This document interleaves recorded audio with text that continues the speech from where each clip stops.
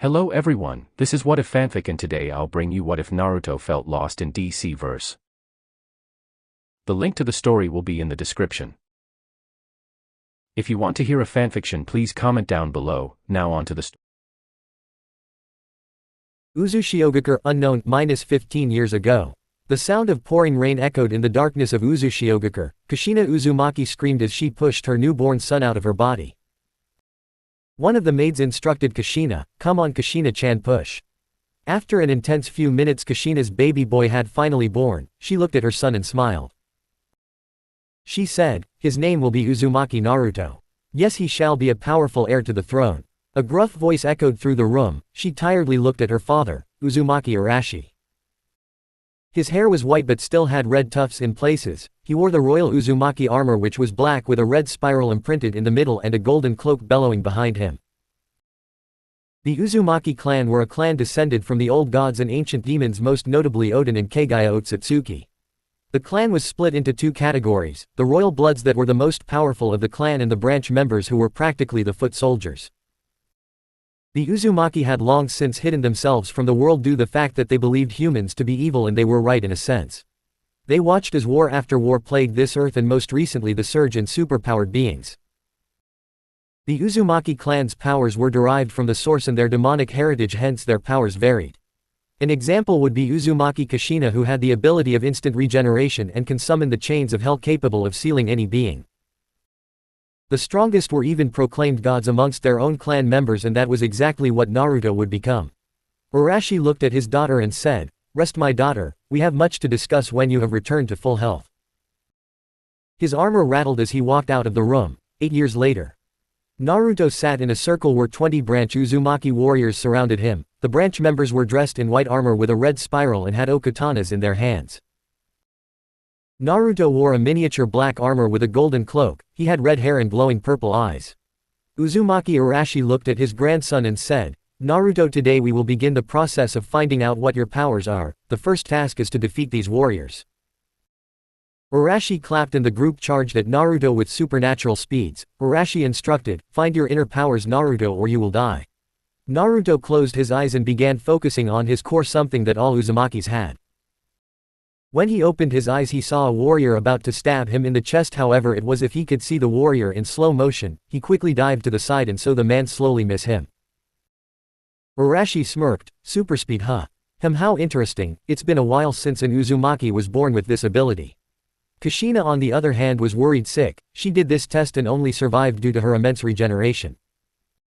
She hoped her son was as powerful as Arashi believed him to be. Naruto dodged several sword attacks before the group switched gears and started using elemental attacks. Naruto dodged a fireball but was struck by a bolt lightning, causing him to scream in pain. Kushina almost jumped in the arena to get her son, but Arashi stopped her. "Father, we need." Arashi and Kushina saw Naruto punch a man with enough force to send him flying into the wall and create a spider crack.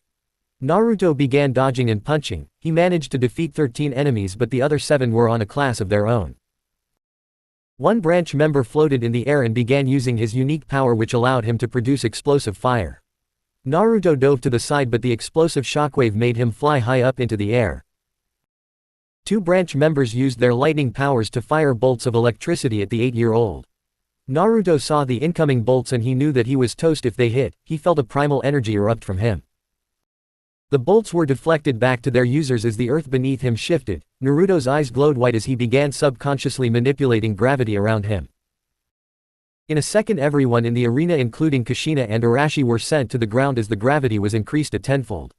Naruto screamed, "What is going on? How can I stop?" Kushina shouted back, "Concentrate, Naruto, I know you can do it, son." Naruto closed his eyes and concentrated on the particles he was controlling before releasing his control over it. Kushina and the other 8 people slowly got up, their bodies thankful that the force on them was gone. Arashi clapped, "Well done, Naruto, but I have a feeling that we have only scratched the surface of what you can do." Naruto nodded, but just as he was about to walk to his mother and grandfather, he felt an overwhelming amount of fatigue, causing him to faint on the spot. Kushina ran to her son and Arashi merely stood there. He thought, "This is a beginning of a new era for our clan, and I am going to make sure my grandson is the one to lead us to glory." 2 years later. A 10-year-old Naruto stood in the middle of the training room following the cat as his mother was showing him. 2 years ago his grandfather began intensifying his training. He would train 7 days a week due to them finding out he had the adaptive regeneration of his mother. They also found out he had a form of telepathy allowing him to read minds and manipulate them only if they had eye contact. Kushina said, "Good job Naruto-kun, tomorrow we will continue your training."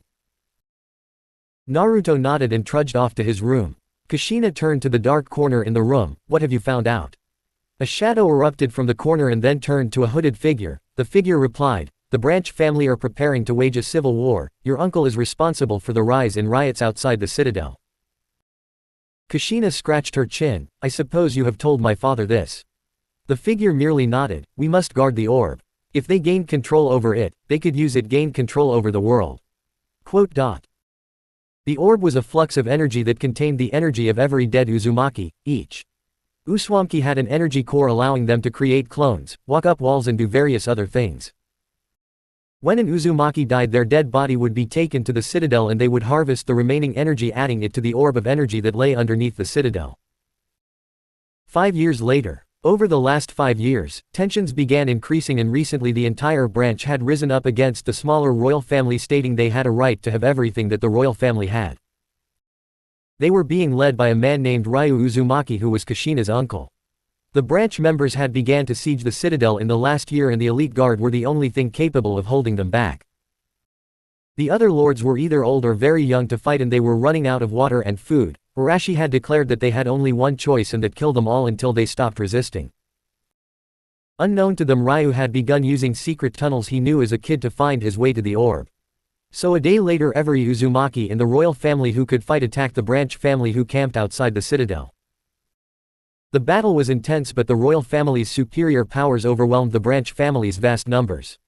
The battle however wasn't without consequence and almost half the island had been destroyed.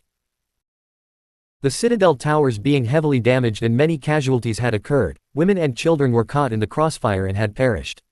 Kushina limped into the throne room looking for her father and Naruto. Her body regenerated the damage she sustained from the battle. Her father had grown too old to effectively fight, whereas her uncle, according to her spy, was using demonic spells to keep his youth. She saw the throne had shifted to the side, showing that her father must have gone downwards to where the orb was. Once her leg had healed, she ran towards the stairs at inhuman speeds and only ran faster when she heard Naruto screaming as well. Once she arrived, she was sickened by what she saw. Arashi lay beside Naruto dead. A gaping hole in his abdomen being the cause of death. Naruto was on his knees as he saw the man in front of him. He had faded red hair and had 3 eyes. The top eye had a purple ring shape with tomos in it. Naruto's eyes were shadowed. He muttered, "You killed Grandpa." Ryu laughed evilly. "Yes, I suppose I killed my brother. Oh look, your mother has come to join the party." Kushina glared at her uncle and said, "Get away from the orb now." The man didn't listen. Instead he launched a black orb at Kushina, who dodged only for it to turn around, shape itself like a lance and stab her in the chest. The man grinned. "No point resisting, Kushina, that thing destroys you down to a molecular level. In other words, you'll be atomized." Kushina coughed. "Naruto, I love you my son. Listen to me, no matter what happens you have to live on, please." And like that Kushina exploded in a dome of energy. Naruto screamed as he watched his mother die in front of his eyes. His powers went haywire as gravity was increased 1,000-fold, the earth itself crushed in wards, the walls crumbled and Ryu was sent straight into the ground. Ryu managed to say, "Boy, stop this madness, you are destabilizing the orb." Naruto screamed in anguish even more, causing gravity to increase even more. Ryu's eyes widened when the stand that was holding the orb cracked and broke. The orb touched the ground in that second. The entire island was enveloped in a blue light before it exploded in a blue energy dome that could be seen from space. Inside the dome, Naruto screamed in pain as the combined energy of the deceased Uzumaki entered his body. He heard the voices of the dead within his mind and felt every part of his body was on fire. His body being reconstructed to hold that energy within him, his powers were amplified tenfold and the knowledge of his clan forcefully entered his minds. His armor changed from the normal black to black with golden outlines and a red cloak. 2 swords appeared on his back. The first was a normal katana but was known as the swords capable of hurting gods. It was known as the sword of Kusanagi. The second sword was the legendary sword wielded by Izanagi, Tatsuka no Tsurugi. It also looked like a katana with a purple hilt and a red blade. When the dome finally dispersed, you could see Naruto lying in a crater unconscious as water slowly seeped and covered the crater. Watchtower. Everyone was assembled and they were watching the massive blue dome of energy. Superman and WW were already heading towards it. Batman had put all of them on high alert. He stated that the energy was showing massive spike in M waves and the increase in gravitational fields were inhuman, and if they didn't have superhuman durability they would be crushed almost instantly. 3 minutes later, Superman and Wonder Woman arrived just in time to see a young teen being swallowed by water. Wonder Woman was struggling to even float, whereas Superman's flight, which depended on him subconsciously affecting gravity allowing him to fly, Superman was sent crashing down into ocean. Superman was drawn straight towards Naruto, and that only made it easier for Superman to pick Naruto up and use his immense strength to jump them out of the water. Wonder Woman hooked them both to their lasso, and before long Martian Manhunter appeared along with Aquaman and Captain Comet. Martian Manhunter tried to enter Naruto's mind but found the boy was telepathic resistant, probably stemming from the teen's telepathy. Together along with Captain Comet they managed to teleport Naruto to the Watchtower. An hour later, it took both Hal Jordan and Jon Stewart to create a field around Naruto so that he didn't crush everything. Naruto slowly woke up and he found himself in the weirdest of places, some kind of high-tech hospital. Naruto saw a green field around him, and 2 people dressed in green spandex and rings holding the construct. Hal Jordan, seeing Naruto awake, said, "Can you hear me, kid?" Naruto spoke, "Who are you, where am I?" The ring spoke in a mechanical voice, translating voice, recognized language, feudal Japanese detected. Hal Jordan spoke using the ring to change his language, "I am Hal Jordan of the Justice League, we saved you." Naruto couldn't remember what had happened, only that the orb had destroyed Uzushiogakure. Oh god. Naruto's eyes widened in alarm and he began to feel physically sick. He had killed them all, he had killed his entire family. "So kid, where are you from?" Hal asked. Naruto glared at the man. He said, "I am from Uzushiogakure." Lantern sensed the anger in the boy's voice and wondered where it had come from. Martian Manhunter, Superman and Batman entered the room. The Dark Knight glared at Naruto and said, "Who are you and why did you make that explosion? Speak." The ring translated it and Naruto growled, "I don't need to be ordered by you. However, I shall indulge you. I am Uzumaki Naruto, the last Uzumaki. My home, it was destroyed." He said somberly, still in shock as to what had happened. "And your home is?" Batman asked. Naruto stared up at him with an inquisitive gaze. "Why would you like to know?" His guarded expression was suspicious to Batman, but he understood that he was startled by his new environment and that he was still under shock. Superman said softly, "We are just trying to help, kid." He knelt down and looked at him. "My home was destroyed as well." Naruto steeled himself, barely able to stop himself from crying as he answered. "I'm from Uzushiogakure, an island hidden away from the world for thousands of years." Superman sighed, "I'll bring Wonder Woman here, she is the only one who comes from a hidden island." He flew off towards the war room to fetch Diana. Batman gave the boy one last look before he excused himself. "We'll try and figure out something for you," he said as he left with Martian Manhunter. Naruto stared uncomfortably at the metal floor, wondering exactly who these people were and what they wanted from him. Hal seemingly read his mind. "If you're wondering how ended up here, we found you at the bottom of the ocean, you almost created a tsunami." Naruto asked, "What's a tsunami?" How exactly had he created a harbor wave? He didn't remember ever using or being proficient in Sweden. Hal raised an eyebrow at his lack of knowledge, but then again, he couldn't fault the boy for it considering that his people lived isolated from the world. "You have the ability to use gravity, right?" Naruto nodded. "Well, your gravity was causing the ocean to form tidal waves. If we hadn't stopped you, you'd end up drowning half of Japan and China." Naruto's blank stare indicated that he had no idea where either of those two places were. An uncomfortable silence spilled into the room. Hal wasn't used to comforting teenagers and so he ended up leaving the boy in his own thoughts.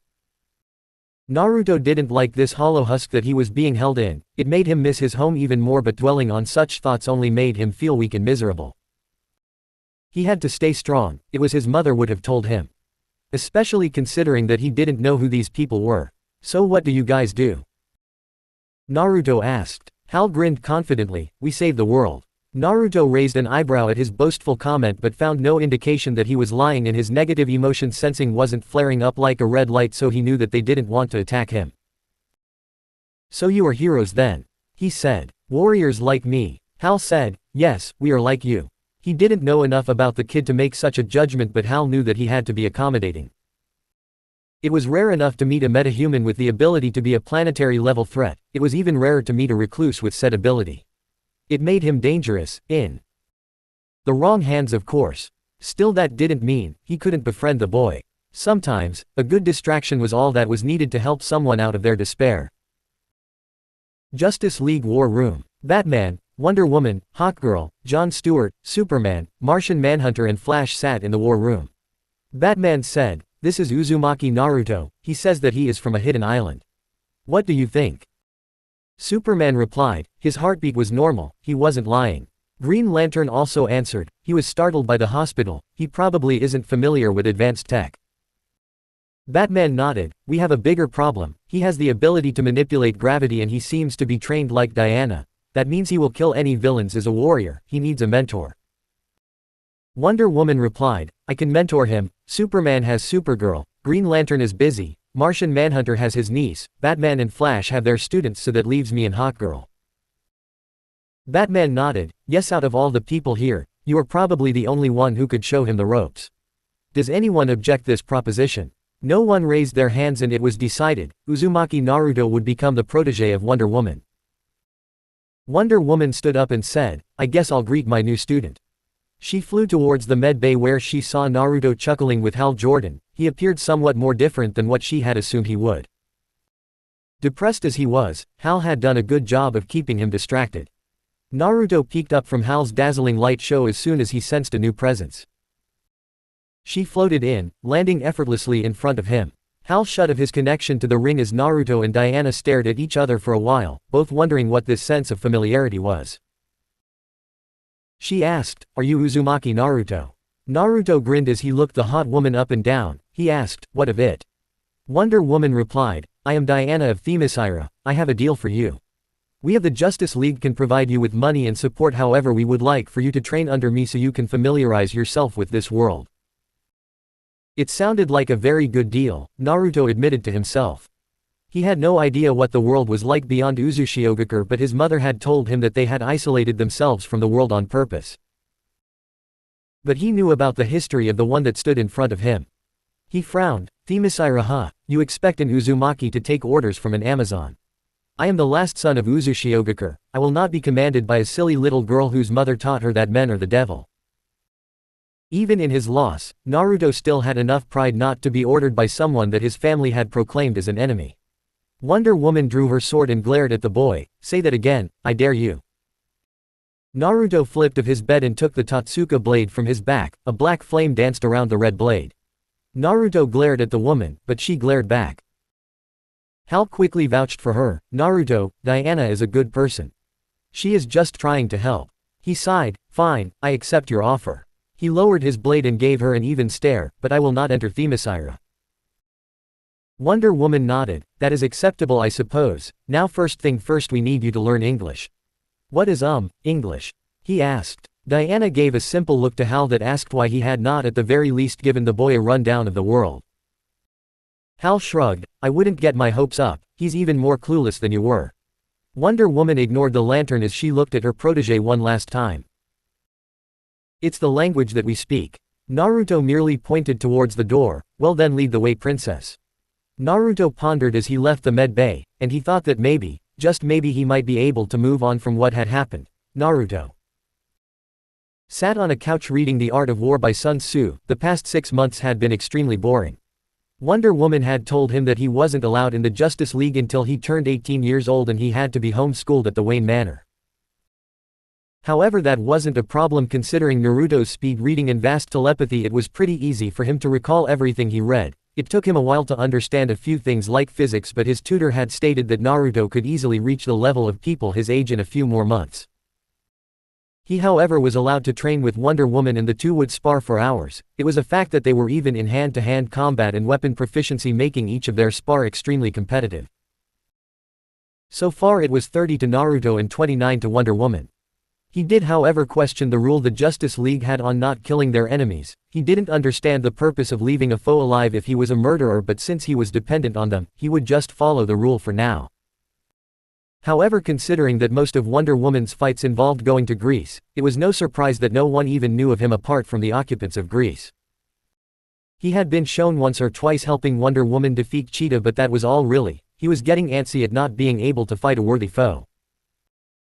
Of course there were positives, since Batman said it made him better at covert missions as he would stay under the radar of major villains. Naruto sighed as he finished the last page of the book. He threw the book to the side and walked towards the kitchen to get himself a drink when heard Wonder Woman's TV switch on. Batman's face appeared. Cage, Hal Jordan requires your assistance in Coast City. Coordinates will be sent your visor. Right, I am on it. His body glowed an ethereal gold as one of the seals on his chest summoned his new armored costume.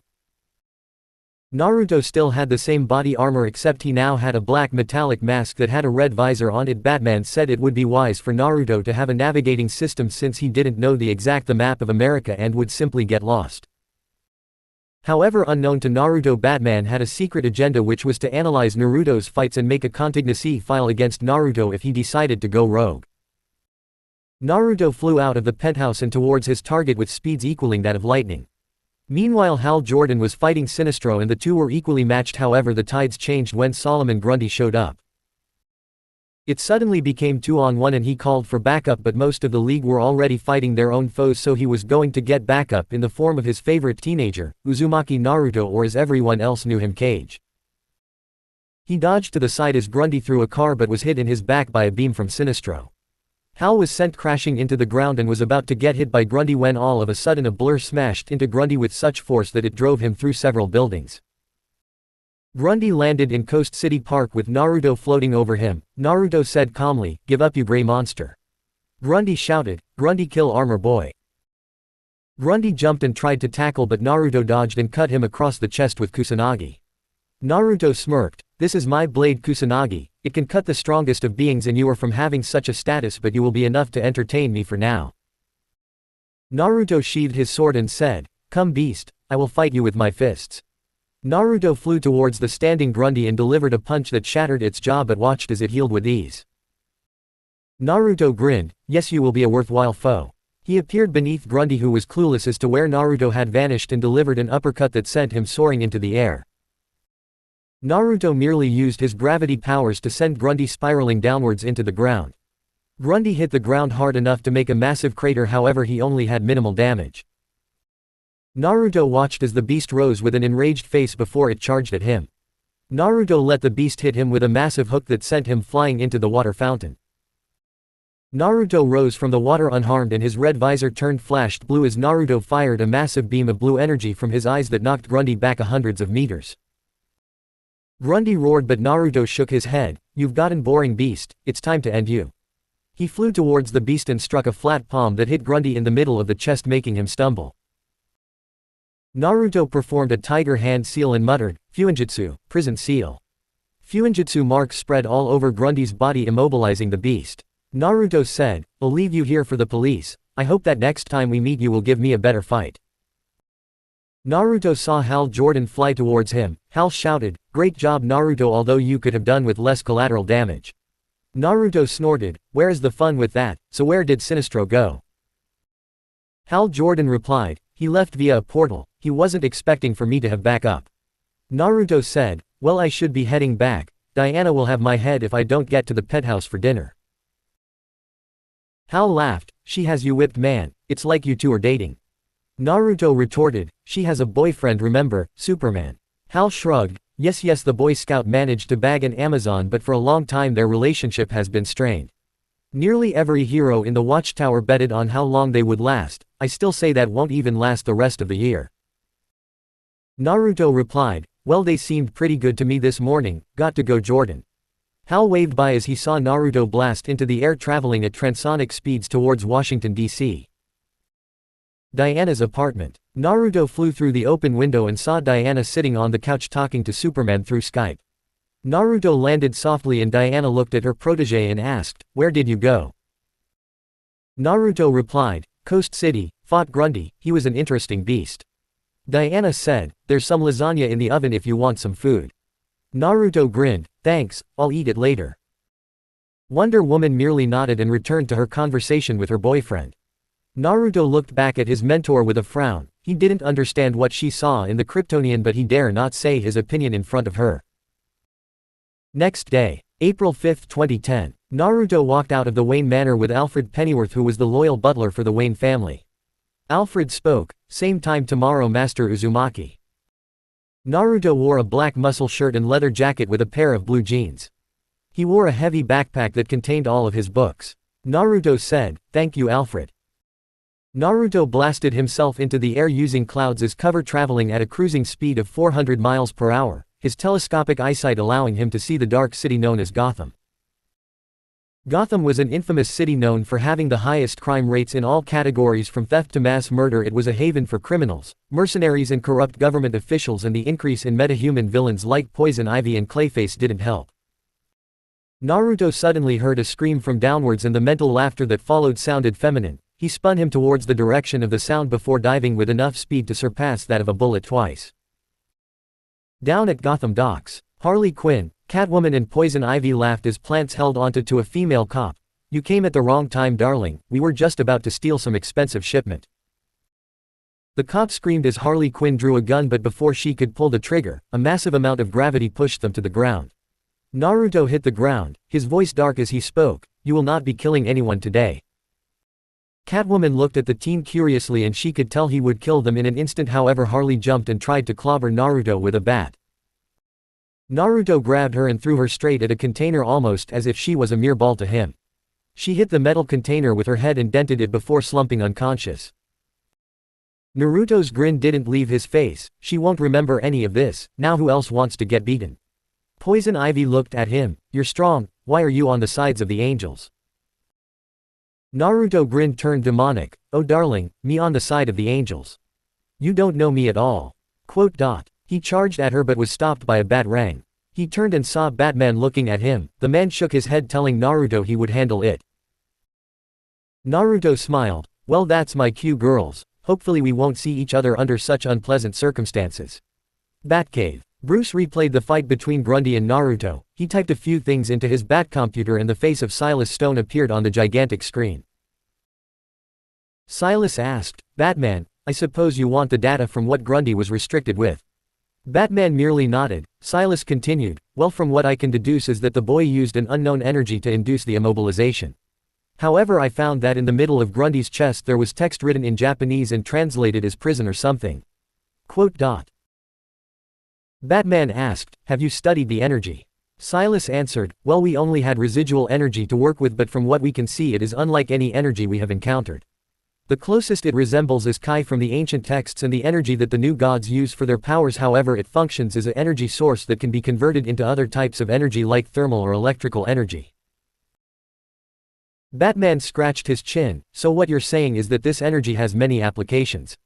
Silas nodded. "Yes, it could enhance a human's current condition and make them high supernatural in terms of physical aspect. The person who managed to seal Grundy has only scratched the surface of what his energy could do, and I am pretty sure he doesn't know how to use it properly yet." Batman replied, "Thank you for the information, Dr. Stone. I'll be sure to contact you if something else comes up." The screen switched off and Bruce sighed in his seat. Alfred asked, "Sir, are you still spying on Master Uzumaki?" Bruce replied, "Yes, his powers are a secret to all of us and he continues to slowly show more and more of his abilities." He pressed a button and two metahumans appeared on the screen. "These are the youngest metahumans that I have classified as planetary level threats." Alfred read them out. Severe threat level: Supergirl, Kid Flash and Cage. Bruce nodded. Supergirl has the potential to become as strong as her cousin, and Cage has proved he could go in a fist fight with Wonder Woman and beat her in all categories with the exception of experience. His gravity powers allow him to increase his super strength by making things light. Supergirl may be in the Justice League, but she is far from being mature, and Cage is getting antsy sitting and learning all day long. His fight with Grundy proved that. Alfred sighed. "If I may, Master Bruce, why don't you simply allow Naruto to join the Justice League? By all means, he is capable of fighting the foes of both Wonder Woman and Superman." Bruce leaned to his chair and replied, "Surprisingly, many have voted Naruto to not be allowed to join the League until such a time that Wonder Woman and the rest of the original team members agree that he is ready." Alfred shook his head. "Naruto is a warrior, and an idle warriors are always irritable. He wants to fight someone strong as that is the way he was brought up. I am sure what could happen if he finds out that you and the other leaguers are extensively studying each of his moves. Bruce answered, he will turn and might become our worst enemy. I am sure many other people have taken an interest at Cage and his powers. Cage isn't affiliated with the Justice League, so he could leave if he was given a proposition by one of our enemies like Lex Luthor or worse Amanda Waller. Alfred checked his watch. Now if you excuse me sir, I'll be bringing Master Dick from his school. Alfred excused himself and walked out of the Batcave towards the garage.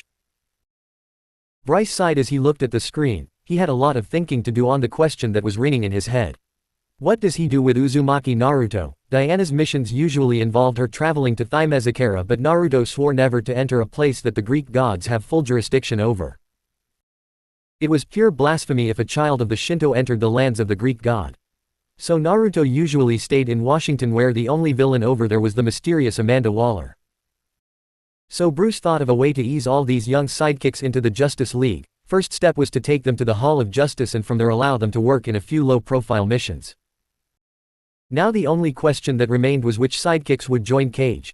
Naruto had responded to a distress call by the police. Cheetah was back and she was out for blood.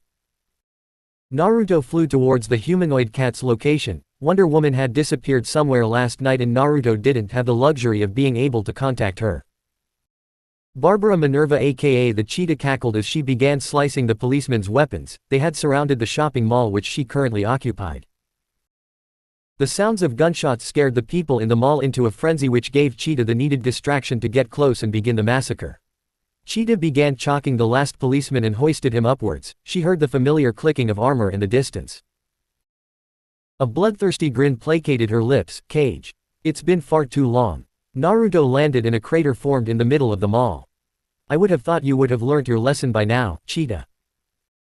Cheetah threw the limp body of the policeman and turned to face her adversary. She grinned ferally. Oh, and what would that lesson be? Naruto unsheathed Kusanagi, that you cannot beat me. Cheetah laughed. I've been upgraded.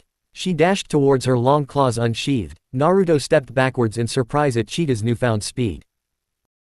He used his sword to block a powerful slash towards his torso. He jumped to the side to avoid another. Cheetah's claws ripped through an entire pillar holding the mall. Damn, she is not just faster. Cheetah shouted, tell me where your master is, Cage. Naruto's visor flashed red and the cheetah was sent to the ground by a wave of gravity. I am no one's slave, Cheetah. You sure fooled me. She cackled, trying her best to rile the young hero up. Naruto kicked the downed beast and sent her through the opening mall and crashing into a car. She groaned as she slowly got up. I need to distract him. Naruto was suddenly in front of her. He was faster than her. Cheetah gritted her teeth as she went sent flying into the air and was sent back, hurtling back into the street by Naruto's gravity pull. She coughed up blood. He was ruthless, even more so than her rival, Wonder Woman. She got up slowly and saw a blue energy beam coming towards her. With what little balance she had, she rolled out of its way only to be hit by an explosion of a vehicle next to her. She lay on the ground and saw Naruto's Kusanagi pointed between her eyes. Yield. She growled, never. And in a flash, she got up, surprising Naruto, and her claws clashed against his armor. Naruto dodged a roundhouse kick but was punched in the torso, sending him flying into a car. The cheetah was getting faster and stronger. He flew into the air just in time to watch Cheetah barreling into the dented car and hurling it across the street. A powerful jet of chakra flew from his visor and went towards Cheetah, but she managed to dodge it in an act of desperation. Naruto increased the gravity hundredfold, sending Minerva to the ground but also crushing everything in the block. Naruto was shocked to see Cheetah resisting the increase in gravity. Her body was turning more and more into that of a beast. A sigh of relief overcame Naruto when a lasso whipped past him and around the cheetah's neck. Cheetah was sent flying through the already damaged mall. Naruto returned the gravity to normal as Wonder Woman zoomed past him and towards the injured cheetah. Naruto followed in suit. Cheetah was capable of keeping up with just Naruto, but the deadly combination of him and Wonder Woman proved too much for her. She was knocked unconscious by a blow to the head by Naruto. Naruto said, "Where were you?" Wonder Woman replied, "Metropolis, I was assisting Superman against Metallo and Lex Luthor." Naruto merely grunted, "I am heading home, now."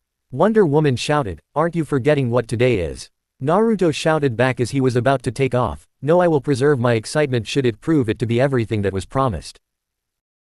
Of course, he cared very little about this little get-together that Batman and the other Leaguers had planned for their little sidekicks. From his experience, Batman had a way of lying without actually lying. Hall of Justice. Naruto and Wonder Woman arrived a few minutes later than Flash and Kid Flash. Kid Flash turned around to his mentor. I told you we wouldn't be the last ones here." Naruto raised his eyebrow at the childish speedster but kept quiet. He wasn't acquainted with any of the sidekicks except for Robin. Naruto said, bored. "Shall we get going then, Batman? I do have other things to do." It was too predictable even for the Caped Crusader. Naruto knew that Batman would be up to something and surprise he was right. The Hall of Justice was a front for the Justice League whilst the real headquarters was in space. It was classified and he doubted that any of the sidekicks knew about it except for Robin. Green Arrow's sidekick snarled, "Like what?" Naruto looked at the boy with a lazy eye. He asked, "What was your name again?"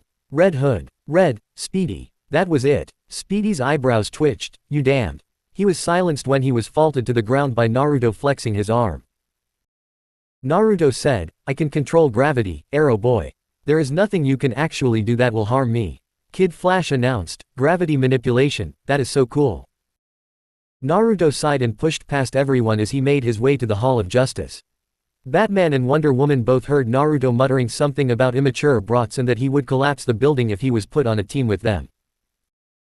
Batman sincerely hoped that Naruto wouldn't do such a thing.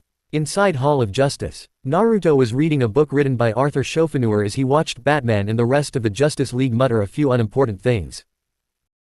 However, Speedy or Arrow Boy had decided to get cranky and take out his justified frustration on the Justice League. Speedy or Roy Harper snarled, "That's it. You promised us a real look inside." Aquaman replied, "It's a first step." Martian Manhunter added, "You've been granted access that very few get." Roy snorted, gesturing to the window above where many people were taking pictures. He snarled, "Oh really? Who cares what side of the glass we're on?" Green Arrow pleaded, "Calm down, Roy." Roy snorted, "You're telling me to calm down. You and your pathetic league are treating us as if we're children. This isn't even the real headquarters." The last bit was directed towards the sidekicks. The sidekicks had a look of betrayal but nonetheless kept quiet. Aquaman said, "You're not helping your cause here." But Roy looked towards his fellow sidekicks and said, "Well." Robin spoke, "Well what? It's a first step." Naruto closed his book and looked at Roy. He said, "What is your point, Arrow Boy? You're not going to change their mind. You're too immature to join the league. They think of every sidekick as cannon fodders that needs to be controlled." Roy looked at Naruto with a glare but nonetheless muttered, "You're right." He proceeded to walk out of the door. No one tried to stop, neither the older heroes nor the sidekicks who were stunned by Naruto's comment. Batman's eyes trailed towards Naruto who was already seemed to be turning heel. Naruto announced, "I am heading home. Please inform me on how the induction goes." His voice was dripping with a mixture of sarcasm and indifference. The sound of heavy armored footsteps echoed through the silent room. Batman narrowed his eyes at Naruto. He could have sworn he saw Naruto's visor flash red for a second. Hours later, Naruto silently stalked the streets of Washington, D.C. He was hungry after doing his usual exercises and homework routine. People walking around him, hurrying to work or to whatever they were usually doing, humans. How odd it was that he said it with such disdain. After reading the minds of so many people, Naruto beginning to see why the Uzumaki clan decided to hide themselves from the world. Naruto trudged through the streets so busy in thought until he was interrupted by a beeping on his watch. He pressed a button and saw Robin's face appear. "Cage, we need your help." Naruto sighed, "What is it?" "We've been captured by Cadmus. I'll send you the coordinates." "I'll be right there." With a burst of speed, Uzumaki Naruto had disappeared from the street as if he was never there. Unknown to him, however, a small camera on the street sent a message to the owner, and that was when Naruto had finally been recognized by the infamous Amanda Waller. Cadmus. Naruto, dressed in his armor, flew straight towards Cadmus, his HUD identifying Robin, Aqualad, Kid Flash and an unknown friendly in combat with one hideous blue monster. A grin formed as he increased his speed. Superboy was struggling to deal with Blockbuster. The being was for some odd reason too strong for the Superman clone. Blockbuster grabbed Superman's arm and threw him into the far wall. Aqualad quickly moved to the side as a blur smashed into Blockbuster's chest. The being was sent through the wall and into the air. The blur continued to follow the trajectory of the blue-skinned monster. Aqualad asked Robin, why did you call Cage? We didn't need him, the guy is probably going to kill Desmond. Robin face-palmed, he muttered, oh shit. He is going to kill Desmond. We need to go after him. You're not going anywhere. A gruff voice scared the hell out of the teenagers. Batman and the Justice League had arrived. Robin turned around and quickly said, we can explain. Superboy, who had just climbed out of the wall, said, we don't need to explain anything. Batman and Superman's eyes traveled to the House of L insignia placed on the boy's chest. A frown was etched on Superman's face. Robin asked, but we have to stop Naruto from killing Blockbuster. Superman answered, Supergirl is handling it now, please tell us what happened here. Robin scratched his head and said, well, back with Naruto. The beast landed in a children's playground, Naruto flew above it, so, you're the beast that Robin was talking about. You're not tough at all, I suppose it's time I finished you off. His silver blade glistened in the moonlight and he pointed it at the beast before beginning his descent. However, his HUD detected a blur about to him and he was forced to dodge. He hit the ground to the side of the beast. Naruto dusted himself and saw Supergirl look down at him. Ah, Supergirl, what are you doing here? Supergirl spoke with an authoritative voice, I can't allow you to kill that beast. Why can't you? It's not even human. Yes, it is, it's a human transformed into a beast. Naruto questioned her logic, yes, but it is now a beast. Supergirl sighed, I was told to stop you. Naruto grinned in his mask, so do you want to fight? I haven't fought a worthy foe in a long time. A very dark aura appeared around him and gravity increased around him. The swings bent and the metal poles started to bend towards the ground. He disliked the girl immensely, she was his age and yet she was allowed into the Justice League. He doubted that it was because of her skill but because Superman was her cousin. Supergirl warily asked her fellow hero to stand down. Cage didn't like her for obvious reasons. He said she was spoiled and had no skill. She resented him because of his comments, but they never actually fought and she honestly didn't want to fight him. I don't want to fight. Also, the Justice League is waiting. Naruto sighed, fine, you're going to take the beast then. And with those words he flew towards the destroyed Cadmus building. Supergirl looked at the icky beast, she thought, perhaps I should have let Cage kill it. Cadmus. Naruto arrived to see Superboy standing up to the Justice League and demanding that they be allowed to do missions. Naruto laughed internally at idiocy of letting this group do missions, but he knew that Batman was in a pickle, especially when Robin sided with the clone. Wonder Woman approached her student, she hissed at him.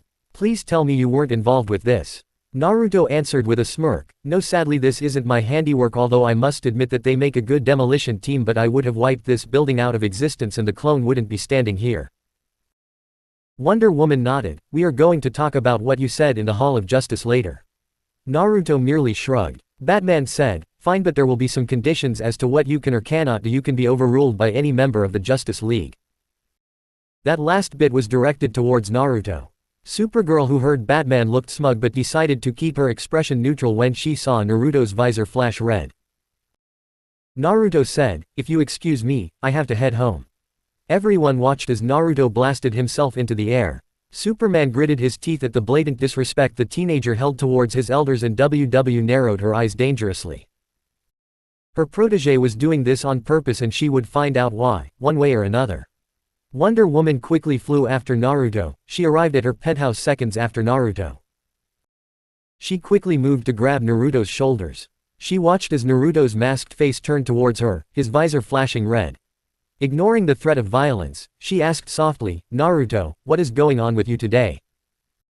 Naruto replied, nothing. Leave me alone. No, I will not leave you alone until you tell me what has come over you today. Naruto questioned, why do you care? Diana's facial expression explained it all, she cared about him. I care about you, Naruto. There is something bothering you, I just want to help you. Sadly, this is a matter that only I can resolve. Besides, you are only doing this because I am only your so-called protege. You and the Justice League just want me in the palm of your hands so that you can use me whenever you want and discard of me when you please. Diana protested, that's not true. But Naruto didn't care. His apathy had only increased in the past few days. He saw no reason to care about these people. He saw no reason to live at all. His entire purpose of living had been destroyed. This is about Uzushiogakure, isn't it? Naruto didn't even reply as he walked upstairs. His silence spoke for itself. Diana had expected this, she knew that Naruto would resent this world just like she had. She was surprised that it had taken this long for him to become depressed. She at least had her people, her family and something to fight for. Naruto had nothing and from the looks of things, he was beginning to question why he was fighting anyway. Naruto's room. Naruto stared at the only photo he had of his mother. He looked at how happy she looked, how happy they looked. His mind flashed to the memory of his mother being atomized and he unconsciously clenched his fists. Damn him, why did he have to destroy everything? He hated Ryu for doing what he did. If only he could justice for what that man had did to his family, he would have made him suffer. Unbeknownst to the young Uzumaki, Ryu was helped by outside forces that wanted Uzushiogakure destroyed. 3 days later. Mount Justice. Naruto, Kid Flash, Robin, Superboy and Aqualad all lined up in front of Batman who explained to them the terms of service. You will do this on league terms.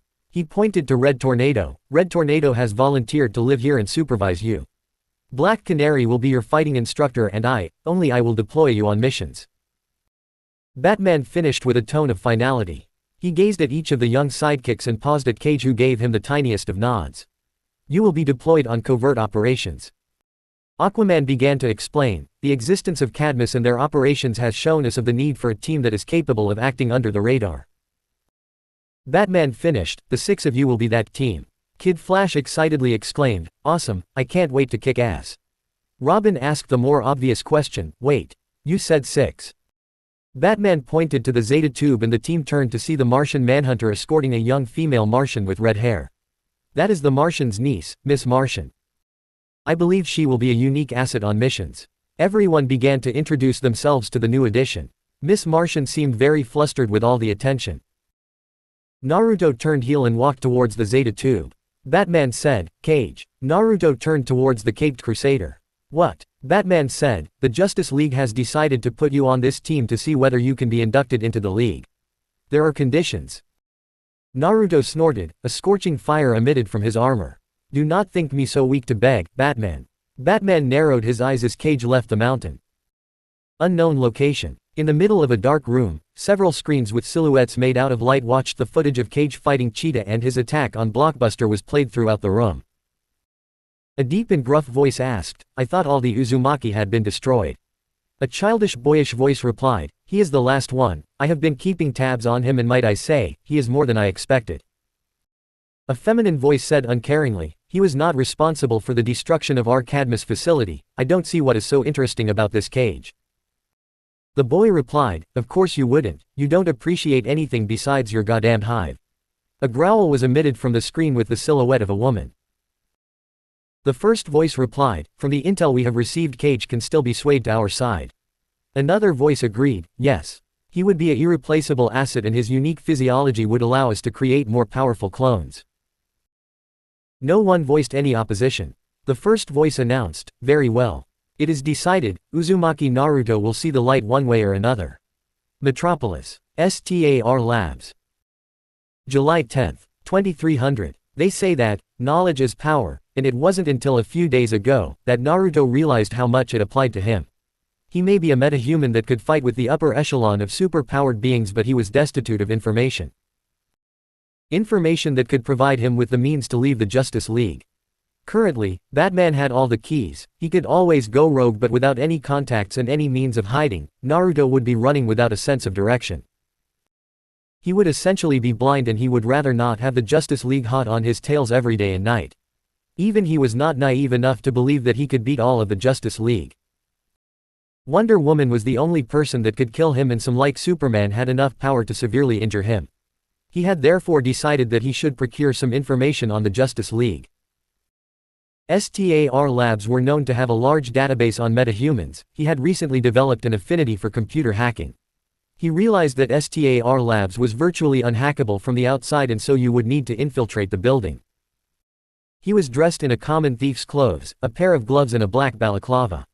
He had managed to already get into the building, it had been relatively simple. Many scientists did overnight shifts and since he was not exactly a metahuman he didn't trigger the alarm.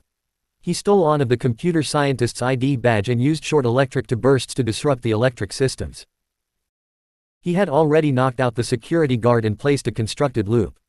So here he was inside the main server room. He would install his already pre-programmed Trojan into the server and download as much information as he could. He just hoped that everything would go according to plan. Unfortunately, even the best laid plans could go awry.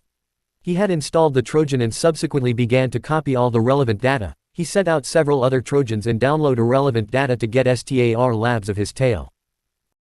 When he removed the USB stick from the terminal and unplugged his laptop, it was time to pack it up and leave. He threw all of his gear into his backup and walked towards the server room door. He ran out of the room and ran to the stairs. He had around 5 minutes until someone noticed the unconscious guard. As he was approaching the last 5 floors, he heard from the bug he had planted in the security guard's office, "Rick, do you still have some of?" Naruto cursed. He increased his speed and jumped the last 2 floors. He heard, "Intruder, intruder on the ground floor." Shit. They would activate defense mechanisms. He would need to use his powers. The question is, what powers should he use? He decided on electricity and super speed.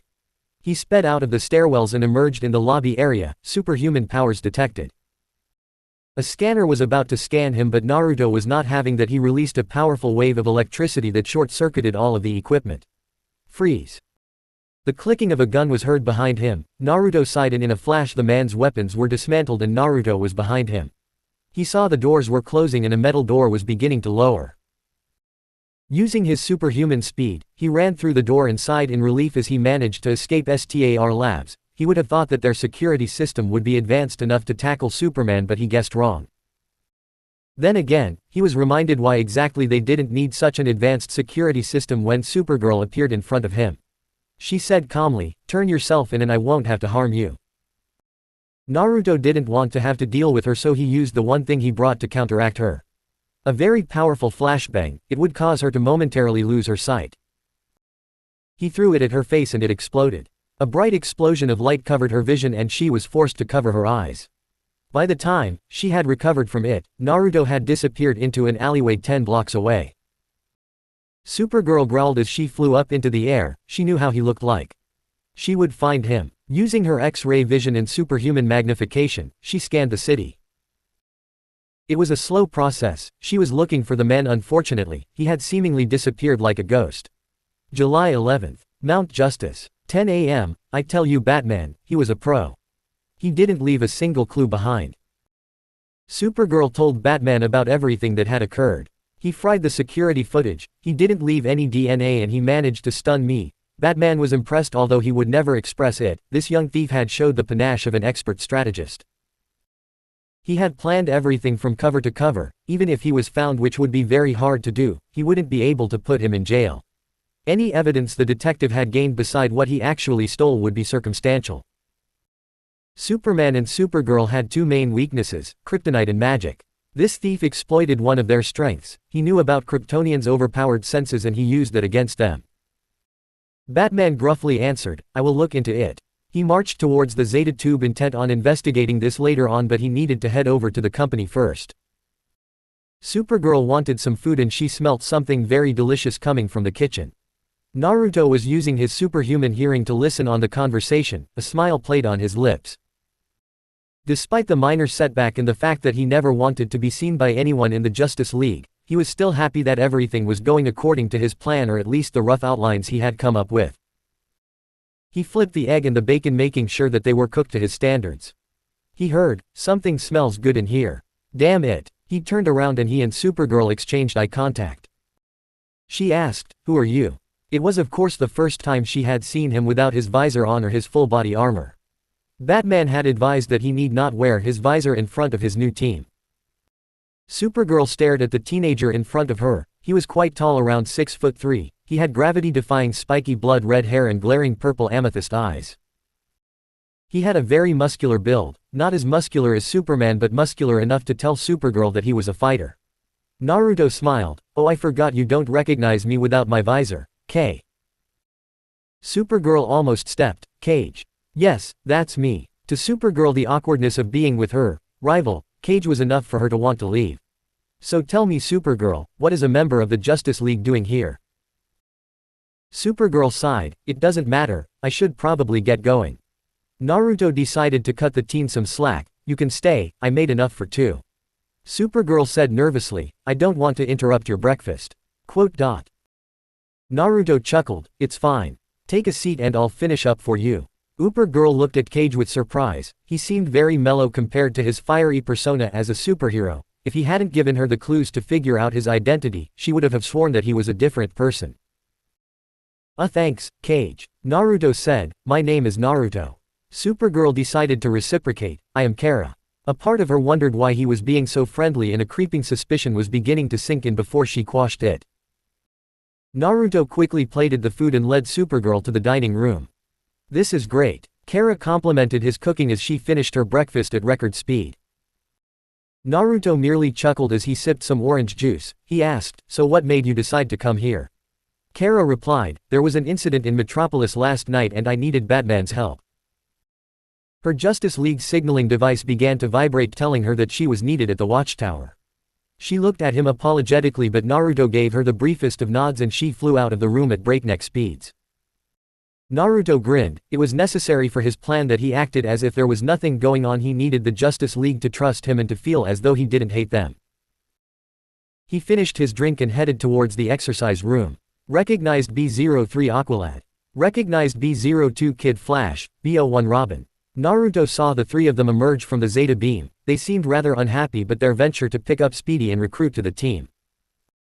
Naruto could tell that they failed. Kid Flash sped up to Naruto, is he here yet? Naruto replied, Red Tornado isn't but he should be here soon. I am going to the training room. Wally looked at his other fellow teammates, well isn't he peachy? Robin shrugged, let him be Wally, we both know he doesn't exactly want to be here. Wally bluntly said, or belong here. Aqualad looked at him with disappointment and Wally quickly finished, I mean it's just that he is too powerful to be here. I doubt Batman is going to let us fight any of the heavy hitters. Both Robin and Aqualad doubted that he meant it that way but kept their mouths shut before walking to the holographic computer. 1 hour later. Training room. Naruto was about done with his katas. He had practiced his weapon throwing and his kenjutsu beforehand. He stopped when he heard the mechanical whirring noise behind him. Red Tornado's mechanical voice echoed throughout the room, you must be Cage. The other members of the team seem to be bonding without you. Naruto replied, and that concerns you. Red Tornado merely replied, yes, it lowers the odds of you being able to successfully work as a unit. Naruto turned the red mechanical being and shrugged, now we both know that the Justice League doesn't do a lot of team building exercises. I believe you are more worried about my behavior, that my apathy for my teammates would cause them to be in danger. An accurate assessment, I was told that you were quite perceptive. Will that be a problem? Naruto grinned as he spun his katana, no, not at all if they are useful in a mission, I will be sure to use them to their fullest capacity. It's like playing a game of chess really, for now they are merely pawns. Red Tornado finished, but they may promote to a piece of higher significance. Naruto smiled at the droid, exactly. He grabbed a towel and walked out of the room. Red Tornado muttered, a most worrying assessment but an accurate one nonetheless. Naruto's cynical view on how the team was viewed by the Justice League was relatively accurate but to Red Tornado it was worrisome was that if they weren't useful what action would Naruto take against them? Would he leave on the battlefield bleeding? Would he support them? He would watch the young teenager more closely. 10 minutes later. Naruto, there is a disturbance in the Happy Harbor power plant. The team has already been sent ahead of you. By the time Red Tornado had finished giving the order Naruto was already out of Mount Justice and was flying towards the power plant at Mach 3. With the rest of the team. They were getting beaten left, right and center. This new android that called itself Twister was capable of generating tornadoes and high-powered wind blasts. Wally charged at the android but he was deflected by a powerful wave of wind. The android moved to its side to avoid a punch from Superboy before throwing him away. Twister was capable of reading their movements and their simplistic patterns allowed it to easily calculate the next mode of action. Where is Red Tornado? I didn't come here to fight children. Wally growled, we are not children. If the android were capable of making anyone it would have but it instead voted to simply blast Kid Flash into a steel beam. Robin shouted, Kid. He threw some batarangs at Twister's armor but found that the android's armor was too strong to be cut through. Twister fired a tornado at Robin who used one of the beams to acrobatically throw himself out of the way. He rolled out of the way of another jet of wind before throwing some pellets of smoke at the android. Robin shouted, now Superboy. Twister however had enough of playing around and grabbed Superboy's incoming fist and punched him in the abdomen, sending him flying into the wall. This game has gone far enough. He flew out of the building and found himself moving towards the side as a blur smashed into the ground. Another child coming out to play. Cage grinned, "Since you were able to defeat the others, I will indulge you. Show me your best." Twister flew into the air, very well. Wind twisters blew out of his gauntlets and into the atmosphere. Naruto observed as the skies darkened and lightning began to accumulate around him. Kid Flash and the team who had regained their bearings ran out of the room. A jet of lightning began to rip through the air and was aimed towards Naruto, who merely deflected with his sword. A powerful jet of energy zoomed towards Twister, who merely threw a bolt of lightning towards it. An explosion rippled before Twister, and in a second Naruto was before him and the two began a duel in the air. Twister's whined against Naruto's black fire. Kid Flash said in awe, "Did you know Cage could do that?" Robin shook his head, "It's a first for me." Twister dodged a sword strike but was kicked towards the ground by Naruto's high-speed roundhouse kick. The android admitted, "You are very powerful." Naruto, instead of speaking, flew toward the android at Mach 4 speeds with his sword ready to decapacitate its head. Twisters fired a powerful stream of wind towards Naruto, but his katana was surrounded by black fire that lit the wind up as if it were oil. The team watched in fascination as a black stream of fire flew towards Twister, and before the android could react, his armor was melting.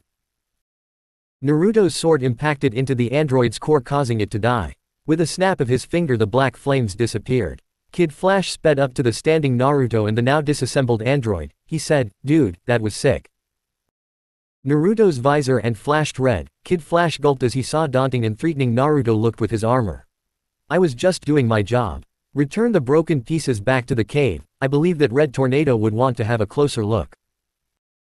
He turned to the others and said, "I trust that you learnt your lesson now." Superboy growled, "And what would that be?" Naruto merely replied, "That charging into battle without any strategy is a bad idea. There will come a time when I cannot swoop in and save you all. If you don't take this seriously, you will die." With that, Naruto flew away from a team that had lost their jovial happiness about their victory as they came to terms with Naruto's words. He was after all correct. The truth as to why Batman hadn't assigned any missions began to enter their minds. They simply weren't ready. Hours later, Washington, D.C. dojo. Naruto flipped over to avoid a sword strike. He kicked Wonder Woman's back and she was forced to roll over to avoid Naruto's incoming heel kick. The two warriors duked it out. Sounds of metal clanging and grunting could be heard from outside. The dojo was part of an abandoned warehouse that Bruce Wayne had brought and renovated for her use. The walls were soundproof and had multiple racks of different weapons in front of them. She grabbed Naruto's thrusted arm and in one fluent motion disarmed him. She spun her blade and aimed the circular hilt at his kidney. Naruto grunted at the jab but was quickly thrown into the wall. He grabbed a bow staff and spun it for good measure. Wonder Woman grinned as she dashed towards him at breakneck speeds. Naruto used his bow staff to keep the distance between her. She dashed underneath his jab and was about to hit him again, but Naruto anticipated the movement and grabbed her arm in a twisting motion, causing the blade to drop. Wonder Woman wasn't done as she swiped his leg and Naruto fell to the ground. She straddled him and with her arm held both of his arms above his head in a steel-like grip. Her other arm had already grabbed the downed sword and was pointing at Naruto's neck. Naruto could feel her hot breath on his face as she leant down and looked into his purple eyes with a mixture of mirth and daringness, as if she was daring him to escape. He said, "It's your win, Wonder Woman." She smiled and released her grip on his hand. "It was a good duel as always, Naruto." She threw him a water bottle to her side and Naruto caught it. "Batman told me about your fight with the android named Twister. He expressed concerns about how you treated your teammates." Naruto gulped down some water. He responded, "I told them the truth. They think just because they fought a few villains over the years that they can win any battle. They dived head first into battle and expected that they would emerge victorious. It's wishful thinking." Wonder Woman sat beside her partner. "You must understand, Naruto, that unlike the two of us, they weren't trained from when they could walk. They lead normal lives and for the most part, they don't fight villains. You can't expect them to fight as well as you and you can't expect them to fight as good as the others in Uzushiogakure.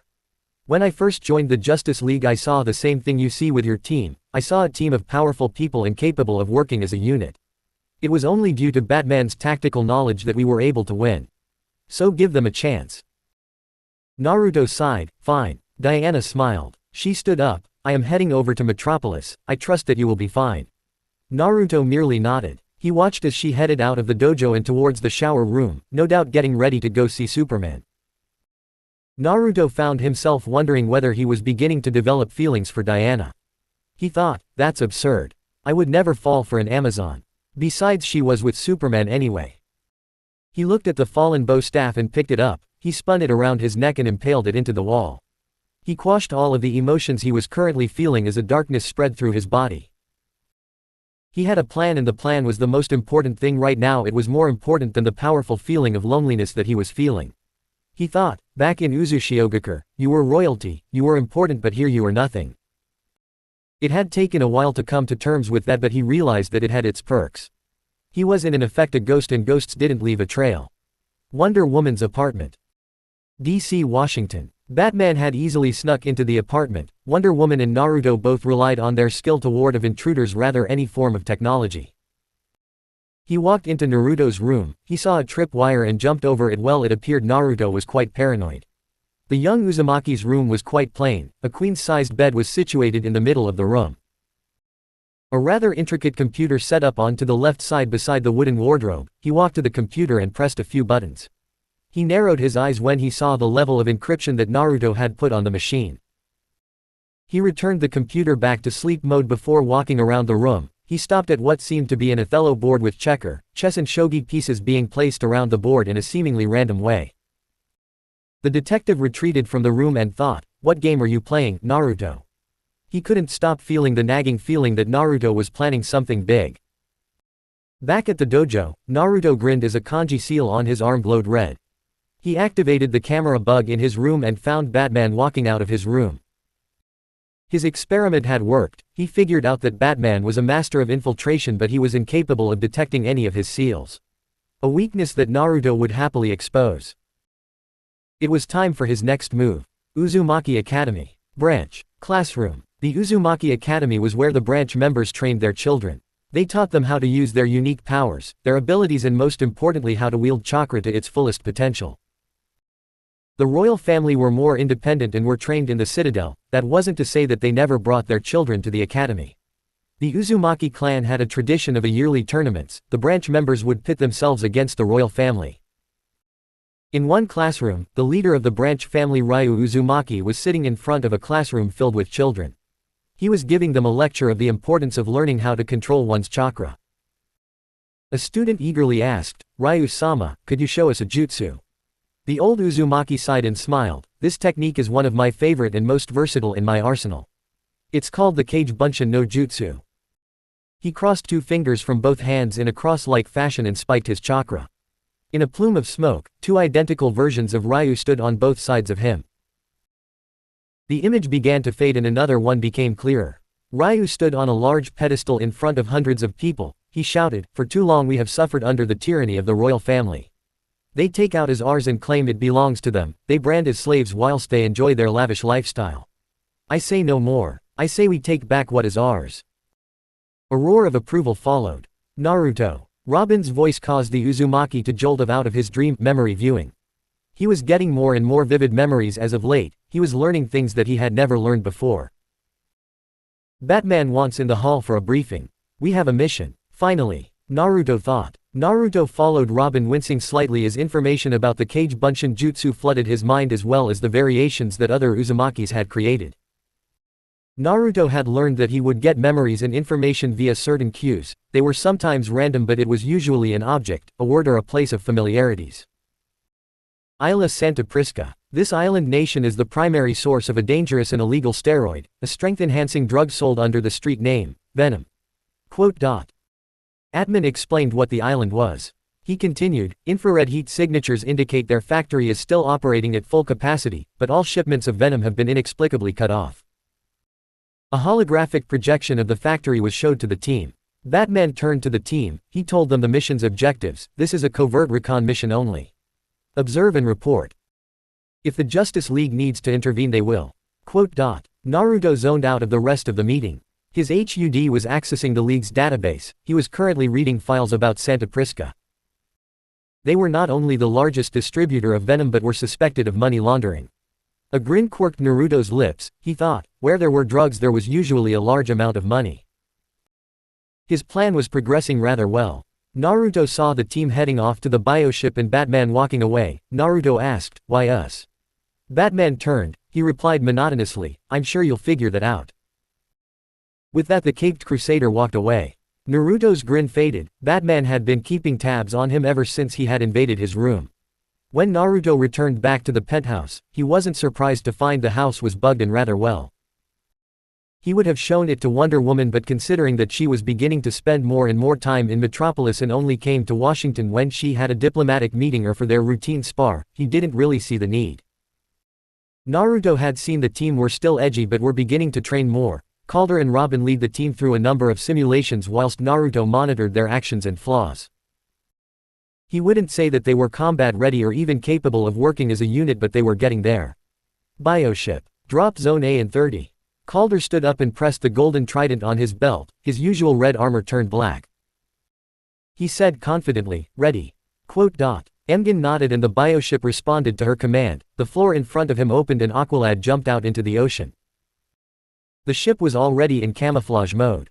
A few minutes later they heard Aqualad, "Heat and motion sensors are off. Remote weapon systems are down." Cage's voice echoed through the comms. It was his plan to fly ahead. He breached the system by applying seals on his body that made him look as though he possessed no heat signature. "We'll rendezvous at Drop Zone B." Emgen confirmed, "Roger that." She announced, "Drop Zone B." They all unbuckled. Kid Flash pressed his chest logo of the Flash and his colorful yellow and red suit turned black. He looked at Superboy and said, "It's not too late to wear the new stealth tech." Superboy replied coolly, "No tights, no capes. No offense. It totally works for you." Emgen said dreamily. Superboy looked at her pointedly almost, which caused her to continue nervously, "In that you can do good work in those clothes." Naruto's monotonous voice interrupted their little party, less talking and more moving. "I am already at the rendezvous point." Megan and Kid Flash looked sheepishly as Naruto ordered them to get down. Robin frowned as he buckled up. It appeared that Naruto was already taking leadership of the team even if he had expressed to him privately that he doesn't want to command. He remembered their conversation a few days. Flashback. Training room. "You're improving." Naruto moved quickly to dodge two Batrangs and caught one with his fingers. Robin charged at the older and much taller teenager and engaged him in close-quarter combat. Naruto showed his superiority by evading all of Robin's attacks. Robin growled, "Are you just going to dodge?" Naruto smirked, "You're not giving me a reason not to." A timer went off and Robin almost kicked the floor in frustration. Naruto said, "As I said, you're improving, Robin." Robin grounded out, "Clearly not enough." Naruto smiled, "This isn't about me anymore, is it?" It was more of a statement than a question. Robin answered smoothly, "I was reckless and stupid when I was fighting against Twister. I should have utilized the team's abilities more effectively." It was a lesson like any other, Robin. You learned that even though you were trained by Batman that there are limitations to your abilities. This team doesn't have a leader, it doesn't have someone that can rally them at a single notice, and as such it remains disjointed. Robin looked at Naruto with a curious expression, "So who do you think can lead this team?" "Batman told me that he saw you as a very capable strategist." Naruto shook his head, "I will not be the leader of this team. It will be either you or Calder. The others lack the focus and the strategical know-how to lead a team through covert missions." Robin smirked, "So you think I can lead this team?" Naruto reciprocated the boy wonder's smirk, "We'll just have to see." Flashback ended. Boom. Superboy's landing had caused a large sonic wave to spread across a large radius. Superboy said, "I told you I didn't need a line." Naruto's voice came from the shadows behind them, "And yet you just announced a presence to everyone in the nearby vicinity. I know that you are just a few months old, but did Cadmus not teach you the meaning of the word covert?" Everyone turned in surprise as Naruto blended out of the darkness behind them. Robin was the first to notice the difference in attire as he stepped out into the light. He was dressed more like a heavily armored titan and more like a member of the League of Shadows. He was dressed in black garb made out of what seemed to be cloth. He wore armor around his knees, elbow, shin and a pair of gauntlets on his hand. The only thing that told them it was Cage was his visor. It made Robin wonder whether Naruto was trained to be an assassin. A shiver ran up his spine as he thought of Naruto as a more dangerous form of Deathstroke. The boy wonder narrowed his eyes and decided to focus on the mission. Superboy growled at Naruto, balling his fists at the mention of his previous captors. Naruto shrugged. I know they tried to make a clone of Superman, but they should have really modulated your behavior better. It comes as no surprise that Superman doesn't want anything to do with you. Superboy was about to jump at Naruto, but Kid Flash said, guys, should we really be fighting? Superboy turned to Kid to glare at him, but found that his momentary distraction allowed for Naruto to slip away. Robin noticed as Naruto gave a salute. Emgen said, Aqualad, drop B as go. Aqualad replied, head for the factory, I'll track your GPS and rendezvous with you. Roger that. The group of 4 dashed into the forest, disappearing into the night. With Naruto. Naruto was doing his own work. He had tried and failed to create clones, which would have helped greatly with his little side quest to find and acquire the money in the factory. He jumped from one tree to the next before stopping when he saw a squadron of 2 groups heading towards each other. They wore different clothes and seemed to be ready for combat. Naruto knew that they weren't looking for them, which meant that they were going to attack each other. Well, at least Batman was right. His HUD zoomed into the face of a large muscular man with what seemed to be wrestler's mask on. Information was uploaded. It came as no surprise to see Bane here, considering he was the main user of Venom and the main distributor of it in Gotham. Oh god. Naruto almost facepalmed when Kid Flash stumbled in front of Bane. Both groups startled when Bane began shooting. Bullets could be heard throughout the jungle. Naruto sighed as he jumped down into the forest. Robin, Superboy and Miss Martian entered the fray. The skirmish between the 2 opposing groups halted as they combined their efforts in quashing the intruders. Naruto skillfully landed. The group of people wearing red robes began to fire rapidly at him. Naruto sighed as a beam of energy erupted from his visor. It knocked half of them a few hundred meters away. He ducked to avoid getting him by the back of automatic rifle before swiping the man's legs. His punch sent him sailing into the tree. One of them escaped running into the forest, but Naruto was not worried about him, considering that Aqualad was running after the escapee. He stopped a hail of bullets with his gravity manipulation and crushed them. Naruto mimicked a pushing motion with his hand, and a wave of gravity knocked all of the group back to the ground and unconscious. Robin flipped over a target as he leveraged the momentum from his jump to throw one of the goons into the tree. He cried, "Why didn't you guys follow my lead and vanish into the jungle?" Wally sarcastically said, "Is that what you were doing? We're not mind readers, you know." Miss Martian became visible and knocked 2 goons into the tree with her TK. Kid Flash looked at her, "Well, not all of us anyway." They heard a rustling from behind and then the crackling of electricity as Aqualad knocked his target out. Robin looked at the downed goon with the red robe. He said, "Wait, I know these guys, they are from the cult of Cobra." Aqualad said skeptically, "I believe Batman would have informed us if such a group as extreme as the cult of Cobra were running the island." Naruto replied, "They took it forcefully." He threw a cultist into the ground. All of them saw the man muttering gibberish as if his brain were fried. Robin asked suspiciously, "What did you do to him?" Standard interrogation. The rest of the team looked apprehensively at the cultist and Naruto. Wally asked, "What do we do now?"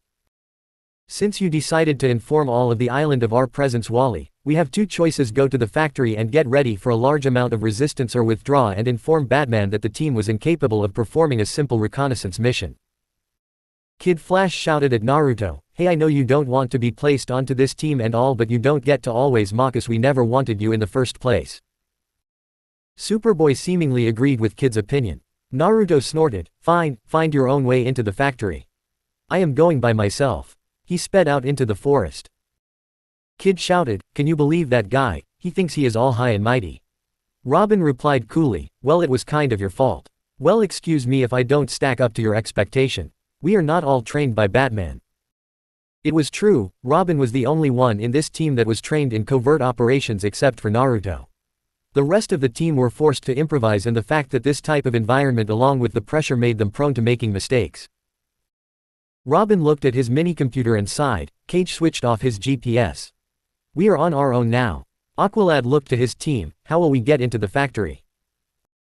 Robin pointed to the tied-up Bane, "He'll help us." Factory. Naruto had easily breached the security. He had opted for sneaking past the guards than knocking them out. The amount of product that they were currently moving was insane. He would leave the information gathering to Robin and the team. He needed to find what he came here for before the group breaches the factory. Back with the team, Bane had agreed to help them get into the factory. He claimed that the enemy of his enemy were his allies for now at least. Robin knew that the Spanish-speaking wrestler would betray them the second they got clear, but for now he begrudgingly accepted Bane's help. The factory would after all be on high alert after Kid Flash blew their cover. He just hoped that Naruto had knocked a large portion of them out before they had gotten there. Robin and the team stood on a cliff and he watched through binoculars as a large amount of shipment was being taken from the factory. He said, "Look at all that product." He surveyed the area that the shipment was going. A buy is going down, but if Cobra's not selling it to the normal suspects, we need to identify the buyers. Kid Flash added, "Just what I was thinking." Robin replied sarcastically, "Because you're the thinker of the team." Wally interjected, "Sarcasm, dude. A real leader would focus on getting answers." Bane picked a large boulder and removed it from a cave entrance. He told the two squabbling children and the team, "Answers are this way." "Oh great." Wally muttered, "So now El Luchador is our leader." Robin shoved him in the arm to tell him to focus at the mission. The team walked through the tunnel trailing closely behind Bane. They entered a massive warehouse where venom was being pumped through red vats. Robin announced, "All clear." He rolled to the side and disappeared as the team walked into the warehouse. Bane frowned. Has the little fool already been caught? Aqualad sighed, "No, he just does that." Kid Flash put his infrared goggles and said, "Wait here, I'll get the information we need before the boy wonder returns." Aqualad tried to say, "No kid, wait." But the young speedster ran deeper into the factory. Bane sarcastically said, "Great chain of command." The three remaining team members looked at each other. They needed a plan and fast. Bane led them across the factory. They snuck behind the pipes and ducked behind a crater. They saw Cobra followers moving the shipment. "They're only moving the new shipment, they aren't touching the old ones." Miss Martian tried to be helpful by adding, "Maybe freshness counts." Bane felt like snorting at the girl's stupidity but kept his mouth shut as Superboy announced, "Helicopter's coming." They all walked towards the open hangar room and saw a helicopter arriving. Meanwhile, Robin was currently hacking into Cobra's computer systems. Kid Flash sped into the room. "Find anything?" he asked. "Chemical formulas." Kid Flash sped up to the computer as he ate some of his bar. "I'm guessing it has something to do with venom." Kid Flash pointed his chocolate bar at the screen. "That's the chemical formula of venom, and that's the blockbuster formula from Cadmus. The combination makes the drug 3 times more powerful and permanent." Robin deduced, "The buyer must also be the supplier then. They must have been looking to improve upon the original serum." He tried to speak through the communication link to his teammates, Robin to Aqualad, static. Someone was radio jamming them. They couldn't communicate anymore. Rooftop. As the military-grade chopper landed, an infamous assassin stepped out. He wore what appeared to a gray hockey mask and arm-length gauntlets. His vest appeared to laced with Kevlar. He marched towards Cobra, who was flanked by 2 of his most powerful henchmen. He greeted, "Lord Cobra." The humanoid snake replied, "Sportsmaster." A woman with bright orange hair held a briefcase. She opened it, revealing vials filled with purple liquid. "The shipment is ready." Sportsmaster took a vial and inspected it, the new Cobra venom. "Finally, with this, we can fight the Justice League." In the air, Miss Martian remained invisible and watched the meeting. She relayed, "Aqualad, I am sending the mental image of the buyer to you now." Aqualad replied, "So what's the plan now?" Bane smirked, "I have a plan." He leapt over the ledge and began to attack the 2 Cobra henchmen below. Aqualad hissed, "What is he doing?" Cobra became alerted and Mammoth smashed through the window to engage in a brawl with the villain. Superboy and Aqualad's ledge was destroyed and they were sent to the ground. Cobra's henchmen began to flood the room. Cobra shouted, "Destroy them." He never noticed a shadow move behind him. Sportsmaster sensed a disturbance and was forced to dodge as a katana almost slashed his head off. The assassin grinned, a fellow assassin. Naruto had spent the better part of the last 20 minutes placing explosive tags across the factory. He had found where Cobra kept his money, a small vault in a hut outside the factory. He sealed what appeared to be close to $500,000 into a scroll before heading back to the team. Sportsmaster answered, "So you must be Cage." Naruto's eyes narrowed at the mention of his codename. "Who do you work for?" Sportsmaster replied, "You'll have to beat it out of me." He draws out a metal rod that folds out into a javelin. He threw it not at Naruto but the invisible Miss Martian. She managed to dodge it but was thrown across the room when the javelin exploded. "It would be my pleasure." The 2 warriors dashed towards each other but Sportsmaster soon found himself overwhelmed. Superboy rolled out of the way and attempted to tackle Mammoth to the ground. Mammoth however reversed the young Kryptonian's plan and threw Superboy into Aqualad. More Cobra henchmen entered the room and they found themselves getting overwhelmed. Aqualad telepathically shouted, "Miss Martian, link us all together." A powerful gravity wave sent dozens of henchmen flying as they tried to stop Naruto from attacking Sportsmaster. The assassin flipped out of the way and replied, "Using your powers against a feeble human, tisk tisk, I thought you had more honor than that cage." Naruto sheathed his sword and raised his fists for combat. "I don't need my powers to beat you." "So you say." Sportsmaster dashed towards him and Naruto was quick on his feet to evade a roundhouse kick before he grabbed the man's outstretched limb and brought him down to the ground. He jerked his leg with surprising strength, causing the assassin's body to fly upwards and Naruto's boot smashed into his armored back. Sportsmaster groaned. Had it not been for his armor his spine would have been severely compromised. Cobra meanwhile was getting tired of this nuisance. He saw the familiar face of the boy wonder and said mockingly, "Batman must be getting desperate, if he sends you here." Robin pointed back towards all the fighting. "The way I see it your buyer seems to be having a hard time against us." Cobra exclaimed mockingly, "It doesn't matter. So long as I know the formula, I can always make more." Aqualad to all, "We need to retreat and regroup." Naruto's cold voice echoed throughout his mind, "No. You guys go, I'll hold them off." Everyone was surprised that Naruto was willing to do that for them. Aqualad replied, "You heard Cage. Let's go." As each of them began to retreat, Naruto was forced to release Sportsmaster as Mammoth tried to barrel into him. He flipped over the beast and placed a tag on him. Sportsmaster, Mammoth, Cobra and his goons began to regroup in front of him. Naruto sensed that his team was a fair distance away. Cobra shouted, "Take the shipment and go." He threw Sportsmaster the case and ordered the assassin to run. Naruto was going to fly after him but Mammoth shot forward. He groaned as the beast grappled him to the ground. Naruto did a hand sign and said, "Fuinjutsu, Fukosoku no Kotaikiken." Mammoth screamed as his arms were bent backwards and what appeared to be steel crossing around him. He broke some of the steel off but found that it regenerated. Cobra decided to run towards the chopper but found the team there fighting off Sportsmaster and Shimmer. Naruto waved his hand and a massive amount of gravity threw Cobra and his goons to the side. Naruto replied, "You have nowhere to go, Cobra." The villain grew angry at the teenager in front of him. His plan had been foiled by mere kids.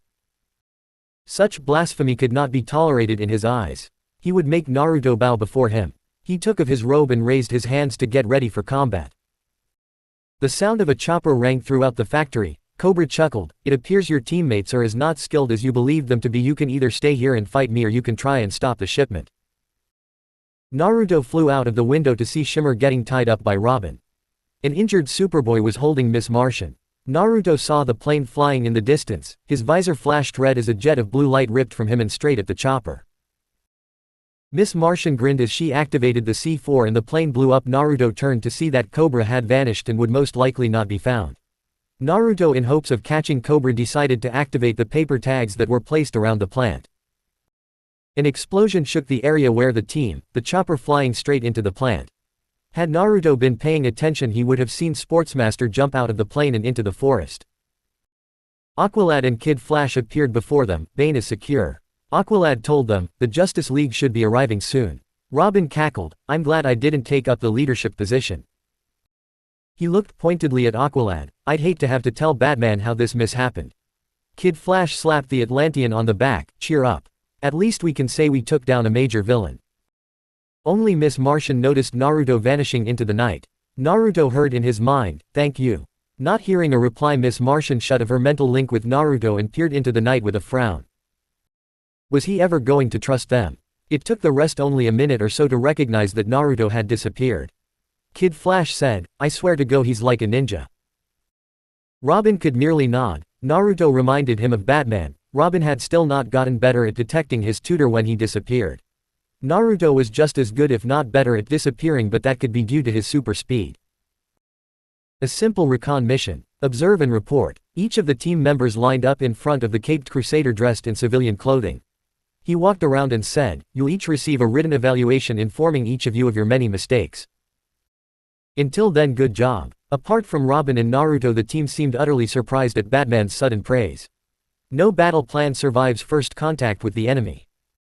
How you adjust to the unforeseen is what determines success, and how you choose who leads determines character. He stopped and stared into Naruto's violet eyes, not missing the small and upward quirk of his mouth. Batman said, "Do you have something to add, Naruto?" Naruto smiled. Karl von Clausewitz, he pointed out that no matter how carefully one plans, on the battlefield, even the smallest of details can cause setbacks. Regardless of how well thought out it is, armchair strategizing only works in the realm of theory. Unexpected troubles can jeopardize an operation, especially one as sensitive as an infiltration in Recon 1. You knew that the cult of Cobra was there, but you wanted to see how we could handle it. All of them looked surprised at Naruto's revelation. Robin's eyes widened slightly as he realized that Naruto was telling the truth. Batman merely smirked before he left the mission room. Megan asked, "How long did you know?" Naruto shrugged, "I had my suspicions all along." Robin facepalmed as he muttered, "I should have seen it." Naruto informed them, Batman had his reasons for doing what he did. He needed to know whether you were capable of missions such as these. Covert operations are unlike the normal skirmishes you have with the villains in your respective cities. You aren't in an area of familiarity and the enemy has that advantage. You must be prepared for your plan to fail, and when it does you must be ready to improvise. We did a good job. We took down the largest supplier of venom and may have saved innocent lives in Gotham or any other city it used in. Calder looked at Naruto and saw the fierceness in his eyes. He said, "I want you to be team leader." Wally jumped in, "Calder, we voted you team leader." Calder shook his head. Naruto has shown to be the superior tactician. Naruto replied, "Strategy is important in winning any battle, but Calder, you have gained the trust of your teammate, and with it you have gained something that is even more important than any strategy I could come up with, loyalty. For that reason alone, I can say that you should be the leader." Calder nodded in respect to his fellow teammate. Naruto said, "Until next time." He walked off towards the Zeta Tube and boomed himself back to DC, Washington. Hours later, Washington, D.C. Park. Naruto sat on a table moving the chess pieces on his own. He heard from behind him, "Fisher and Spassky, Game 4, I heard you were quite the strategist." Naruto replied emotionless, "Considering the fact that you didn't even try to mask your presence away from me says that you aren't." A feminine voice melodiously chuckled as she took seat in front of him. "I came here just to talk." Naruto's violet eyes looked at the slender, dark-skinned woman with dark blue eyes and long black hair. Naruto said, "You have my full attention. We've been watching you for quite some time now, Uzumaki Naruto. You have caught our interest." She said, "We wish for you to work for us." "And who are you?" The woman smiled slightly, "People who can grant you your freedom." Naruto narrowed his eyes, "I'm not in prison or a slave of any kind, my freedom already exists."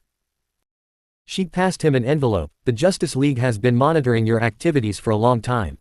They have already created enough contingency plans to subdue you should you go rogue.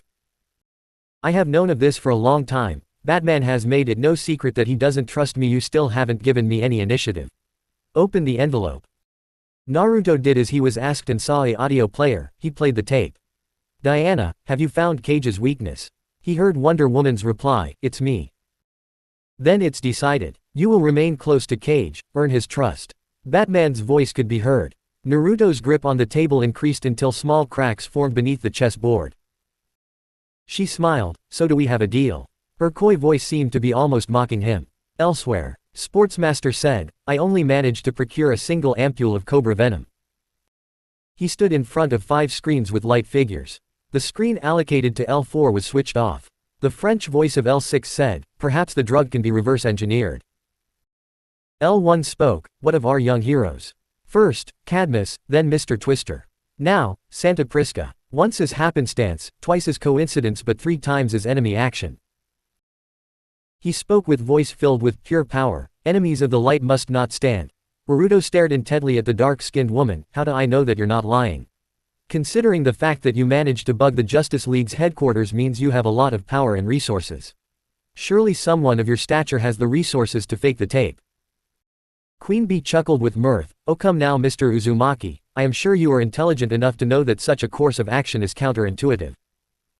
She was right, but Naruto was still apprehensive to trust her. She saw his apprehension and decided to allay it. Perhaps some time to think would help.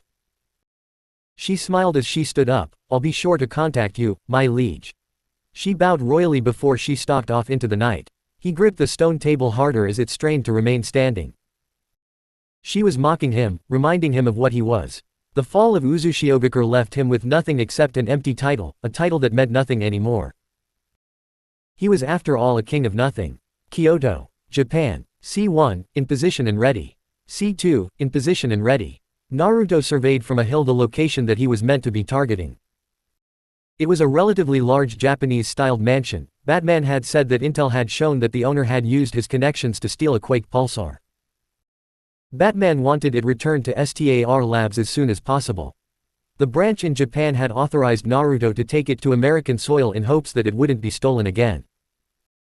He had advised the Caped Crusader that this mission should be a solo one. It was after all too sensitive to send in a group of rookies into foreign soil to retrieve a stolen weapon from a man that had a large amount of sway in East Asia.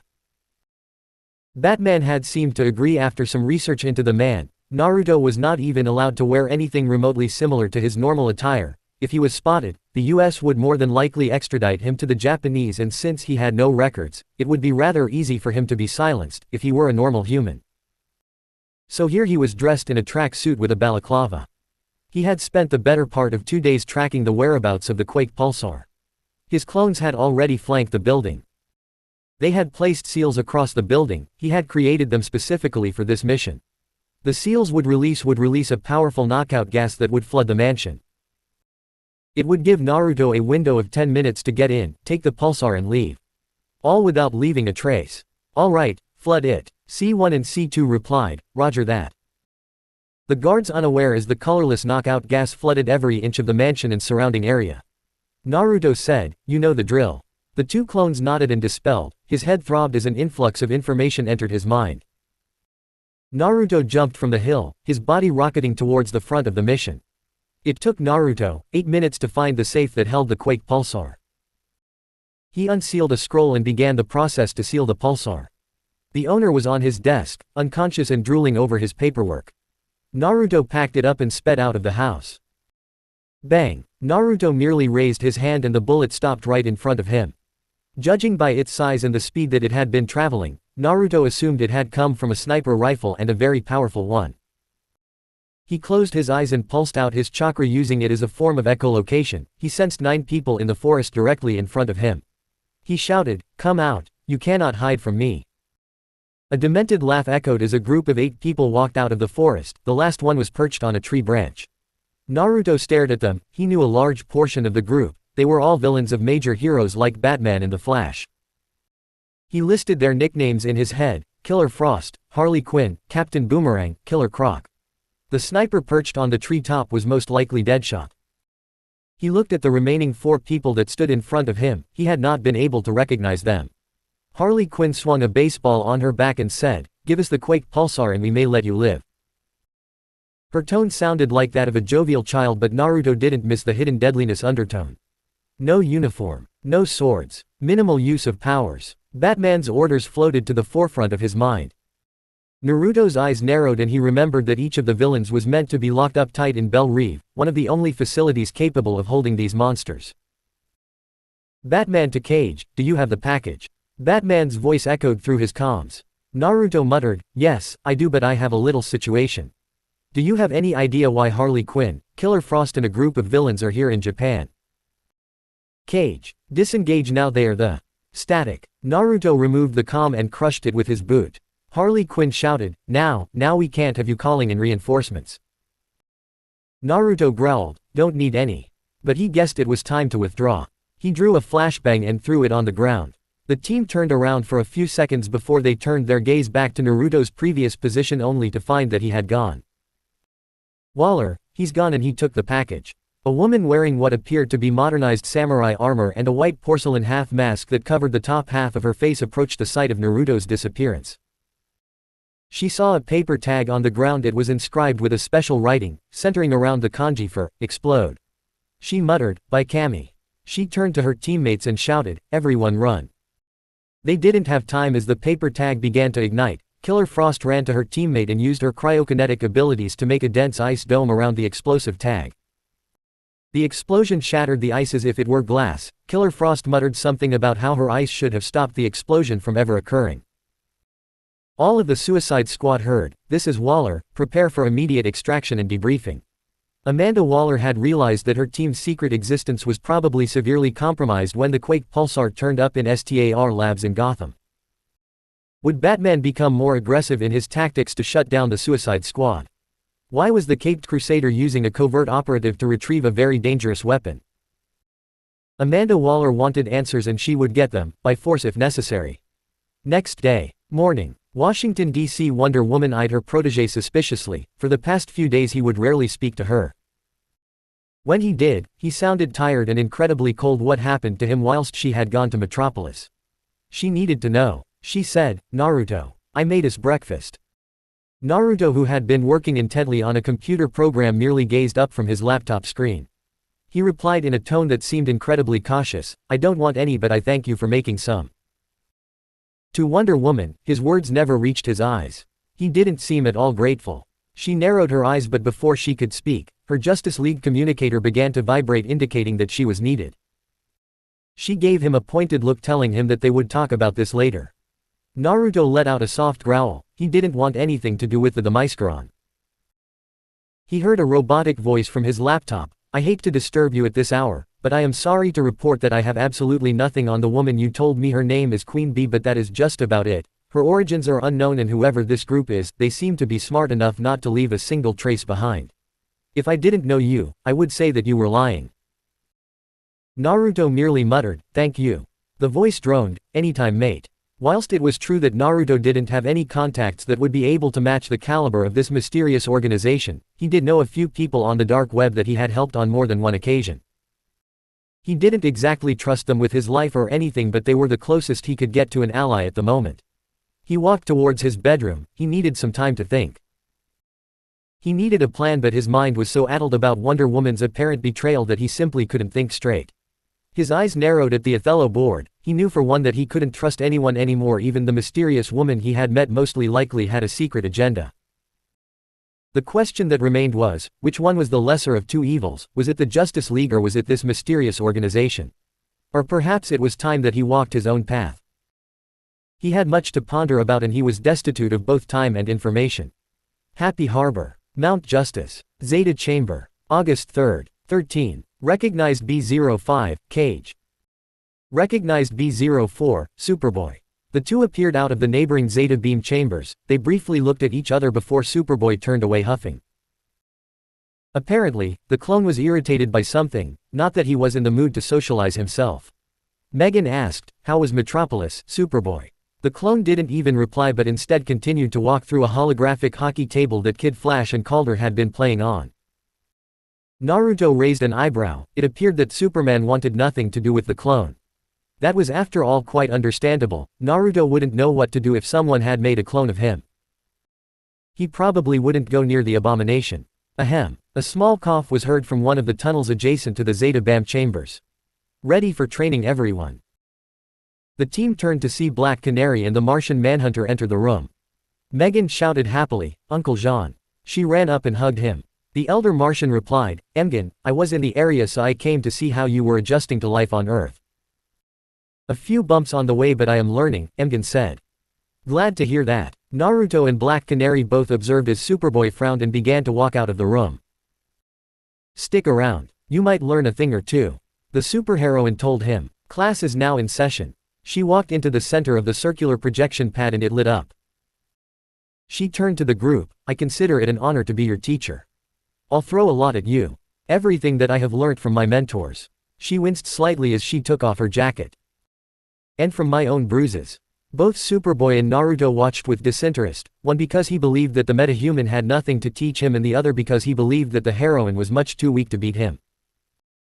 "Are you okay?" Megan asked. Black Canary dismissed her concerns. "Just the job." She spoke as though to tell the sidekicks that their occupation was filled with potential hazards, not that they needed to be told. "Now combat is an art, and in order for you to win, you must dictate the flow of the battle on your own terms. I will need a sparring partner."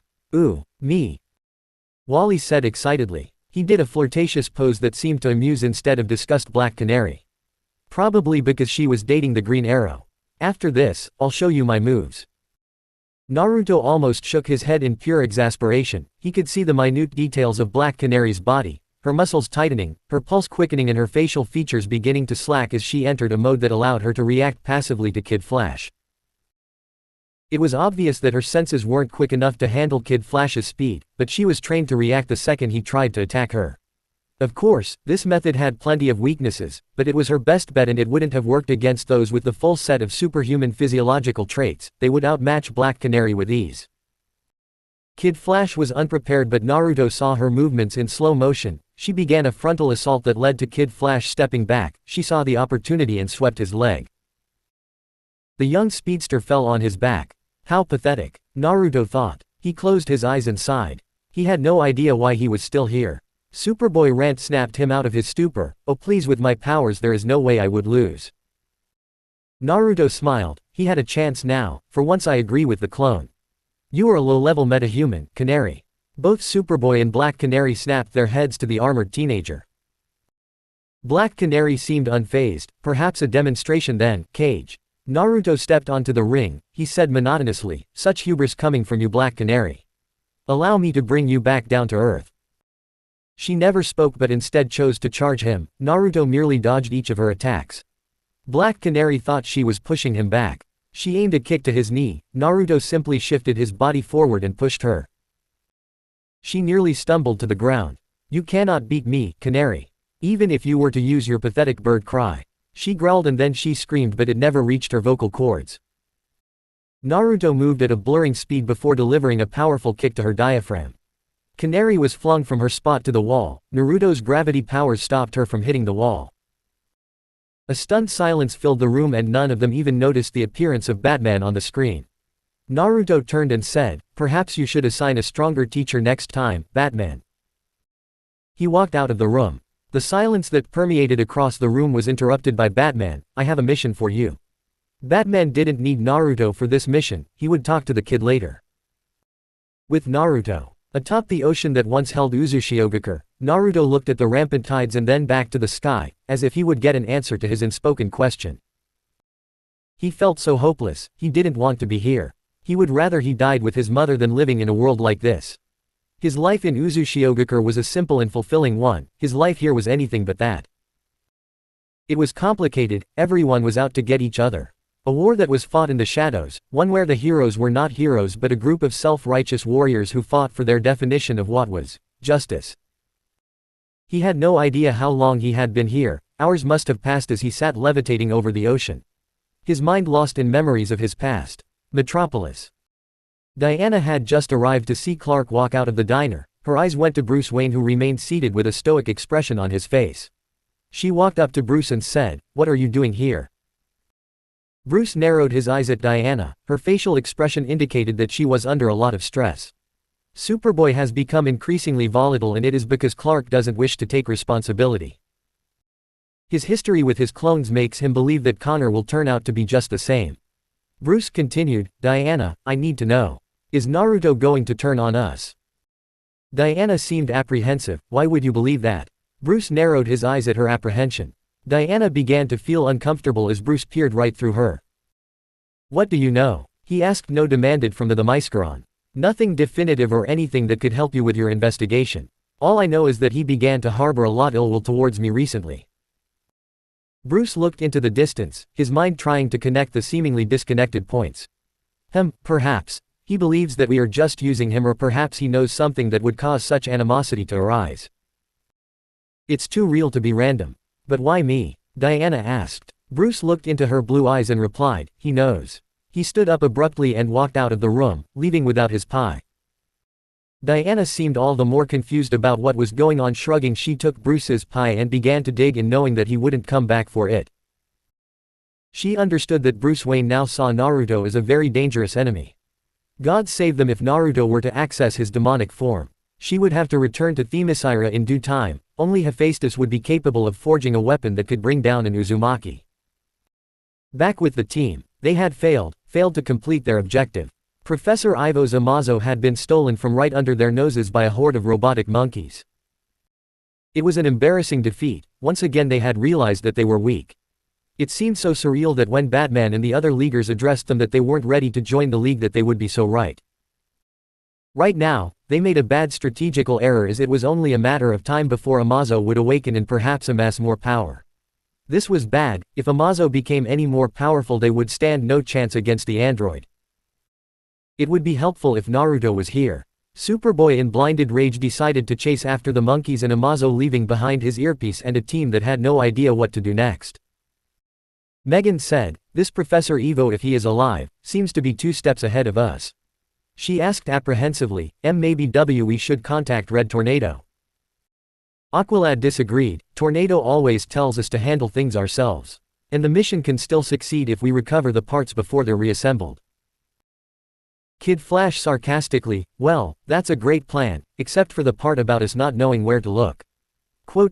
Robin smirked as he contemplated the various ways to track the monkeys down. He explained, "Maybe we'd have heard by now if the decoy trucks had been attacked. So how did these monkeys know exactly which trucks to target?" Robin began to examine the robotic monkeys and found something. The parts have GPS. The monkeys can track the signal, which means I can track them with the one I captured. It looks both sets of parts are converging on Gotham City. Aqualad said, "That far south, Emgen and I will not get there anytime soon." Robin said, "I am sending Kid ahead, I will join him later." He tapped his computer gauntlet and entered a code. He prayed that it worked. Static. "Robin, what do you want?" Cage, "Thank God. We were hijacked and some android monkeys took Amazo's body parts. I fear that they will assemble Amazo before we get there." Robin heard a deep sigh before Naruto spoke. "Fine, send me the coordinates." Naruto sounded tired and Robin hated it. He hated how much they had to rely on Naruto as a crutch every time they felt something remotely dangerous, but if the stories of Amazo were true, then he suspected that Naruto would be the only one who could stop him. He just hoped Amazo hadn't copied all the powers of the Justice League yet, or else this was going to turn into a massacre.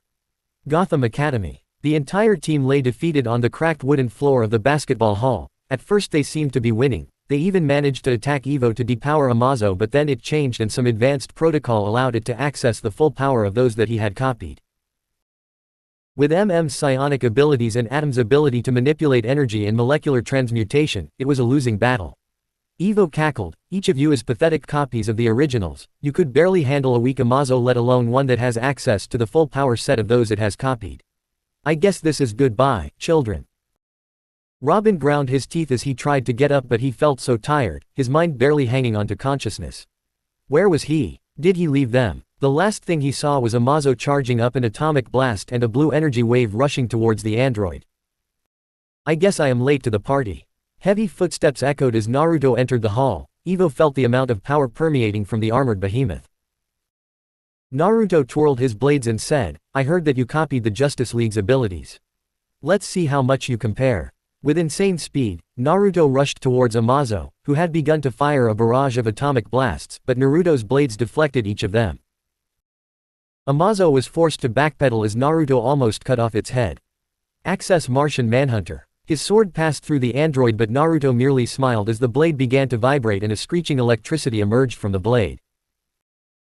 Amazo sent Naruto flying by accessing its telekinesis, but at the cost of the electricity frying some of its internals.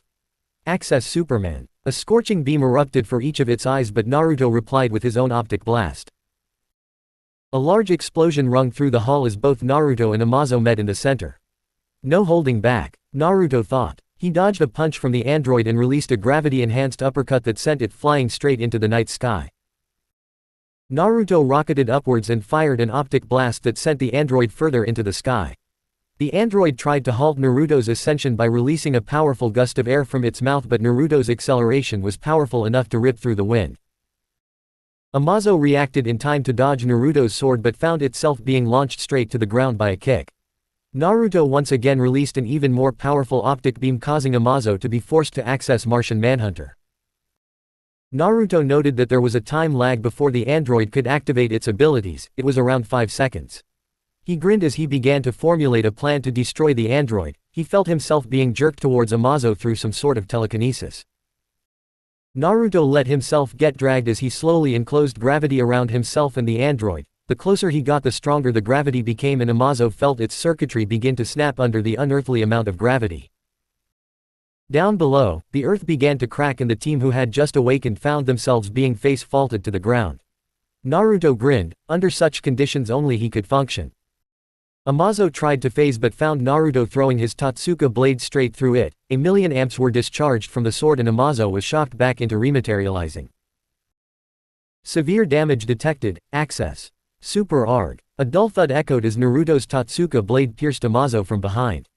Naruto said, "Goodbye." A black fire ripped through the air and burnt the Amazo until all that remained were flickers of metallic dust. Meanwhile, a few miles away, the Justice League were approaching Gotham Academy.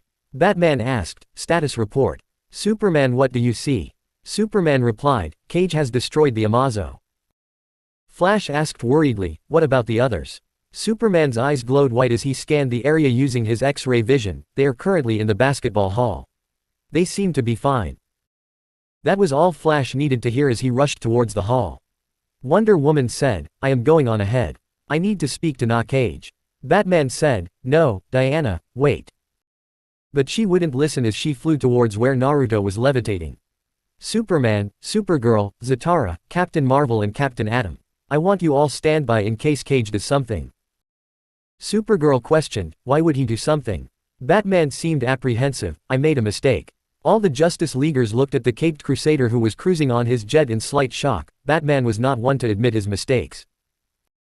"Careful all of you, if he could defeat Amazo by himself there is no telling what he is capable of."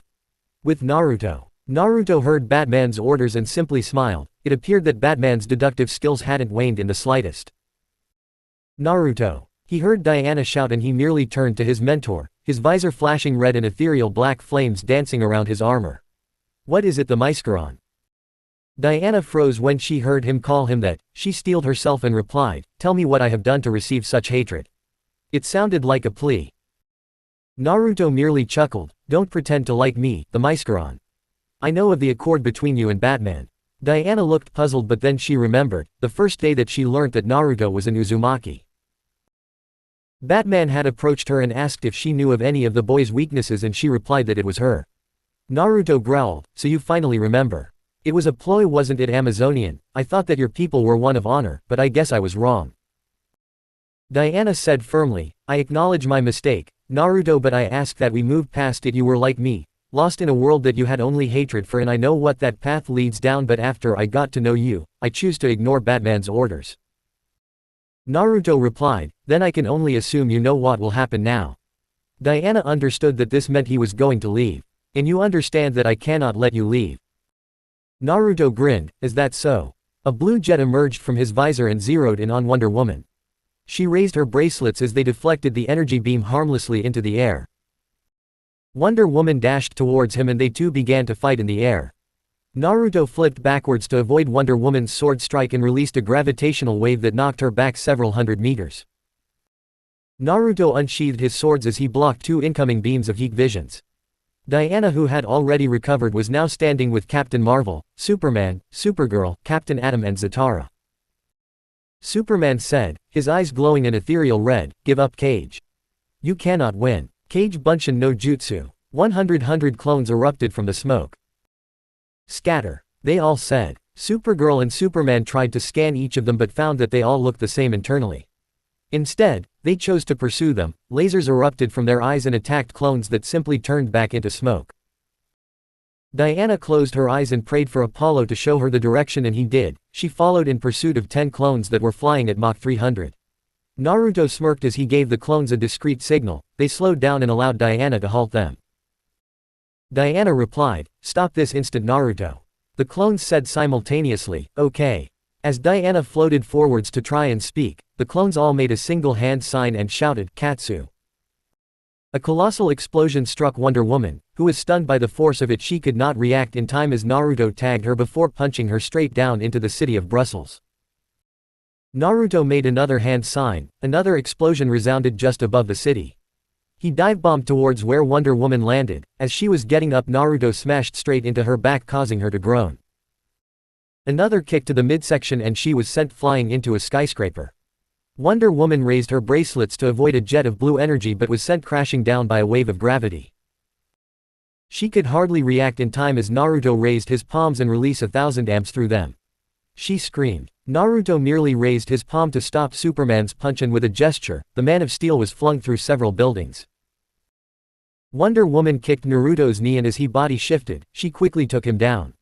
Naruto just laughed as she continued to punch against his gravity barrier. As much as I enjoy this fight, I have an appointment to get going too. He raised his hands in the same gesture as before, and Wonder Woman saw her stomach glowing. She tried to rip it off. Don't bother, the seal is embedded in your dermis. It's a torture seal I created. He gravity pushed her straight into the way of an incoming Superman. The two were flung into a building. Naruto flew into the air and saw Superman and Wonder Woman getting up. He thought, I really don't like using this seal, but I am running out of time. He activated it and Wonder Woman fell to the ground, thrashing in pain until she fell unconscious. Naruto shouted, I would take her to Themyscira, only they know how to stop the seal. Superman growled, I will kill you. Naruto grinned demonically, so the Boy Scout does have a dark side, that's good to know, but wouldn't you rather your girlfriend survived? She may be unconscious, but the pain is still unbearable. Superman fired a jet of his heat vision at Naruto, but Naruto just deflected it. You have two choices, follow me and she may die, or leave me be and get your girlfriend to Themyscira. Of course, this was a bluff and Naruto knew it. He had altered the original seal so that it would only knock out the person and not kill them. I will find you. Naruto simply laughed, don't bother, I will find you, Kent. Superman's eyes widened, but before he could ask how, Naruto was already flying over Paris. Hours later. Crash. Batman avoided a punch that dented the wall of the watchtower. You're telling me that all of this was your fault? Diana, who had since recovered, stopped Superman's second punch. It was our fault, we kept pushing Naruto in the wrong direction. And he snapped. Batman grimaced, it's going to be league priority to find him, but from what Wonder Woman has told me, it will be almost impossible. Hal Jordan said with a hint of anger, I am not helping you find him. He had the right to leave. Batman replied, he was a danger. For someone who claims not to be judge and jury, you sure do like taking the law in your own hands, Hal said angrily.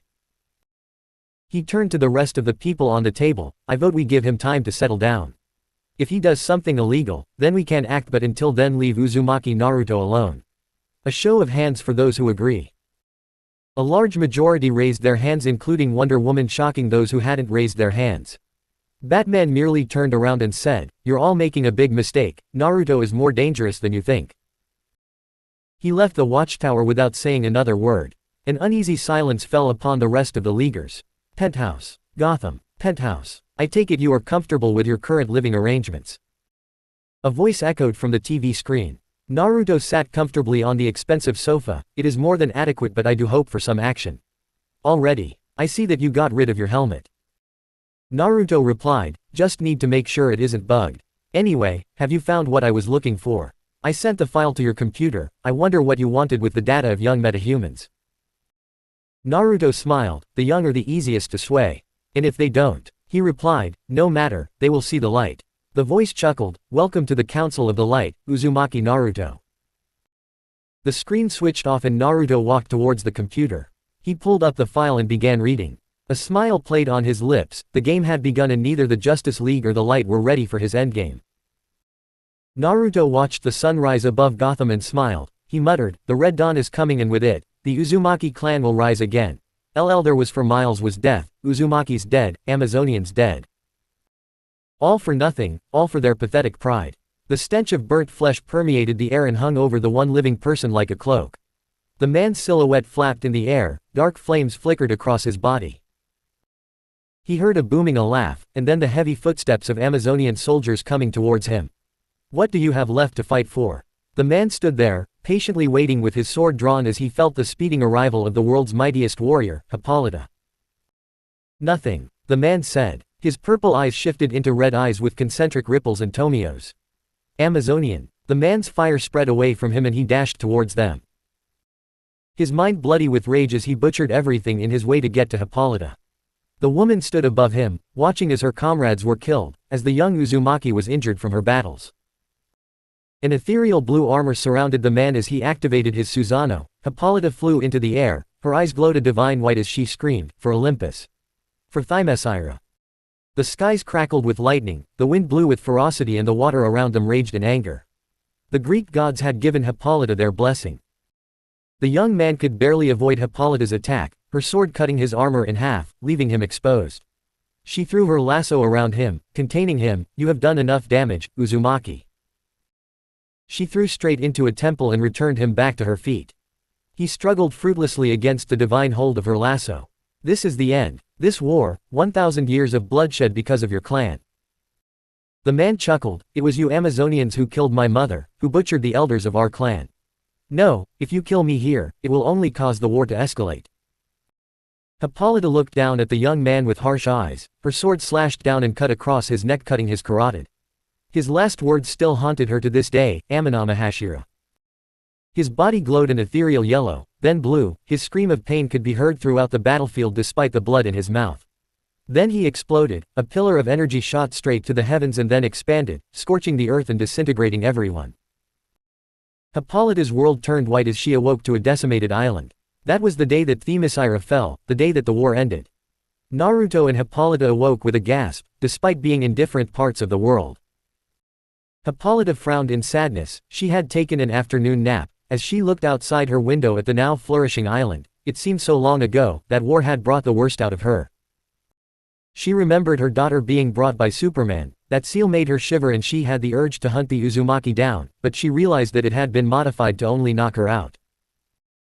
Diana had talked about Uzumaki Naruto before. It reminded her far too much of the young man in her dream. He was a kind young man, who lost his family in the war. She killed his parents and sent them to Uzushiogakure in a brash manner. A vendetta was born and he became the leader of the clan whilst she became the leader of the Amazons. He killed everything in his way. With each kill, he became stronger as he sacrificed everything to his demonic alter ego, in an effort to kill her. Uzumaki Naruto reminded her of that young man, the very embodiment of obsession and rage. He lost his clan and she could only guess what was going on in his mind, but she knew that the Amazonians would be out for blood.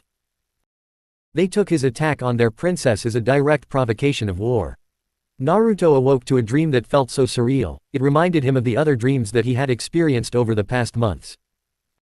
It was like he was that man. He felt what that man felt, his pain, his sorrow and his overwhelming anger to the Amazonians. He sighed as he wiped the sweat of his forehead. All of these memories that didn't belong to him were causing some serious damage to his mind. He was feeling fractured, like he was one personality in an ocean of others and he had no idea how to deal with it right now. For example, he felt the incredible urge to fly over Themyscira and crush it. He breathed in slowly as he calmed his mind. He felt the urge subside and hoped that it would never return. Batcave. Batman rubbed his eyes tiredly. He sighed as he looked at the massive computer screen. Another negative, his search to finding Naruto seemed to come to an unexpected halt. The world's greatest detective had only managed to confirm a few certain suspicions, the first being that Naruto was helped by an outside source. Naruto was new to this world. He didn't venture far enough or spend enough time understanding how to remain inconspicuous in the modern world. His second suspicion was confirmed when he and Superman scanned the entirety of the Watchtower. It was clear that either a mole existed in the Justice League or that they were able to plant some sort of device in the League that no one was aware of. Either circumstances scared him. This organization or group were powerful enough to infiltrate the Justice League and had enough resources to hide a powerful metahuman. "Should I go out patrolling without you?" Robin asked as he walked out of an elevator. "There is no need to go out patrolling," Batman said gruffly. Besides, crime seemed to have slowed down in Gotham. His eyes narrowed, and he quickly began to research something on the computer. Robin watched his ward look at GCPD records, particularly a report that involved the arrest of Poison Ivy. "What are you looking for?" "Nothing." Batman stood up abruptly, his eyes still affixed to the screen before he marched off towards the Batmobile. "Where are we going?" Robin asked. "I'm going alone," he announced, entering the vehicle. Robin sighed as he watched the sleek black car rise on a platform and speed out of the house. His eyes flickered to the screen, a cheeky idea formed in his mind. Batman must have been in a rush, if he didn't close what he was working on Arkham Asylum. The asylum was an isolated facility that existed solely to hold and rehabilitate the most dangerous criminals of Gotham City. Batman, or rather Bruce Wayne, funded a lot of the asylum. It allowed for him to keep track of the criminals' whereabouts and make plans if they ever got out, which was a very common occurrence. Batman sneaked throughout the facility. The dark corridors shrouded his movements as he reached his target. Poison Ivy sat in a white padded room wearing a straitjacket and an inhibition collar. Oh, it's you bats. She grinned. Batman's eyes narrowed at her. He growled, how were you captured? Why? Ivy taunted. Batman grabbed her from the hems of her jacket. I know that there is no one in Gotham that is capable of withstanding your poison. Ivy laughed, as expected from the world's greatest detective. A smirk played on her lips, though you were few days later than expected. Batman threw Poison Ivy to the ground. Surprise marred his face when her body disappeared in a plume of white smoke. He muttered, Bunshin. So, his suspicion was correct. Uzumaki Naruto was here, in Gotham of all places, and he had Poison Ivy with him. The alarm flared to life. Batman grunted as he heard the guards run towards the cell. He needed to ensure that there were no more clones in place of the prisoners, but the presence of the guards forced him to retreat. A guard shouted, close the gates, Ivy has escaped. He looked around and found a small note on the floor, never noticing a silent shadow moving behind him and into the corridor. There would be chaos in the asylum that night, but it would allow Batman to see how many clones there were in the asylum. League of Shadows headquarters. Naruto rubbed his head in pain as memories of his clone appeared in his head. Ra's al Ghul looked at the teen with slight worry. Uzumaki. Are you okay? I'm fine, he groused. Ra's sighed. Luther has warned you off the danger of using your clones, Uzumaki. I can handle one set of memories and it was necessary for the plan. Naruto replied. Truthfully, using clones for a long period of time wasn't a particularly good idea despite his incredible regenerative ability because of the massive feedback he received from them, and since regenerative abilities didn't come hand in hand with the ability to fix a fractured mind, Naruto knew that it was risk that he shouldn't take. I take it that Batman has figured out that Ivy is in our possession. Ross said. Naruto smirked. Of course, Batman's the only one in the Justice League that poses a problem to our plan. Ross nodded. Then I shall tell Queen Bee and Luther to proceed as you have instructed.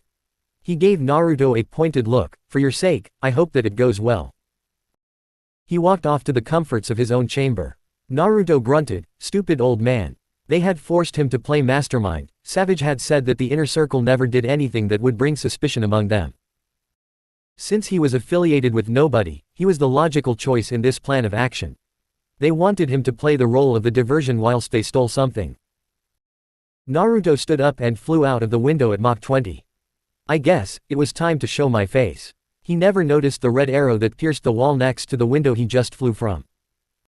He would only be notified of the breach several hours later. Gotham. Cape Carmen. Poison Ivy was sitting in her newly bought apartment, after she had been released by Naruto and his unknown associates. She had been told not to contact her friends or create any havoc until they contacted her. Ivy. A burst of air rushed into the apartment as Naruto sped in. She grunted, can you not just knock? Naruto shrugged, I could but I chose not to. Ivy simply sighed at his pitiful excuse. I suppose it is time for us to act. She said, getting up and stretching her body. So, what am I to do? Naruto grinned, you are going to be the diversion for the bat. Ivy groused, Grayat, I can raise forests but instead you want me to play the pet for the bat. He smirked at her. Ivy would have flipped him off but she knew the bastard didn't care for her feelings. Batman's first logical assumption would be that I broke you out, so if you start causing mayhem you'll be on his priority list for an interrogation. Ivy narrowed her eyes. She didn't like being thrown under a bus but Naruto soothed her worries. Don't you worry, I will have a clone ready for an extraction. And what will you be doing? Ivy asked, somewhat curious what all this planning was for. Naruto smiled, I'm afraid that's above your pay grade. Mimicking a government official. Ivy rubbed her head, wondering what she did to deserve all of this headache. Gear up, I have a present that will help you. Ivy raised a smooth green eyebrow, somewhat interested as to what this present would be. Naruto threw a box towards her. She opened it and found a green bean in it. What's this? It's filled with my yang energy, it will enhance your abilities. Naruto replied. Poison Ivy looked at the object with incredible skepticism. Why are you doing this? You can easily conjure up a clone to act as a diversion. She asked. Naruto replied, his form vibrating, think of it as a test. With that, his body glowed a bright glow before it simply rippled out of existence. Ivy sighed, great, another Riddler. She casually strutted out of her living room, making preparations to cover Gotham in a forest. She eyed the bean in her hands. She knew how much Naruto's life force affected Naruto. Perhaps I've found him. With that, she too disappeared from her apartment. Hours later. Naruto was angry. He had heard that Dr. Roquette had been stolen from right underneath the League's noses. The plan doesn't change, Naruto said to his other counterparts. Savage groused, and what if Dr. Roquette manages to find a way to break the encryption? The boy grinned ferally. She'll be the distraction we need then. I have already instructed Ivy to attack Gotham. The Justice League will be helpless against her new control of nature and the young ones will be busy protecting the dear doctor. It should provide the window necessary to get what we want. Queen Bee replied, and what of the staff? That was only for my benefit, not yours. Naruto asked calmly. I shall get the staff on my own. I believe it Roz who is at fault if this mission goes awry. Roz growled but remained silent. Deal with the doctor. Savage instructed the master assassin, before the feed was shut off. Naruto's eye flashed red with anger. His plan had been disrupted because that idiotic assassin couldn't keep a doctor locked up. He bared his fangs and muttered, looks like I'll have to send a clone after the doctor, just in case. Night fell and with it an uneasy silence befell the groups. The young heroes were holed up inside school guarding Dr. Roquette. Artemis, the newest addition of the group, was set to stand guard the perimeter alongside Miss Martian, whose telepathy was constantly scanning the area. The heroes were all trigger itchy, not knowing where or when the assassins would descend upon them. Miss Martian felt something. She said, I sense someone. Aqualad ordered, everyone report. I see nothing on my end. Artemis and Miss Martian replied. Aqualad waited for a response from Kid Flash. All he heard was static. Kid Flash, though he was snapped into focus when a blade whirled forth from the shadows, aimed at the doctor with lethal aim. He jumped, blocking the blade with his dense flesh.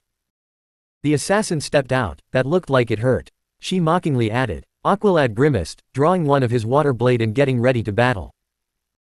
Artemis, Miss Martian, the enemy is here, he said through the comms. She charged at him, easily moving under his inexperienced slashes and kicking him from under.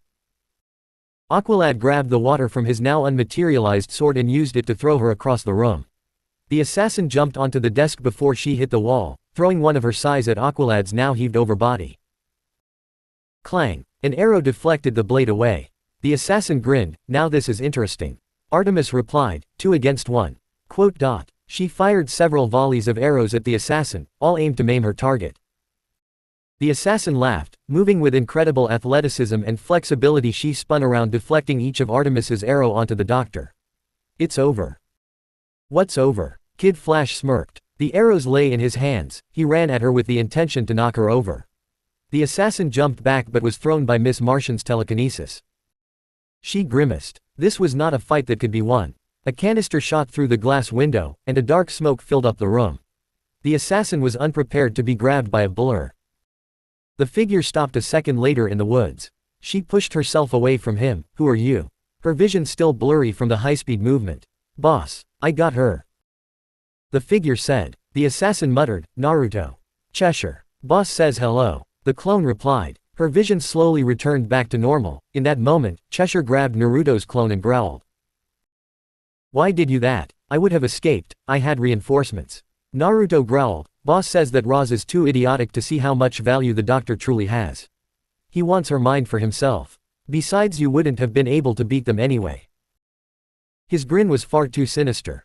I'm an assassin, she replied. And I am a unicorn, he said sarcastically. Now instead of killing Roquette, get back there and distract them long enough for Boss to finish his plan.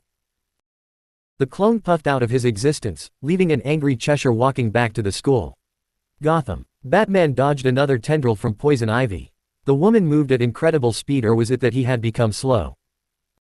She grinned. Do you like my new pollen? Batman threw a grenade at a massive plant that was about to swallow him. The plant exploded, and Poison Ivy glowered. My poor baby, you'll pay for that, Batman. She grabbed the box and ate the bean. Power rushed through her, the likes that she had never felt before. She felt attuned to nature, like she could feel every plant in the entire state calling out to her, and she was drawing energy from them. Let's begin. Her eyes glowed a nefarious green. Batman would have been stabbed by a thorn that had erupted from the ground had it not been for the timely arrival of Wonder Woman. Diana cut the vine in half and blocked several other vines shooting towards her with her shield. She said, how is she so powerful? Ivy had never been so attuned to nature. She could feel it. It was almost like she was in the presence of Lady Artemis. Batman growled. She ate a bean. It enhanced her powers. Wonder Woman was about to charge Ivy when Batman said, "No, we need a plan of action. We don't know how strong she is." Though it was far too late, trees sprouted out from the ground, vines crawled and twisted around the skyscrapers, and in mere seconds, Gotham appeared to have been turned into Ivy's playground. She laughed wickedly. "It won't help, I have the power of the green now." Her body melded into one of the plants and she disappeared. Batman and Wonder Woman stood anxiously, wondering where Ivy had gone. She sprouted behind Wonder Woman. The Amazon blocked the blow with her shield but was launched straight into a building. Batman threw one of his fire grenades into the ground. Vines burnt around him, forcing Ivy to retreat inside the plant life. He said, "Give up, Ivy. You cannot beat us, soon the Justice League will arrive." Ivy's laughter echoed throughout the entirety of Gotham. "Then let's have some fun, Bats. I've always wondered how many gadgets you have inside that belt of yours." Vines grew once more, sharp sticks of wood launching themselves towards the helpless detective. Batman grabbed his grapple and fired it in the air. The thrones missed him, and the spikes embedded themselves into the soil.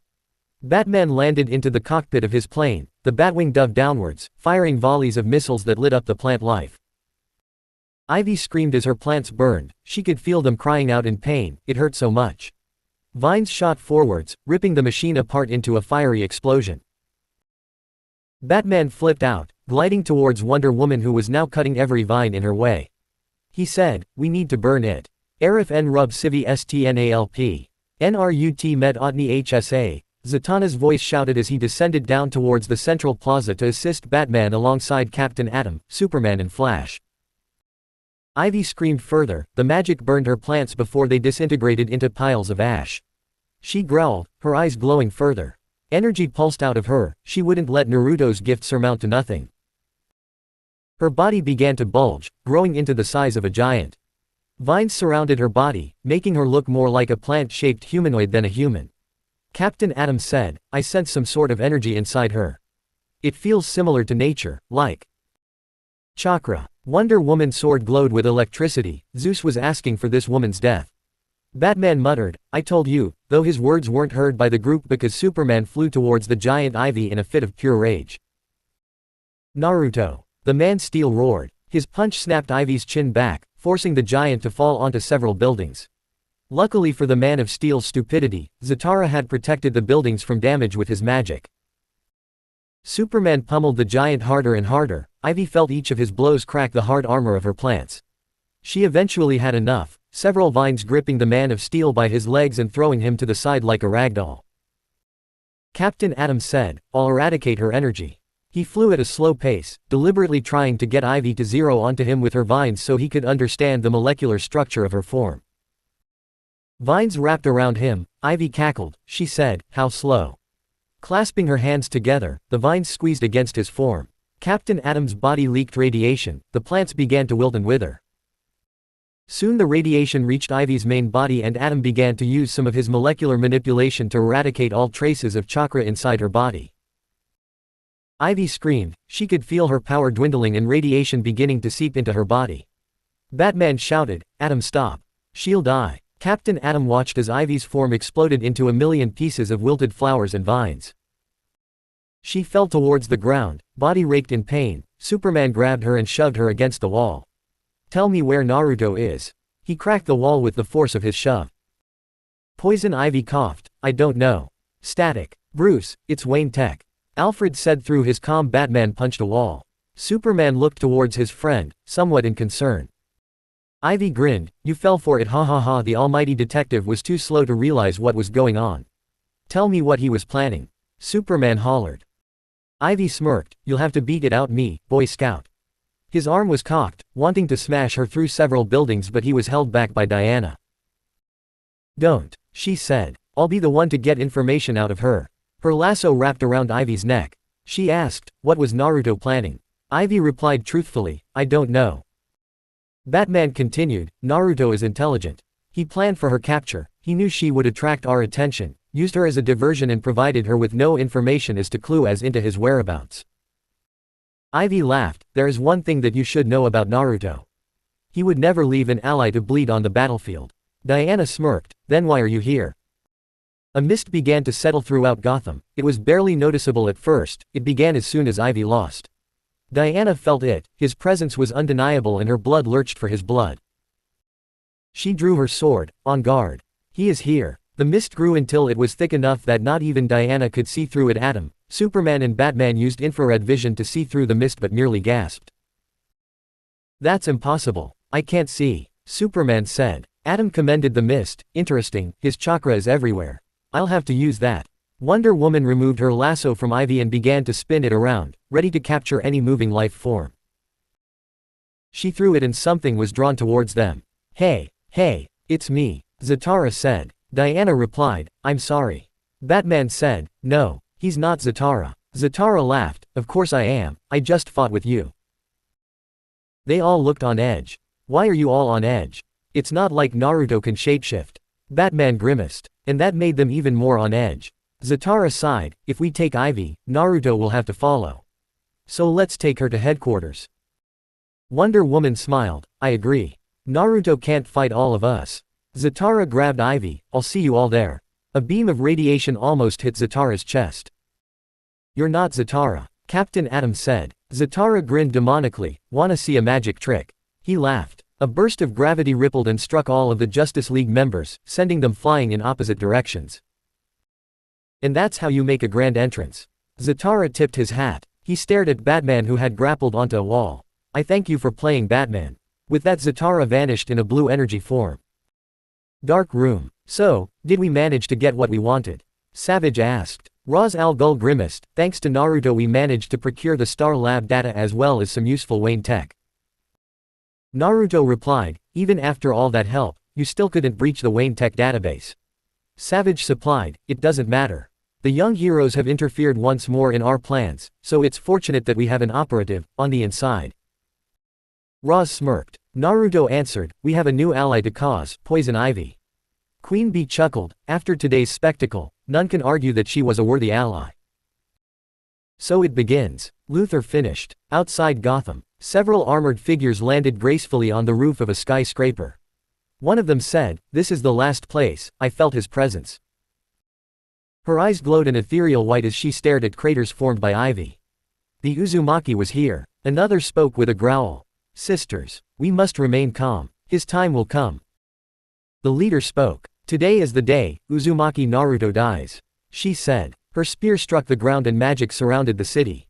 Naruto felt it. He shivered at the hideous feeling. Unbeknownst to him, the gears of war had finally begun to turn and Naruto would realize very soon that he had fired the opening salvo. Chakra and celestial magic were polar opposites, one given by forces of the divine and the other birthed from demons. Ever since he was a child, he had been taught to hate the Amazonians, their history had been riddled with that of blood and iron. Despite this, Naruto had understood of the arrangement that his ancestors had agreed upon. The treaty had been overseen on the plains of a neutral ground said to have been the divide between hell and heaven where neither divine nor demonic forces had authority. Queen Hippolyta and the boy king, Uzumaki Kazuya stood before each other as they both shook hands agreeing that those who broke the writ would be killed and forever disowned. For centuries thereafter, the Uzumaki and the Maiskarans lived apart in relative peace. The Uzumaki began to grow apart from the world. Like the Amazons, they hid themselves on an island hidden amongst the whirlpools. It was however foreseen that in the end both dynasties would fall at the hands of each other. Such a prophecy was nonsense to the young warrior, Artemis. She swore vengeance as that flying alien swooped in with Princess Diana in his arms. She had never seen anything like it, the proud princess of Amazon reduced to a seething and bubbling mess, her body twitching and curling in agony from the Uzumaki's cursed mark. Even when the queen forbid against action, she still swore for vengeance. Her sisters had agreed, he was the last of his line. The last Uzumaki, should he perish, would finally put a rest to the torment they suffered at their hands. Alas, it appeared that Uzumaki Naruto was in favor of the gods. Celestial magic poured throughout the city of Gotham, invisible to all eyes except those who possessed an affinity for the arcane.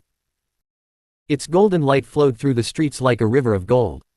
Artemis's eyes closed, her magic guiding her to the location of his demonic chakra. She found it.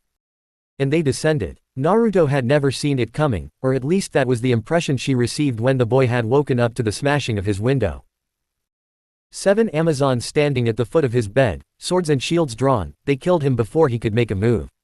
Only for him to smile and say, your gods will not guide you here. Then he exploded, the building went up in smoke and Artemis lay on the ground. Despite the ringing in her ears and the blood that poured from her wounds, she managed to find her sisters. They had been buried in piles of rubble. She screamed to the heavens in pure anguish. Why had they forsaken her? Diana awoke to alarm bells and a desire for blood. It was said that when a fellow Amazon had been slayed in battle, the remaining sisters would feel it even if they were a million miles away. This time it had felt as if she had lost more than one. Her feeling had become true as she was called back to Gotham by Batman. She frowned. I don't see anything. Batman merely picked up a sword. Her eyes wandered on the blade of Amazonium and she realized what had happened. What is going on? I can't have more of you running around my city. The Bat stressed. He truly was a fool, but none more so than her. He killed them, she muttered. Batman sighed. Naruto, I thought you said that your people wouldn't take action. We can't have another war.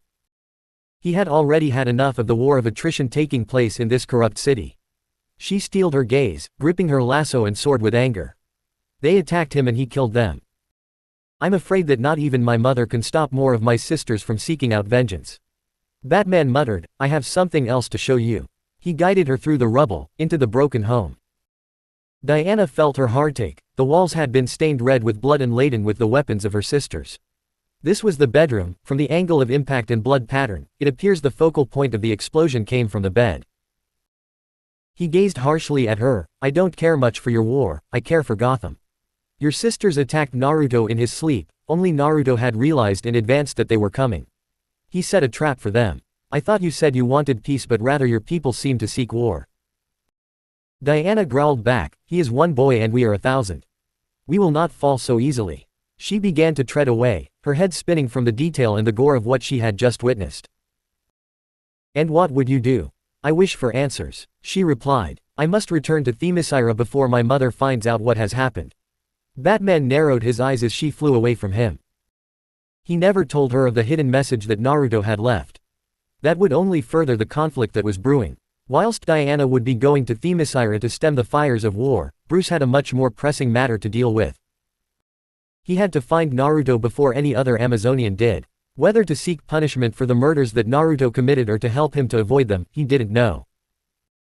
All he knew was that the young Uzumaki would be in grave danger if he didn't find him soon. A sudden thought had manifested in his mind as he retreated from the scene. How did they find him? And was Naruto ever there? Trust no one. They'll all betray you in the end. The whispers were growing louder and louder by the day. Naruto could do nothing to silence them. His telepathy didn't work. His meditation didn't help. And worse of all, his dreams were only haunted by memories of ancient men and women from his clan. It was a maddening thing. Yet he enjoyed it anyway. They provided him with comfort and often some sound advice. It had been only because of them that he had even felt their presence.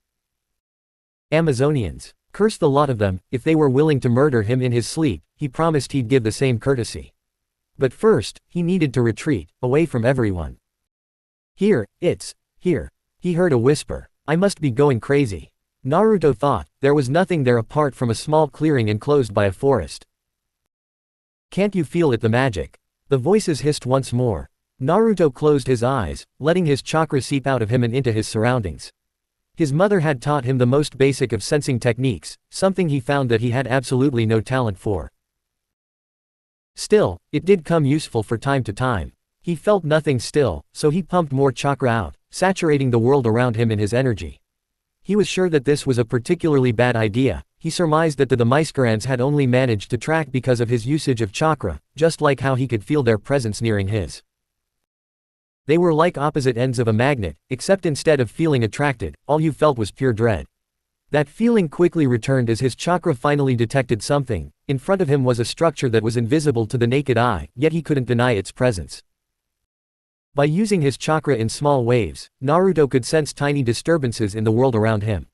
Unlike some of the most gifted sensors, he was unable to visualize or discern what those disturbances were. Though Naruto felt like he didn't even need to use his chakra, the air around him was filled with magic so divine that it made him sick. The staff. Naruto obliged. He summoned it from the seals in his arm, and a blanket of smoke enveloped him. Naruto twirled the stave in his arm. It truly felt magnificent for something that appeared as nothing more than an aged piece of wood. The Staff of Essus it was called. The historians had believed it to be merely a monument of druids in Gaul, but those who could sense magic were able to understand the vast power it held within its hollow and inscribed frame. He closed his eyes once more and summoned his chakra through the staff. The runes inscribed onto the wood glowed an ethereal blue as he slammed it upon the ground. The world around him shimmered. He felt something rip open, and in almost an instant, he was swallowed up by the ever-increasing black void of space. As he was whisked away, and slowly began to fade away from consciousness, Naruto decided that if there was one thing he resented more than the Myscarans, it was magic. Tower of Fate. The tower existed in its own space, in between worlds. It was said to house instruments of magic and power that could rip the world apart should they be used by the forces of evil once again. It had stood firm for over 1 million years. It was said that those who could perceive it were able to see its true size, never ending and constantly shifting, as if to warn those who entered that they would never escape. Are we there yet? Clarion the witch boy whined at his posse. He didn't like being in the presence of such magic. Always so impatient, Kent Nelson said demurely. That must be why you decided to come here without any backup. Shut him up, Abra. Clarion demanded childishly. I don't want to hear the old fart speak again. Mute, Abracadabra said, waving his wand in such a fashion as if to trick those present with his magic. A black collar wrapped around Kent's neck. It glowed a menacing red as it locked onto his voice box. Kent tried to speak but found himself unable to do so. His eyes however twinkled as he felt the presence of the young heroes. Perhaps he might still be able to stop Clarion's ploy. The witch boy stared into distance, stroking his cat with a sadistic smile. He hopped forwards and gave Kent a feral gaze. I'd say that odds just went in my favor. Kent looked at the Lord of Chaos questioningly, until he felt its presence. The old host of Dr. Fate couldn't help but shiver at the sheer expanse and power of the demonic energy that was filtering through this domain. He hoped that young heroes could fight against the darkness that was coming, or else order would have finally been overcome by forces of chaos. With his hands bound and his mouth rendered mute, he could only direct a tiny amount of magic into a spell. Clarion's eyes bored into his. What did you do?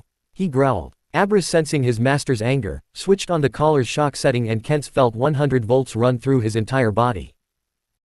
Do it again and I'll increase the voltage by 10. Don't think your old heart could handle it. Abra taunted. Kent grimaced in pain. He found himself being pushed and dragged towards the top of the tower. He might be old, but he had at least succeeded in summoning them. In one of the neighboring planes, Kid Flash shivered in the cold wrought on from the icy world around them. Frustration was quickly mounting as he and the team were unable to find any escape from this hellish weather. Well, all except Aqualad, who seemed to particularly enjoy the cold. This is all your fault. Artemis stressed with some anger. You nearly got us cooked because you didn't believe. Megan stared at him with some lost expression. You don't believe. Of course, I don't. Kid Flash acquiesced. Magic is a lie. Really now? Aqualad argued. Then explain how we managed to find ourselves in this place. He gestured to the never-ending expanse of the icy plain. I don't know. Kid Flash waved his hands annoyedly. Maybe, just maybe, this is a pocket dimension. He rolled his eyes at their disbelief. Oh come on, I can't believe you think magic is real. I come from Atlantis. Aqualad deadpanned, as if it explained everything. Yeah, and I'm faster than sound, doesn't explain anything. Kid Flash found his gaze settling into the horizon in front of him. If we don't escape here soon, we'll all freeze to death. Talk for yourself. Superboy countered. The Kryptonian would undoubtedly be one of the few in the group that could actually survive this absurd cold. What's that? Megan spoke softly. Kid Flash turned around to the floating walking stick. He smirked and said sarcastically, let me guess, you'll be saying that's the old man's wand. Artemis snorted as she moved towards it. Maybe it is. Kid Flash rolled his eyes and sped towards the stick. In time before Artemis could touch it, they both grasped the cool metal and looked at each other. Kid Flash grinned. See, it's just a walkie. He couldn't finish his sentence as he and Artemis vibrated away in a flash of light. Aqualad, Megan and Superboy looked towards each other in surprise. Superboy asked, did we just get left behind? Megan stared at Spot that her friends had just been. How do we get out? She wondered. Her physiology couldn't handle this level of cold any longer, though unlike fire, it wouldn't actually kill her. That might be a start. Aqualad gestured to a powerful light streaking through the sky. It came barreling towards the ground with incredible speed. Get down. Superboy shouted. The streak impacted the ground with the force of a meteor, creating a wave of heavy pressure and snow to spread everywhere. Megan grabbed Aqualad and flew them away from the incoming snow avalanche. Her eyes could barely perceive it. In the fissure she saw a boy, no, someone far more familiar to her. She gasped, "Naruto." Aqualad questioned, "What?" His voice filled with a greater uncertainty. They had heard what happened between the Justice League and Naruto. They couldn't beat someone like him in a fight, not when they had no possible route of escape or any tactical advantage over him. "Come on." She flew them towards the fissure. She felt slightly excited to meet him again. Naruto and she had never been close friends, but she had a lot of respect for her fellow redhead. The truth, however, was she, like every member of the young team, wanted answers for why he had done what he had done. Betrayal, some of them said, but Megan had always known that there were always two sides to a story. They landed in front of the crater and found Naruto in the middle of it, laying incredibly still. She asked, "Is he okay?" Aqualad grimaced. It would take a lot to kill Naruto. He remained unmoving for an entire minute. Superboy eventually landed beside them. His gaze settled on the still body of Naruto. "Is that?" "Yes," Aqualad replied. A groan slowly brought their attention back towards Naruto. He slowly got up, murmuring, "God, I hate magic." Though he appeared to be none too aware of their presence. "Naruto," Megan said softly. As if one cue, Naruto jumped back in response to realizing that he wasn't alone. His staff pointed towards them. "Megan." He croaked out. She hummed in response. "What are you doing here?" She asked. "I could ask you the same thing." He replied, "But if you must know, I have a meeting with fate." She rolled her eyes at the cryptic answer. Some things it seemed would never change. She forced some anxiousness down before she allowed herself to say it. "It's good to see again." He grinned. "Miss me, Marshall." His eyes seemed to lack that distinct playfulness that they used to have, but she still understood the jest. "You bastard." Naruto shifted his body in turn to avoid the slamming punch from Superboy. "Calm down." Naruto gestured, his arms high up in the air to signify his surrender. "I'm not here to fight. I've actually only come to stop a war." That made Superboy stop in his tracks. He looked at the Uzumaki with a quizzical expression. "After what happened during my fight with Wonder Woman," he said her name with a spiteful, venomous tone. He quelled his bloodlust before continuing, "They want me dead." Aqualad looked skeptical. Surely, Wonder Woman wouldn't allow for such a thing. Naruto spat. "Diana is of the Myskaron. They are my mortal enemies and I am theirs. They wish for the last remaining Uzumaki's head to be at their feet, for my line to end. Only then will this be satisfied." Aqualad said, "And what does this tower have to do with anything?" "I intend to end the war." Naruto stressed. It sounded like a peaceful gesture to both Megan and Superboy, but Aqualad had sensed the dull undertones in Naruto's voice. He had heard of the Uzumaki in his training at Atlantis. It was one of the reasons he tried so hard to become friends with Naruto, if anything to prove his people that they were wrong, that the Uzumaki weren't just a people of war and demonic tendencies. Aqualad asked, "And how will we get there?" "Magic, of course." He slammed the staff onto the ground once more. A door opened up, presenting them a staircase that seemingly led to a tower. Naruto muttered, "I guess they were right. 1,000 steps to victory." "Yes, boy. Get the amulet. It's the only way." They murmured to him. Naruto scrunched his eyes closed, trying to neuter their voices before any of the others picked up on his glazed expression. "Well then, let's get going," Naruto said. The three of them looked at him with a questioning gaze. Megan asked excitedly, "You can do magic?" "Well, everyone can do magic." He corrected, "I can't really do spells or whatnot, but my chakra is enough to make this hunk of wood work." Aqualad replied, "I'm not so sure. I thought you had to have an affinity for the mystic arts to use magic." Naruto chuckled, "That what they teach you in Atlantis. Heck, Wonder Woman can't use magic, but that doesn't mean she can't use magical items to perform magic." Superboy stayed silent as they walked the steps leading to the tower. He wondered, what side are you truly on? It had meant to be a thought, but he had accidentally let it slip. "What side I've always been on," Naruto replied. "And which side is that?" Aqualad asked. "My own." He grinned before frowning. Atop the tower, he could see the faintest flashes of red and gold. It had already begun. Dr. Fate would be summoned soon and he had to stop it before it happened. He looked back. "I'm sorry, I have to go." "Wait," Megan tried to say, but Naruto had already launched himself into the air. "We never got to ask him why he left." Aqualad consoled her, "We'll find out after we save Kent." Though his tone remained unsure. He gazed at Naruto's flying form, watching him reach the top of the tower. He feared that the next time that they met, there wouldn't be much time to be civil. Clarion growled as he dodged yet another blast from Kent Nelson. You can't think that your pathetic attempts at magic can hope to defeat me. He raised his hands, gesturing in a finger gun motion.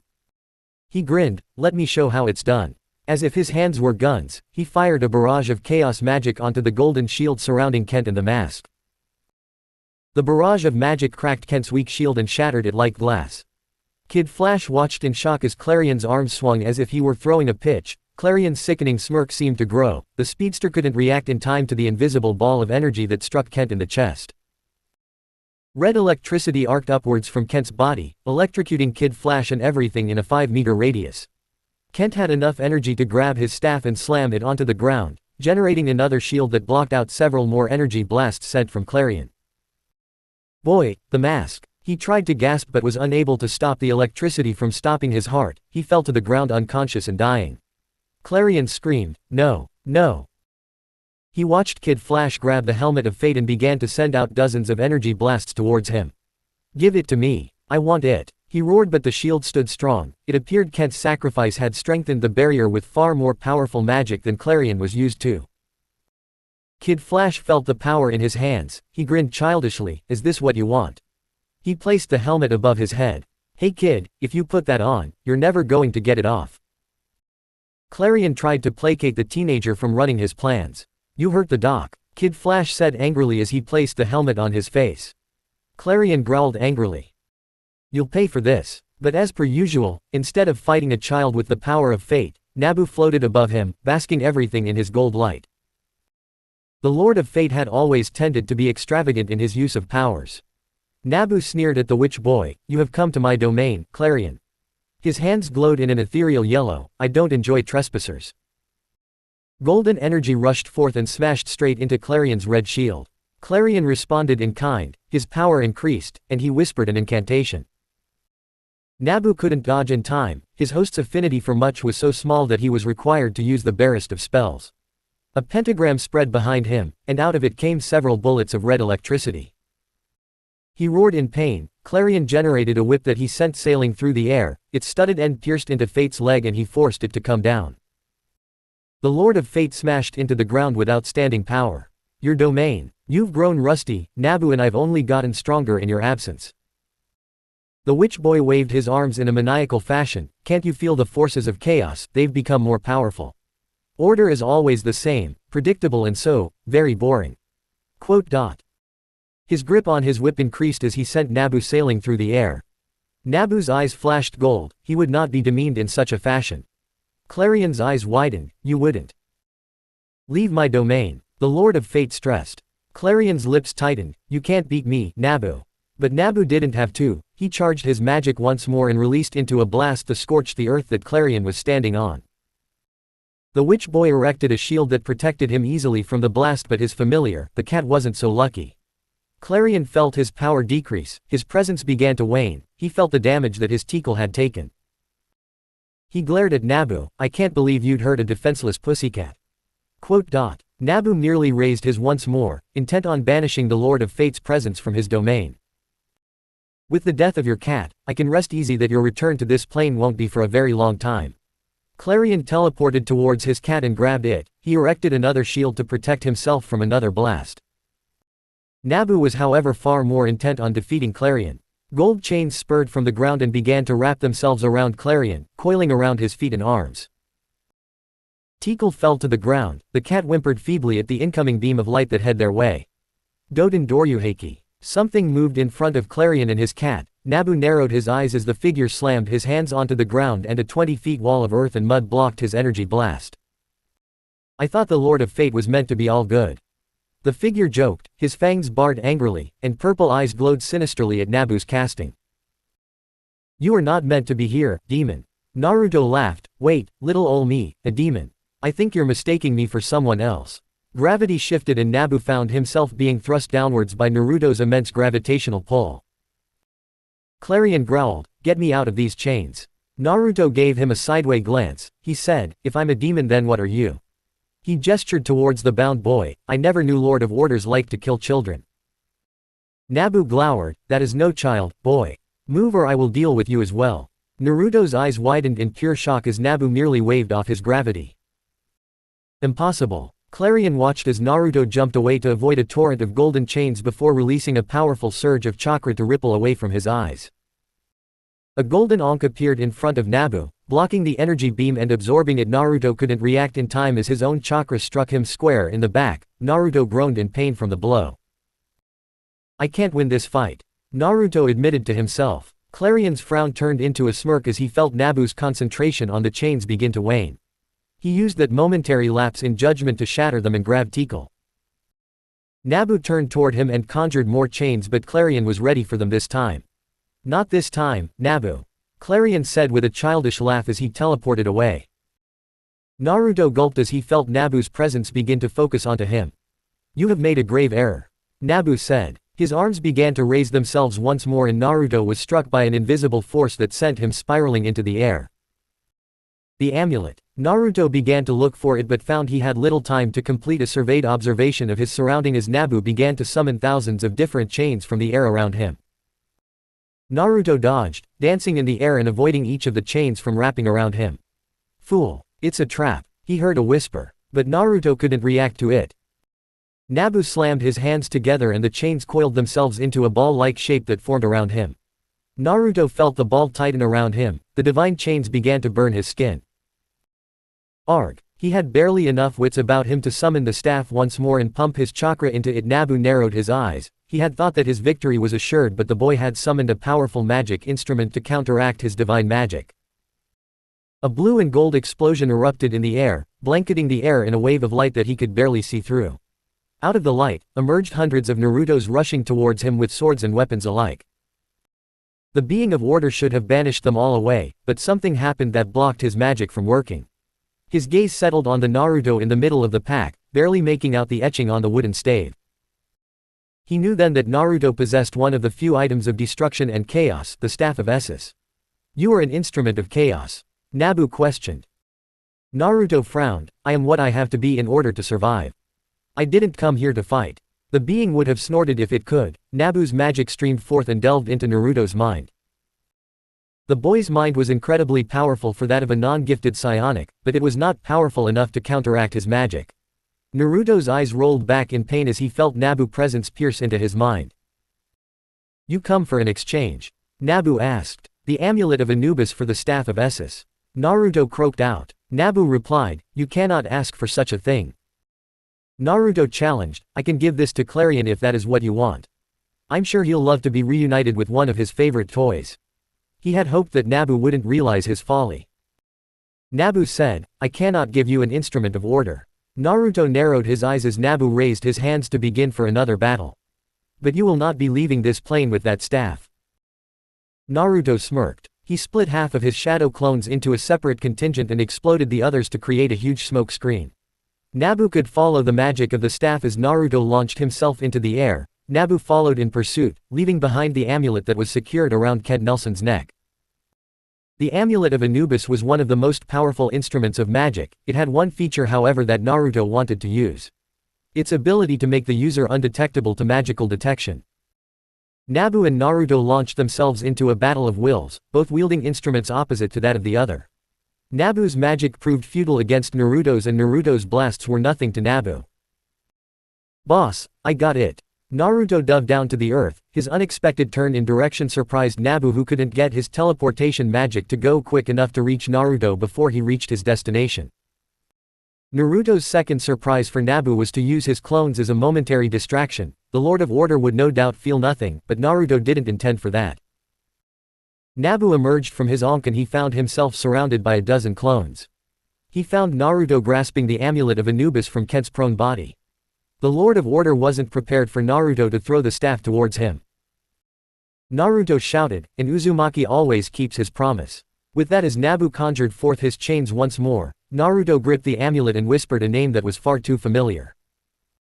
Amun-Ra. The starry blue interior of the amulet glowed a powerful gold. Nabu tried to break through, but like his own magic, Anubis's charm was that of a much higher calling. Naruto's body was wrapped in a golden hue and then he exploded into a million flutters of light. Gone. Nabu couldn't even track him. It didn't make sense. The boy knew far too much about the inner working of order and chaos. How did he even know about this tower or where to find it? He would have to ponder on such matters. But first, he had a fake magician to rout and some children to save. Diana had spent days at Themyscira. When she arrived, she had found a grand council had been put in place and Artemis kneeling in front of her mother. "I beg your forgiveness, my queen." Artemis knelt, her tone remained firm yet soft. "I did what I did to save our people. You circumvented my authority." Hippolyta said tightly. He attacked the princess, branded her with his torture mark. She spat. "I and our sisters will not stand for such a threat to go without warning." "And how did that work out for you?" Diana said angrily. "You started a war." Artemis stood up and howled. "He started it when he stood against you. When he broke the treaty." She turned to her sisters, who here wishes for retribution. "Uzumaki Naruto is the last remaining Uzumaki in the world. His death will only bring us peace. I say we fight. Fight for our dead sisters, what say you?" She said icily. The Amazons remained quiet for a brief moment before they howled in response, arms in the air. Artemis rounded towards the queen and knelt once more. "We can win this, my queen. We cannot tolerate his presence anymore. I will not allow for war to break out again." One of the sisters replied, "You are afraid of one boy." Hippolyta scowled. "Have you seen him fight?" She fidgeted at the braces of her throne, thinking deeply on how to resolve this situation. "Uzumaki Naruto will not be touched, the treaty will be honored." Artemis bowed but spoke against her council. "The Grand Council must decide for us, my queen." Hippolyta said, "All against this motion." The majority of the council raised their hands. They had all wanted Uzumaki's blood for what had happened. Artemis smiled. She would get her opportunity to avenge her sisters. "To war!" She roared and they all roared in response. Diana's frustration peaked. Her fist found one of the pillars in the temple. Artemis looked at her old friend and said, "You should be happy. We are doing this for you." Diana hissed, "You've doomed us all. Do you not know what happened during the last war? Or that Naruto houses enough chakra to fight for 100 days on end?" Artemis remained silent. "He has allies, he hides in secret. We can find him." Artemis replied, "I already did." Hippolyta addressed that, after your failed assassination, he will take extra precautions not to be found. "And how can he do that?" One of the council members asked. "By seeking out the amulet of Anubis." A soft voice spoke from the front of the temple. They all rose and knelt in the presence of the Queen of Olympus. Hera said, "Rise, my children." Hippolyta gulped. He sought an instrument of order. "Is it not under the protection of the lords? We cannot see him anymore." "Blasphemy!" One of the council members shouted. "He seeks to undo us." Hera's smile turned into a frown. "He seeks what he cannot have." "And what is that?" "Family." Diana's eyes widened at that. Naruto sought to unravel reality. He sought to return his family from the dead. She had heard of such powers being manipulated before. The revival of Themyscira after their death at the hands of the Uzumaki was one such example. Hera stressed, the Uzumaki must be defeated before he accomplishes such a thing. Artemis nodded. Her quest had been set and she had now been given authority by something beyond that of their queen. Diana rushed out of the temple. Hera's gentle smile had a sickening undertone, the final Uzumaki. His death would give her great joy. She had sought after him, following every trail that Batman had given to her but to no avail. No one could find him, Zatara's magic couldn't trace his location and Atom had detection no significant permeation of chakra. It seemed all lost. All except one, Batman had detected something in Japan. So here she stood in front of a monastery deep within the forested area around Kyoto. She searched the abandoned building and found nothing once more. "I've heard you were looking for me. I hear you've been looking for me." Fear wasn't something that was familiar to Diana. In fact, the Amazonian feared nothing except for the gods, but she couldn't help but feel a sense of dread as Naruto simply appeared out of thin air. Her magic didn't even appear to respond to his chakra like it should have. Yet despite this sudden turn of events, she chose to draw her blade and attack him. A foolish mistake. Amun-Ra. Gold chains flowed forwards from Naruto's body and quickly wrapped around Diana's body like a snake circling its prey. "Don't take my presence here as an admission of surrender." Diana struggled against her bindings, her eyes grew cloudy and Naruto watched in amusement as but a tiny little flicker of electricity wrapped around her. "You stand upon the sacred ground of the Shinto, your gods aren't welcome here." Diana said angrily, "I sought you out in peace. And yet it was you who attacked first." Naruto said with a grin. Diana roared out in pain, "You killed my sisters. Naruto frowned as he watched her shatter the bonds that held her in pure rage. Her sword reached his throat. Tell me why I shouldn't kill you now. Naruto gestured downwards, revealing that he too had his blade against her heart. He sighed in relief as Diana let her blade go. You know, I'm sorry. He said softly, I thought they would return, I didn't know that they would die. Diana looked into his purple eyes, so full of sadness and anger that it broke her heart. She had failed him, as a mentor, as a confidant and as a friend, but her heart never yielded to the guilt. It instead stood firm as she did against any foe, no matter their relationship. You have started a war. She said angrily, a war that will either end in a singular outcome, your death or the demise of Themyscira. She raised her blade, ignoring the oppressing feeling of chakra that began to seep around them. You are mistaken, it is not I who started this war. Diana's body fell to the ground as the very earth around them cracked in response to his gravity. Naruto followed her in kind, his sword touched lightly against her neck. It was you. Diana choked out, if you think I am so far gone, if you think that our bond wasn't true, then I can only be seen as your enemy. She stared intensely into Naruto's eyes, her gaze remained unflinching even as his blade threatened to spear right through her throat. She gave him an ultimatum, then kill me. Naruto froze, what? His gravity wavered in response to his shaky will. Diana could have run in that moment, but she remained on her knees. I am the princess of Themyscira, daughter of Zeus. By killing me, you would have eliminated the strongest threat that you would face in the coming war. She reasoned. If I am truly this evil manipulative woman that you believe I am, then why not just end me? He faltered again. Diana pressed harder, or do you remain so cowardly that you are only able to kill when your enemies' backs are turned? Naruto roared in pure rage, his blade came crashing down onto Diana, who simply closed her eyes in resignation that her pupil had lost himself to the darkness. Yet no such relief came. Instead, she felt Naruto's gravity simply dissipate, her eyes fluttered open in kind, finding Naruto's hand gripping his sword arm. The blade was but a hair away from ripping into her neck. She grasped the blade and gently lowered it. We aren't enemies, Naruto. You lied to me. He growled as she stood up. I have simply bestowed upon you the mercy that of which your kind wouldn't give me. Diana muttered, truly, I regret my actions. Perhaps when you arrived, I had been overcome by biases, but in time I saw you for who you truly were. Naruto shivered as she placed her hand on his cheek. I am not good person, Naruto. I have killed, I have maimed, I have destroyed any enemy that stood against my people. But even if we are ourselves not pure of heart, we can still protect those that are. Naruto frowned, you sought to protect me. Diana smiled softly, I have nothing to gain by lying. She stared at her bracelets and muttered something in ancient Greek that Naruto couldn't understand. My sisters are hunting you at Hera's behest. By telling you this, I invoke the greatest dishonor I can upon myself. I am aware, Naruto said simply. She asked quizzically, how? Diana's eyes widened, something shifted in the air around her, it was something that she couldn't quite understand. It felt old, no, it felt as if it belonged to something far beyond her, an entity that transcended humanity and gods alike. Naruto grinned, I hold the amulet of Anubis. She stared at the amulet with a frown. Naruto hadn't even begun to understand the very power that he held around his neck, but she feared that like all things, this power came with great consequences. The amulet has a very interesting ability, it allows me to see anyone I've tagged with my chakra. That was somewhat incorrect, the amulet simply gave him visions of what it wanted him to see, and it didn't take long before Naruto realized that the visions were directly related to people who he had used his chakra against. Diana muttered, that's how you've always been one step ahead of us. She looked at her student with a curious expression, why tell me this? Naruto simply answered, how else will you be able to convince Batman if you don't give him some sort of actionable intel? He threw her an object, wear that, it'll allow me to contact you. She caught it and found it was a golden ring with a black onyx stone. The stone was inscribed with some sort of kanji, that she vaguely recognized as sky.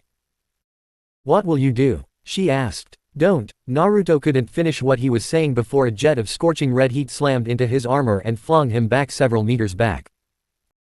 Diana. Superman's landed into the ground in pure rage, get away from her. He roared. Naruto was less interested in the bestial Kryptonian than he was in the interesting magic spell that had been cast around him. Diana hissed, you fool, you shouldn't be here. Superman didn't listen, he flew straight into the kneeling Naruto. Naruto grunted at the brute's strength. Fighting the normal man of steel was already tall task, but to fight I don't know if I should be honored, you sun-dipped for little ol' me. Naruto grinned sadistically as he was driven into the middle of the field. He raised his hand and with a mere flick, his gravity flung Superman straight into the forest. I know you're there, Batman. Naruto announced, his amulet glowed a menacing yellow underneath his armor as the air began to shimmer revealing Batman floating down with Zatara and Jon Stewart. He raised an eyebrow in amusement, this is your idea of a hit, I seem to recall that I beat you with a greater force. Batman's lips twitched, Naruto jumped back immediately as he felt a beam of radiation erupt from the sky above him. His body spun in midair to avoid the speeding Superman, he grabbed him by the cape and spun him around, intent on throwing him into the air but the bastard had other ideas as he led a howling torrent of ice and wind to freeze the ground beneath him. Naruto raised gravity once more, the ice cracked but not before he felt a presence behind. Martian Manhunter's telekinetic ability spiked, and Naruto felt his gravitational field strike against an equal opposing force. He growled in anger, eyes flashed red as a beam of concussive force struck the Martian in the chest. Atom, now! Captain Atom landed, his metallic husk of a body crunched against the ground allowing his quantum field to expand and grow around Naruto. Naruto didn't have to see Batman to know that the man was grinning at the outcome, the idiot must have believed that he had won. Atom's quantum field elapsed, and Naruto's body was forced into the ground as chains of metal began to grab him. Naruto grunted, IW won't go so Ayaz. Zatara stepped forward and slammed his stick onto the ground, several hundred runes began to scry from the stick and began to wiggle their way around him. Naruto felt a chilling darkness edging across his vision, the runes were beginning to consume his body like a child scribbling erratically across a page. This was ancient magic, one that even the amulet refused to undo. Yet despite the fatigue that overcame him, Naruto let out a chuckle. It came out as a soft giggle that sent shivers upon all of their spines. That laughter reminded them of someone, each of them of a man that they wished they never met. Captain Atom questioned, what's so funny, kid? Naruto's groaned out, why you think IC came alone? Superman reacted first, get down. But it was too late, a loud bang was heard and a canister fell onto the ground. Smoke rose from the ground, Captain Atom merely raised his hand and disintegrated the smoke. Atom's momentary distraction allowed for his control of his quantum field around Naruto to quiver, allowing for something akin to a crawling darkness to creep through the field and wrap around Naruto. Batman frowned, he couldn't understand what the point of that intervention was. Surely, Naruto was smart enough to know that such a distraction wouldn't work against them. He stared at Naruto almost inquisitively, trying to ignore the young boy's crooked smile as he tried to discern what his intentions were. Then it happened, as sudden as a flash of lightning, darkness began to spill throughout the world around them. Zatara was the only one to see it, a teenager cloaked in a garb that only allowed him to see her face, yet her presence was undeniable and it was all too familiar to the wizard. He whispered, Trigon. And just as the darkness came, it soon dissipated leaving the Justice League confused and in disarray. They stared at the scorched ground upon which Naruto was once bound, it was empty, he was gone. Batman grunted in silent anger. Superman punched the ground in frustration. Zatara stood, stiff and shaking from what he had just felt. However, it was Diana who moved, grabbing the caped crusader and slamming him against a tree. You lied, she said angrily, you told me that I would get to talk to him in peace. Batman narrowed his eyes, I knew that he would reveal his presence to you. Diana snorted, and how did you know that? Batman smiled sadly, you're not just his physical weakness, you're his anchor. Diana froze in shock, her grip slacked around his cape allowing Batman to lower her hand gently. Have you ever asked yourself why he reacted so badly? Diana frowned, because we betrayed him. He never cared about anybody else except you. Batman addressed the elephant in the room, and I'm guessing you reached that conclusion on your own. He saw you as more than just a mentor. Superman chose to intervene, and that's why we couldn't trust you with him. He could have killed you. Diana instinctively touched the ring on her finger, Batman saw it but never made any indication about her latest addition to her jewelry. Her eyes drifted to her boyfriend, glaring at the two men, she said with utter confidence, I am the daughter of Zeus. I don't fall so easily. Superman tried to placate, we know that. Diana's sword drew to his neck and the Man of Steel gulped, for two men who preach about honesty and loyalty, you sure are good at betrayal and lying. They remained silent as she flew off. Superman made way to catch up to her but Batman stopped him. He shook his head, and Superman simply sighed in resignation not knowing what he had done wrong. Diana was flying without direction, her mind was abuzz with so many different questions, yet the loudest of them was a simple one. What did she mean to him? No, she thought in slight resignation. Batman's line of inquiry appeared to be directed to her as well. She wondered to herself, a somewhat morbid thought began to form. What did Naruto mean to her? The answer was something that she dreaded to find out. Bang! 3 people hit the ground in an unknown location, 2 of them groaned in pain from the awkward landing. Fucking hell, must. You always teleport us like that, Raven. The cloaked woman simply smirked. I'd have thought you'd get used to awkward landings by now, Ravager. Considering your father and all. Ravager stood taller than Raven, her armored body literally towering over her. The woman sneered, you can't talk to me about daddy issue, miss my dad is an evil demon who wants to rule the world. Raven's cloak expanded and darkness seemed to pull out and into the room. Naruto sighed, must you two always fight? Yes, the 2 of them shouted without ever breaking eye contact with each other. Poison Ivy giggled as she entered the room, seems like I missed the memo to your little gathering. Naruto grinned, you get it. Ivy simply gave him a snarky little smirk, when have I ever let you down? She gave Naruto an inscribed box. He inspected the Egyptian letters and whispered the words of Amun-Ra. The box glowed gold and it opened with a click, revealing a red gem. How did you know that Big Red and Blue would be out of his city? Naruto shrugged, it was a hunch, I assumed Batman had an ulterior motive to helping Diana find me. Ravager raised an eyebrow as she took off her mask, Diana. Already on first name basis with Wonder Girl. Raven corrected, it's Wonder Woman, you idiot. Naruto shot them both a look before they devolved into another argument. Though he felt somewhat out of place when he realized that all 3 women were looking at him expectantly. He sighed, it's not like that. Suor. The girls all said in unison. Naruto grunted, as he headed up to his room. Ravager turned to her compatriots and smirked, bet you they slept together. I can hear you. Naruto shouted. They just giggled, before they headed their separate ways. Naruto had deemed it important that they were rarely seen together, something that Ravager and Raven understood even more today after seeing how powerful the Justice League were. Naruto sighed as he finally got some peace and quiet. He shouldn't have seen her, he thought to himself. It was the most tactical approach, he needed someone to help him with his Themysceron problem and she was the only one who could help him. Diana's pleas didn't help either, she was stubborn and strong-willed, it's why he liked her. Yet she was willing to go down on her knees just to prove a point. Naruto lay on his bed, confused and incredibly frustrated at her actions. But he neither had the patience nor the time to dwell on such tedious affairs. He had finally got the second part of the puzzle, the Eye of Osiris. A simple but large red gem with several golden etches inscribed all over it. He grabbed the amulet of Anubis and placed the eye over it, and he began to recite the enchantment that he had been told to. Nothing happened. He grimaced and recited the words once more. Still, however, no reaction occurred. Naruto gritted his teeth in frustration, nothing was ever simple. He spoke, despite nobody being present. You said that was all I needed. He heard a harsh whisper echo through his mind, foolish child, Osiris's gem doesn't work unless you also possess Isis's piece.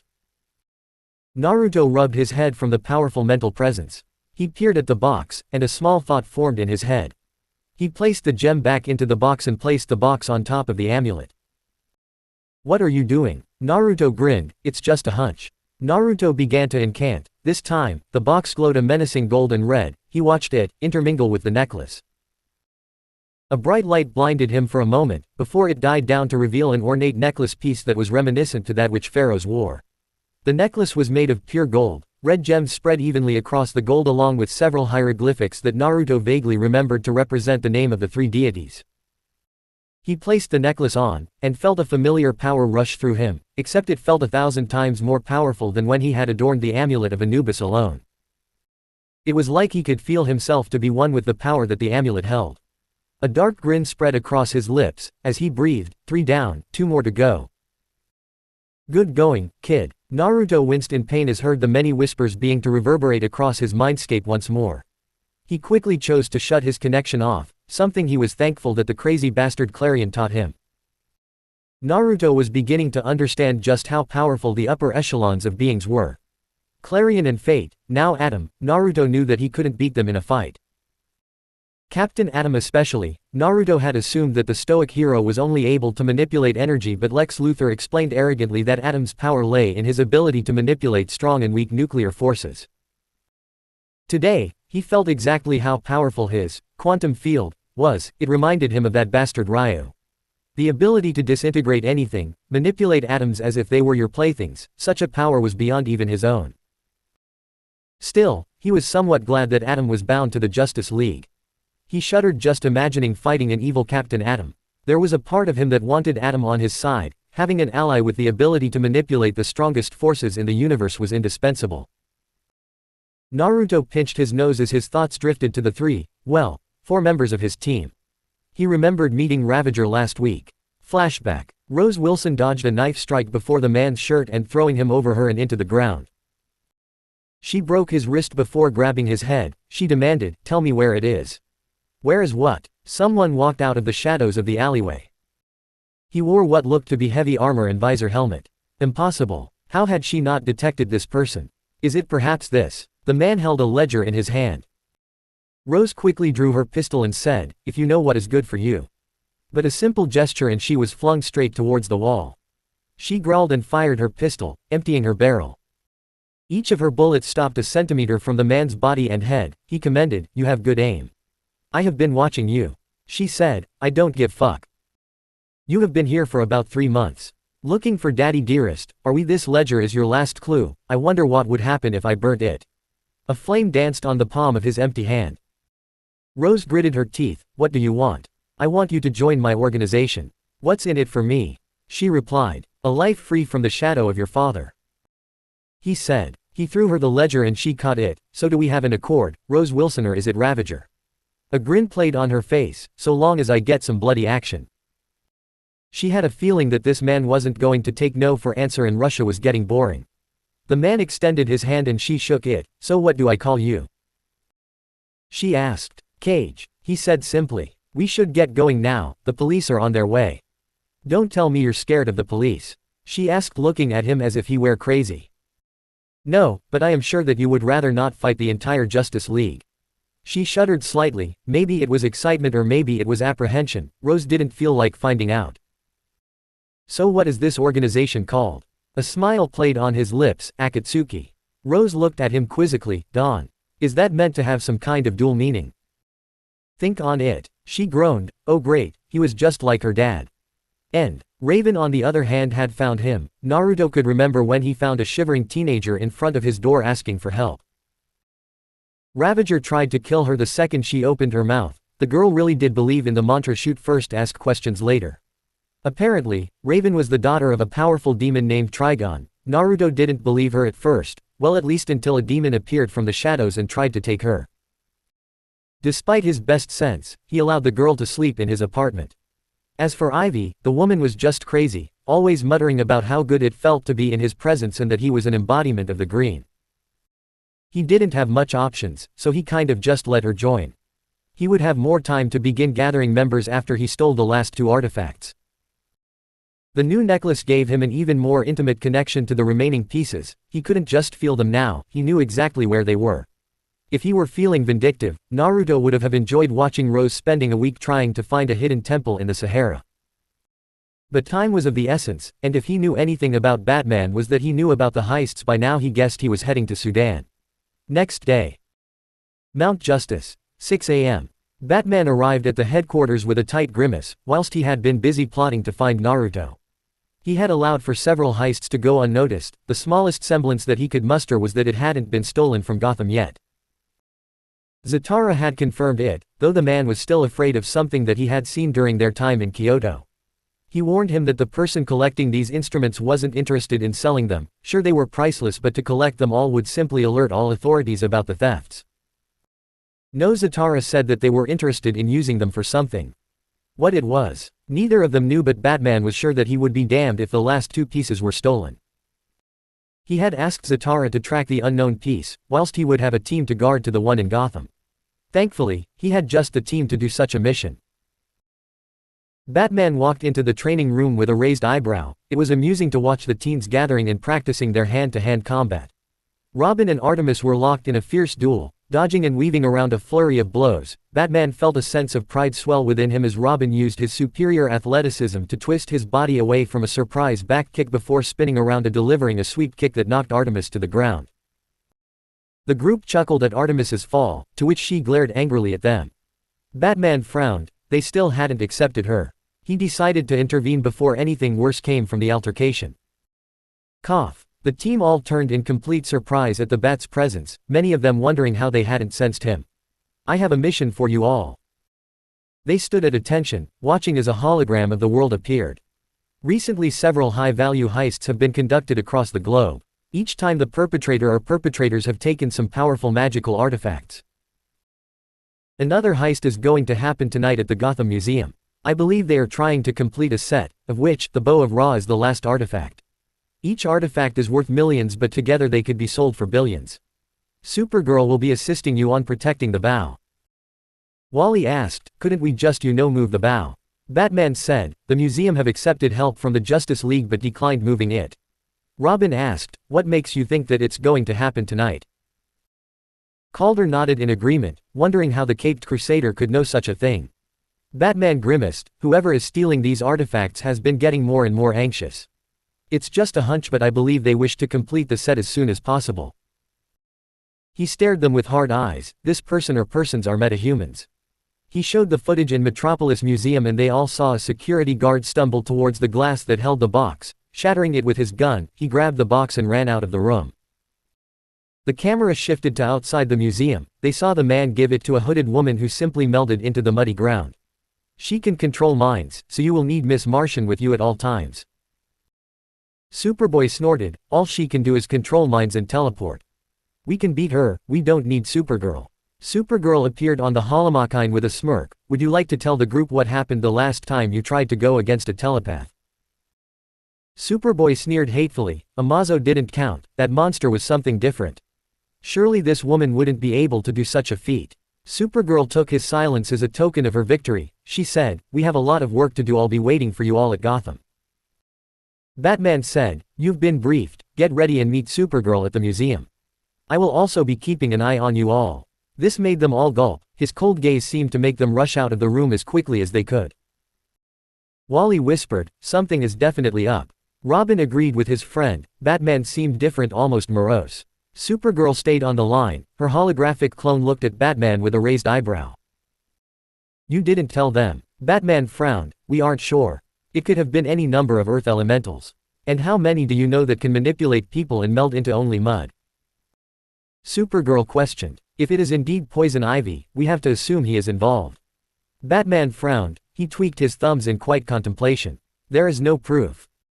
He stressed. "Going overboard will only deter the thief from coming."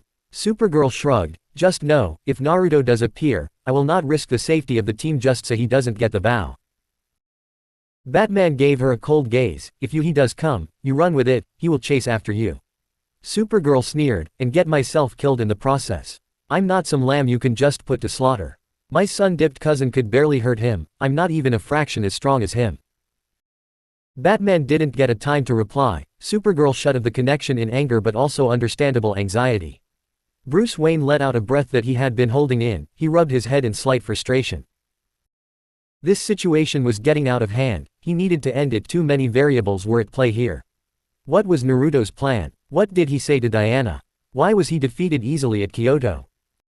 He remembered confronting Diana along with Zatara at the headquarters. He let you beat him. Did you really think the gods would have allowed you to sully the ground with their ancestors' blood? Zatara's face had paled to the point that he thought that the man would faint. Batman understood the implication of what had occurred after doing some research. Attacking Naruto on that ground was akin to fighting Wonder Woman in ancient Greece. It was pure suicide. He pressed a button. The machine. "Adam, I need your help." He might come to regret this action, but he needed to ensure the safety of the team. There was still time for one more play. Meanwhile, Metropolis. Rose Wilson spun around the staff of Horus. She said, I have no idea why anyone would want this piece of junk." The eye of Horus glowed an ethereal red and Rose was sent crashing into the wall. "How many times do I have to tell you to stop playing with the artifacts?" Naruto said, amused at the groaning Rose. "Hey, how was I supposed to know the staff has a mind of its own? And besides, I wouldn't have touched it if Raven wasn't hogging the shower. You know I can hear you. A female voice spoke in both their heads. Rose snarled, "Get out the fuck out of my head, you damned witch." "Make me," she said. Naruto replied with a laugh using his own telepathy, "Good to know that you girls are bonding." Two voices spoke at the same, "Fuck off." Naruto grinned succinctly at their hostility. "Save all that anger for tonight." Rose asked, "Couldn't you just get in there and take it?" Naruto said, "Batman's smart, he already has a team of covert operatives watching it by now." Raven said, "And you expect us to fight the Justice League?" Rose sneered at the girl as she walked down the stairs with just a towel wrapped around her body. "Wear some clothes, nobody wants to see your body." Raven grinned, "I can think of one." Naruto merely stared at her for a moment longer before coughing and quickly saying, "Regardless, Batman is unlikely to send any Justice League member. He's going to send his little team of sidekicks." Rose guffawed, "You mean to tell me you want us to fight a group of League wannabes?" Naruto nodded, curious as to what had caused her immediate excitement. "Dad has always said that I was weaker than them. I'm going to show him today," she said as her tone turned from angry to jovial in a blink of an eye. Naruto facepalmed and Raven whispered, "Talk about daddy issues." Naruto said, "But you are weaker than them." Rose grabbed her sword and narrowed her eyes at Naruto. "Look, unless you have a piece of kryptonite in your arsenal, Superboy is going to steamroll right through you." Rose just grinned, "Well, you're in for a little surprise then." Naruto didn't really bother asking what the bipolar woman was talking about. Instead, he simply told the two of them to get ready and to meet him at Gotham. His plan depended on Batman not knowing that he was involved. He'd rather not fight Captain Atom or Superman for as long as he could. Unluckily for him, it seemed other parties had also gotten wind about the robberies. Especially one vicious little kitty cat. Night had begun to fall, the museum was finally closed, and that meant it was time for the team to enact their plan. Batman had given them several of his microscopic cameras which they had embedded across the room. The cameras had infrared which allowed them to see even if say someone through a smokescreen. Miss Martian was stationed in the room, invisible to the naked eye, so that she could ambush the intruders if necessary. The others were in a control room watching the room whilst Supergirl was in the sky taking an aerial view of the area surrounding the museum. Unbeknownst to the team, there was also another invisible presence in the room. Captain Atom stood bored as he watched the Martian girl float around the room. Children. That's what they were. The soldier didn't understand the need for them. He could have done this mission alone. Crash. The alarms blazed all over the museum, glass shattered everywhere, and Captain Atom frowned as he was unable to discern the cause of what had just happened. Batman had said that the Uzumaki boy was involved, yet he couldn't feel his chakra, instead he could feel a growing darkness. They say emotions are a bitch. He heard a whisper, "I think yours might just kill you." Before Captain Atom could react, he saw a shadow slowly wrap around Miss Martian's form and her eyes to glow a distinct red. Empath, he thought. Atom moved in time to avoid a telekinetic blast that cracked the wall. Okay. She was far weaker than her counterpart, but he was slightly impressed with her power. She growled, "I'm going to kill you." Atom merely raised his hand and his quantum field enveloped the girl, knocking her out clean. The door burst open, and the team rushed in. Wally said angrily, "What did you do to her?"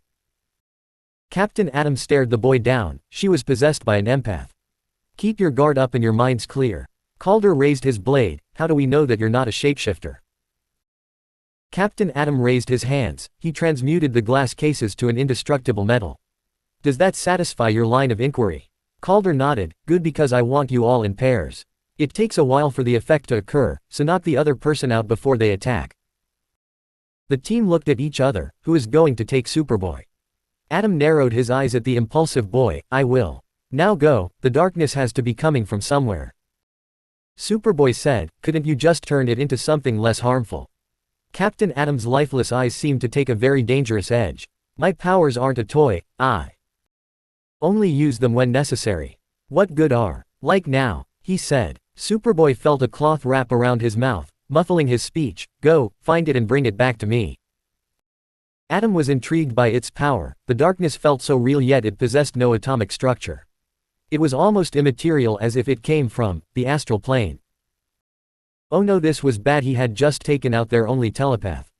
He froze when he felt an incoming mass. It was falling at almost hypersonic speeds. Above. A few seconds earlier, Supergirl watched uninterestedly with her atomic vision and infrared vision picked nothing out of the ordinary. No had entered the building and all seemed fine. That was until her comms went to shit and it was revealed that there's some sort of empath manipulating Miss Martian. At least, Captain Atom was there. Surprise bitch, she heard as a sword pierced straight through her chest. She turned around and saw a white-haired girl with Deathstroke's mask covering the top half of her hair. The girl had emerged from a darkness so suddenly that it was impossible to react. The sword ripped out of her chest and she gurgled some blood. "I am possible," she muttered weakly. "That's what he thought as well, he thought I was crazy as well," she said with a loud laugh, waving her sword around. "Anyway, boss wants you out of the picture." She moved to thrust her sword but Supergirl moved faster and grabbed the girl by the neck. The Kryptonian's chest was already healing despite Rose's ability to dampen her invulnerability. Slink. Unfortunately for you, she isn't the only one capable of wounding a Kryptonian. Two swords erupted out of her chest. Kara Danvers gasped in pure shock. Pain unlike anything bubbled through her body. Except my Tatsuka and Kusangi are special. The damage lasts for a very long time. Blood poured out of her mouth. Her body refused to heal and was in a constant state of deterioration and failed healing, which seemed to induce a far greater pain than she could ever imagine. She turned and looked at the perpetrator with wide eyes. Naruto, why?" Naruto sneered, "You were in my way." He ripped his blade out, causing her to scream, and channeled all of his power into his fist. Kara was sent to the ground with a sonic boom. Rose grinned bloodthirstily, "I like this look on you." Naruto felt bile rising through his throat, but it kept in there. He couldn't waver now, he was so close to his goal. The Uzumaki had but one rule: family above all. Smash. "Now it begins," he said as he peered downwards hoping to see a crater, but instead was greeted with the silvery hue that undoubtedly belonged to Captain Atom. Rose stepped back into the shadows. "Raven and I will deal with the brats, you steal the bow." Naruto felt her disappear and frowned. "I don't think it will be that easy anymore." Captain Atom had sensed Kara's flickering solar energy as she came closer towards the ground. He phased upwards through the glass ceiling and grabbed Kara's unconscious body. His metallic hands felt the distinct sensation of blood pooling against them. Someone had managed to mortally wound Kara.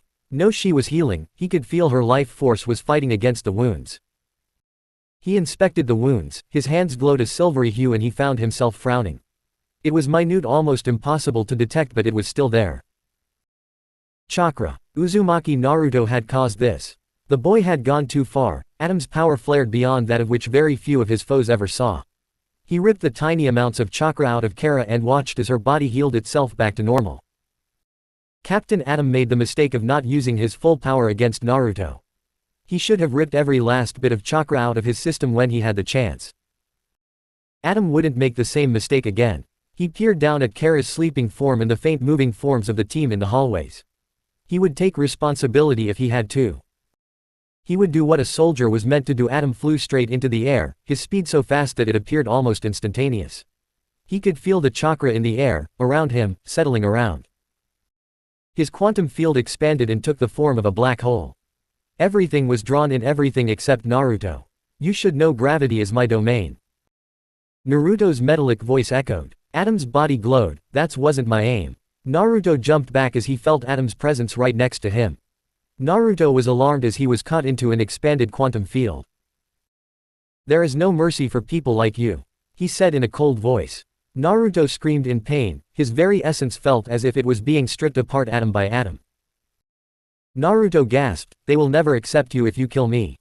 Captain Atom's voice was disembodied. "I won't kill you, I have the ability to control atoms. Like a puppet on a string, everything that you are belongs to me." Naruto grunted in pain, his chakra rippled through the air violently and struck at Atom, who merely raised his hand and absorbed it as if it was his own. "Your chakra, your body, your mind, your life. They are mine," Atom said. "You are nothing. You will spend the rest of your life in prison for attempted murder. I will make sure that you will never escape." Naruto laughed, his body heaved under the power of Atom's quantum field. "You and I are alike." Captain Atom's power spiked in anger. "I'm nothing like you, boy." Naruto's grinned bloodthirstily. "Oh, but we are. Like you, I also control the fundamental forces." It was Atom's turn to laugh. "Gravity is the weakest, crack." Atom jumped back as his quantum field was disrupted. Naruto's eyes glowed a celestial golden color. He could feel the boy's body ripple with golden energy. "What have you done?" Adam said in shock. A staff appeared in Naruto's hand. Adam could feel two very different energies fighting against each other inside Naruto. Like oil and water, they refused to mix but they didn't need to. Naruto slammed his staff down. Red chains erupted forwards and began to twirl around Captain Adam. Adam disintegrated each of them, but he felt his field was going into disarray. At first, I wondered why exactly the power of order didn't work on you. Then I realized that the problem didn't lie within your power but rather your control. Adam growled. His quantum field expanded and consumed the very skies around them. Naruto raised his staff in time as Adam converted every atom around him into shards of nth metal. Naruto raised his hand, Kage Bunshin no Jutsu. 1,000 clones spurred forward from a plume of smoke. Captain Adam's eyes widened when he saw them all raise the same staff. Red lightning spurred forward from them as they channeled their chakra into the staves. Let it be known, Shin. Amatsu Mikabashi, they roared. The skies ruptured, the air around Adam grew heavy, the very air around him swirled and became agitated before it was consumed by an unholy red fire. The nth metal shards didn't even stand a chance against the heat. Adam's quantum field began to fray as he tried his best to consume the chakra, but there was something in the chakra that made it impossible to control. It was as if the energy was in a constant state of chaos. His eyes widened when he realized what was about to happen. Adam had no choice but to expand his quantum field as far as he could. He needed to protect the city below. The air didn't just catch fire, no, it literally exploded. Every molecule of oxygen had been imbued with Naruto's chakra and the power from the staff of Horus. Captain Adams was forced to consume an explosion equivalent to that of 200 atomic bombs. That would have been easy for someone of Adam's ability. In fact, Naruto surmised that Adam's energy absorption was endless. But the chaotic nature of the staff made his field begin to distort and disrupt. Adam was struggling to contain the energy, he was going to explode. Naruto realized that this was his best opportunity to get rid of Adam, at least until he managed to reform. Someone who could manipulate molecules was virtually impossible to kill unless you managed to remove all the molecules around them. Naruto gripped the freezing Captain Adam before he could regain his bearings and threw him straight into the sky. He turned to his clones and grinned, and that's how you beat an unbeatable foe. The clones snorted, if he can't be beaten, how did you beat him? Naruto rolled his eyes at the smartass comment. He released them all and immediately grabbed his head in slight pain from the influx of memories. His gaze fell upon to the museum. He needed to get the bow and get out of Gotham as soon as he could. His fight with Adam surely alerted every single magician. In fact, he could feel their presence inching closer by the minute. The Demiscarans were coming. He dove towards the ground. He was all but a streak of blue and black crashing straight through the glass ceiling and into the museum. He couldn't feel Rose and Raven's presence. It made him worried. He closed his eyes and allowed for his chakra to echolocate. He couldn't sense anyone. Everything was deathly still. He rushed towards the room that held the bow and found it empty. He had been tricked. This was Batman's plan all along. They hadn't just taken the bow, they had taken Rose and Raven as well. He closed his eyes and tried to connect to them through the rings. He found himself unable to. Naruto gripped his two blades in pure rage. A black fire consumed the very earth around him. You took something that belongs to me, Batman. He gazed into the tiny cameras in the room. There will be consequences. Batman's voice spoke through the machine. You will never see the bow or the girls. Naruto's voice became disembodied, demonic and reeked of pure evil. Then I will become the very devil you sought to prove I was. Black fire screeched, consumed the machines, erupted all around the walls, burning everything in its path. By the time the Justice League arrived a few minutes later, the fire hadn't just consumed the museum, it had disintegrated it. Zatara muttered, Enrut K Kalb Arif Rita. His magic spread and managed to consume the black fire. Instead of doing his bidding, it simply caused more of the fire to appear. So powerful. He channeled more magic until eventually a very fatigued Zatara managed to quell the flames. Batman stared at the collapsed ruins, his eyes hardened at the declaration of war. Do you understand now? He turned to the other Justice League member. Uzumaki Naruto can't be left alone, he must be contained. The others voiced their agreement.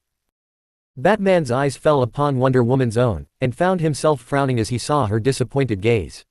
He couldn't stop her from blasting herself into the air and flying away. He had just lost his greatest weapon against Naruto. He was sure that she was already on her way to him. Superman asked, where did Diana go? Batman picked up her Justice League communicator, and Superman felt a sickening thought ripple through his entire body. I should have known, he said in defeat. Bruce said, this is good, we can us. Clark raised his hand, that's enough, you've done enough damage. You almost got my sister killed and now you've made me lose Diana. The Man of Steel's eyes glowed a hollowing red that ended the conversation. He had enough of his friend's games. Batman's head hit the back of the wall. He couldn't understand why nobody saw what he saw. Nobody saw the threat that the boy was, his quest to acquire objects of power, his willingness to work with beings like Clarion. He was right. The Uzumaki were evil. Batman should have heeded the words of his old master, a plagued mind was often one that was easily swayed. BZZ. Batman picked up his communicator and found a text message that sent him spiraling into an even greater frustration. His plan had only been half successful. Someone had reached the bow before either of them. The one in the museum was a fake. His gaze hardened as he moved back towards the Batcave. The detective never saw the sloshing distortion behind him. In the shadows, a humanoid ink-like figure grew and grinned toothily. Humans. They were always so easy to play with. Everything was going according to its plan. Selina. Kyle was an opportunist, she benefited from whatever the world gave her, and she took whatever she could in excess. It was a philosophy that had served well, allowing her to outgrow her so-called destiny to be forever trapped in the circle of poverty that plagued Gotham. So, it would come as no surprise that when she caught whiff that a new thief was looking to get their paws on an artifact to complete a very coveted and expensive set that she decided to play the fence by stealing it. Of course, that was until she realized who the two prospective buyers would be. One was her ex-lover, a man that she knew wouldn't even consider for a second placing her in jail in order to get what he wanted, and the other was a maniacal teenage boy with the power set that was equivalent to some of the strongest heroes and villains on the planet. Selina knew that neither of them was planning on fencing the artifact, and if what she had seen was to be taken as fact, she would rather not make an enemy of a person that could erase a park-sized building in a few seconds.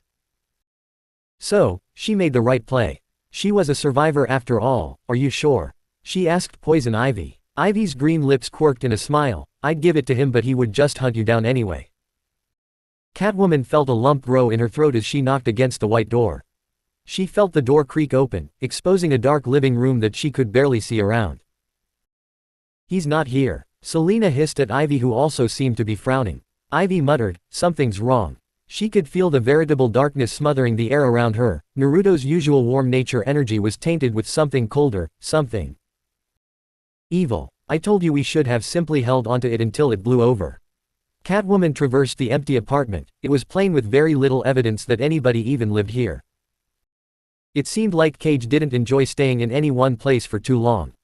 Her green eyes fell upon a crate with some ancient markings. Her thief side was itching to take a peek inside. Her hands caressed the engravings with piqued interest. Eventually succumbing to her curiosity, she lifted the top of the crate and peered inside it. Catwoman licked her lips at the dozen of artifacts inside, each of which would be invaluable when sold to the right individual. She moved to grab the golden scarab. Didn't your mother ever tell you the tragic tale of the curious cat? Catwoman froze when she felt a blade touch her back. Tell me I shouldn't pierce your spine. Ivy quickly helped her friend. I brought her here to give you something. Both women sighed as Naruto withdrew his blade and sheathed it. Selina turned around. Her lips quirked in a naughty smile, though she couldn't stop it from faltering as she stared at the armored hulking in front of her. I've brought you a little gift. She slipped her bag over her shoulder and gave it to Naruto. Steam hissed from his mask as it popped off his face, revealing the teenage boy that she had only encountered once before. You were the kid at the docks. She looked at her friend with almost a gaping expression. You're working for him. Ivy shrugged, we have a give-and-take relationship. Naruto opened the bag, expecting all manners of things except the one object that was in front of him. The bow of Ra lay wrapped in a white linen just like in the museum. His amulet vibrated loudly, signifying that this was indeed the original. Purple eyes bore into green eyes for a short while. Selina felt like the boy was reading into her soul, and she couldn't help but suppress a shiver that ran up her spine. Why? Selina frowned. Don't get me wrong.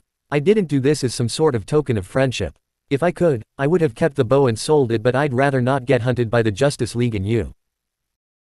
Naruto smiled. It was an empty sort of smile that Catwoman recognized. Very well. Ivy can show you out if you want. Selina wasn't the type of person that left any business opportunity unexplored, even if she was confronted with a foe much more powerful than herself. What about my payment? Naruto raised an eyebrow at her blunt and foolish request. And what makes you think I will honor such a request? She gave him a coy smile, stepping close enough to him that Naruto felt the need to backpedal. His back hit the wall. Catwoman purred whilst leaning her face till he could feel her hot breath tickle his ear. "Didn't your mother ever tell you not to cross a black cat?" Her sharpened claws caressed his chin. "We can be very vicious." She drew her face back so that her eyes were level with his, "or we can be quite friendly." Naruto blurred, flipping their positions with such speed that Selena didn't register it until her back hit the wall. He leant in, his lips inches away from her own as he said, "Your seduction games might work on Batman but they won't work on me." Catwoman's eyes widened in pure shock, her body stiffened under his towering presence and power. How did you? I have some telepathy. I give you credit, your mind is very strong." Both of them felt incredibly hot despite the chilling cold that settled throughout the apartment. She smirked, "You find anything interesting in there?" Naruto drew back enough that they both had space to breathe. He frowned, "Just that I have more use for you than you'd think." He pointed to the crate, "That's your reward." Selena looked at the teenager in surprise, a part of her wondering whether he knew about how much it was worth. As if sensing her thoughts, "I expect 60% of the profit you get." She frowned, 60% was a lot, especially considering that her fence would take a 15% cut. Perhaps she could convince Lola to take a smaller cut this time. She peered upwards at him, "You know Cage, you're not as bad as they make you out to be." She moved forwards and planted a chaste kiss on his cheek to tease the boy. Naruto tried his hardest to suppress a blush but somehow managed to maintain his hardened exterior. Creak. A sudden creak from the door snapped their attention to the culprit. Catwoman and Ivy both froze in shock as Wonder Woman stood with her sword drawn. "Get away from him, scum," she growled, dashing towards Poison Ivy first. Ivy gulped as Diana's fist was mere centimeters from pasting her brain onto the ground. Naruto grabbed Diana's arm. She looked at him with surprise when he shook his head. Diana's striking arm eventually laxed. Ivy sighed in relief. She looked at her boss with an inquisitive gaze. "Not that it's any of my business, but what's Wonder Girl doing here?" Diana's eyes narrowed at the plant-wielding mutant though Ivy, now behind Naruto, never let up her mocking smile. Naruto looked at Diana for an explanation and the woman found her gaze falling to the ground for a brief moment. "Can we talk?" she asked. Naruto nodded. He shot Ivy and Catwoman a look that told to leave. Selena gave Diana a sneaky smirk as she headed out of the apartment. Diana shouted, "Is this your idea of a team, Naruto?" "Criminals." Naruto shrugged, "You get what you order. Besides, Ivy has always been a passionate activist." Diana snorted at his reductionist account of Ivy's criminal activities. "And the thief?" she asked. He raised the bow, giving it to Diana, who hissed in pain as soon as she touched the powerful magical artifact. Naruto whistled, "Seems like the Egyptian gods aren't fans of your gods." Diana simply glared at her protege for finding her pain amusing. He took the artifact and said, regardless of her intentions, "That thief gave me the one thing I needed to complete the ritual." He summoned the staff of Horus. The eye glowed an intense red as it recognized the bow. They watched in intrigue as the bow began to melt and like a snake began to coil around the golden scepter. The staff was now almost half of his own height, the symbol of Ra and Horus planted all across its exterior. Diana stood fascinated but frightened by the sheer volume of magic she could feel from it. She asked, "What ritual?" Naruto sighed, "Do you know why your people were raised after Themyscira was destroyed?" Diana shook her head. Her mother had never told her about what happened that day. "Your gods actually aren't gods." Diana's sword was immediately at his throat as soon as he uttered those blasphemous words.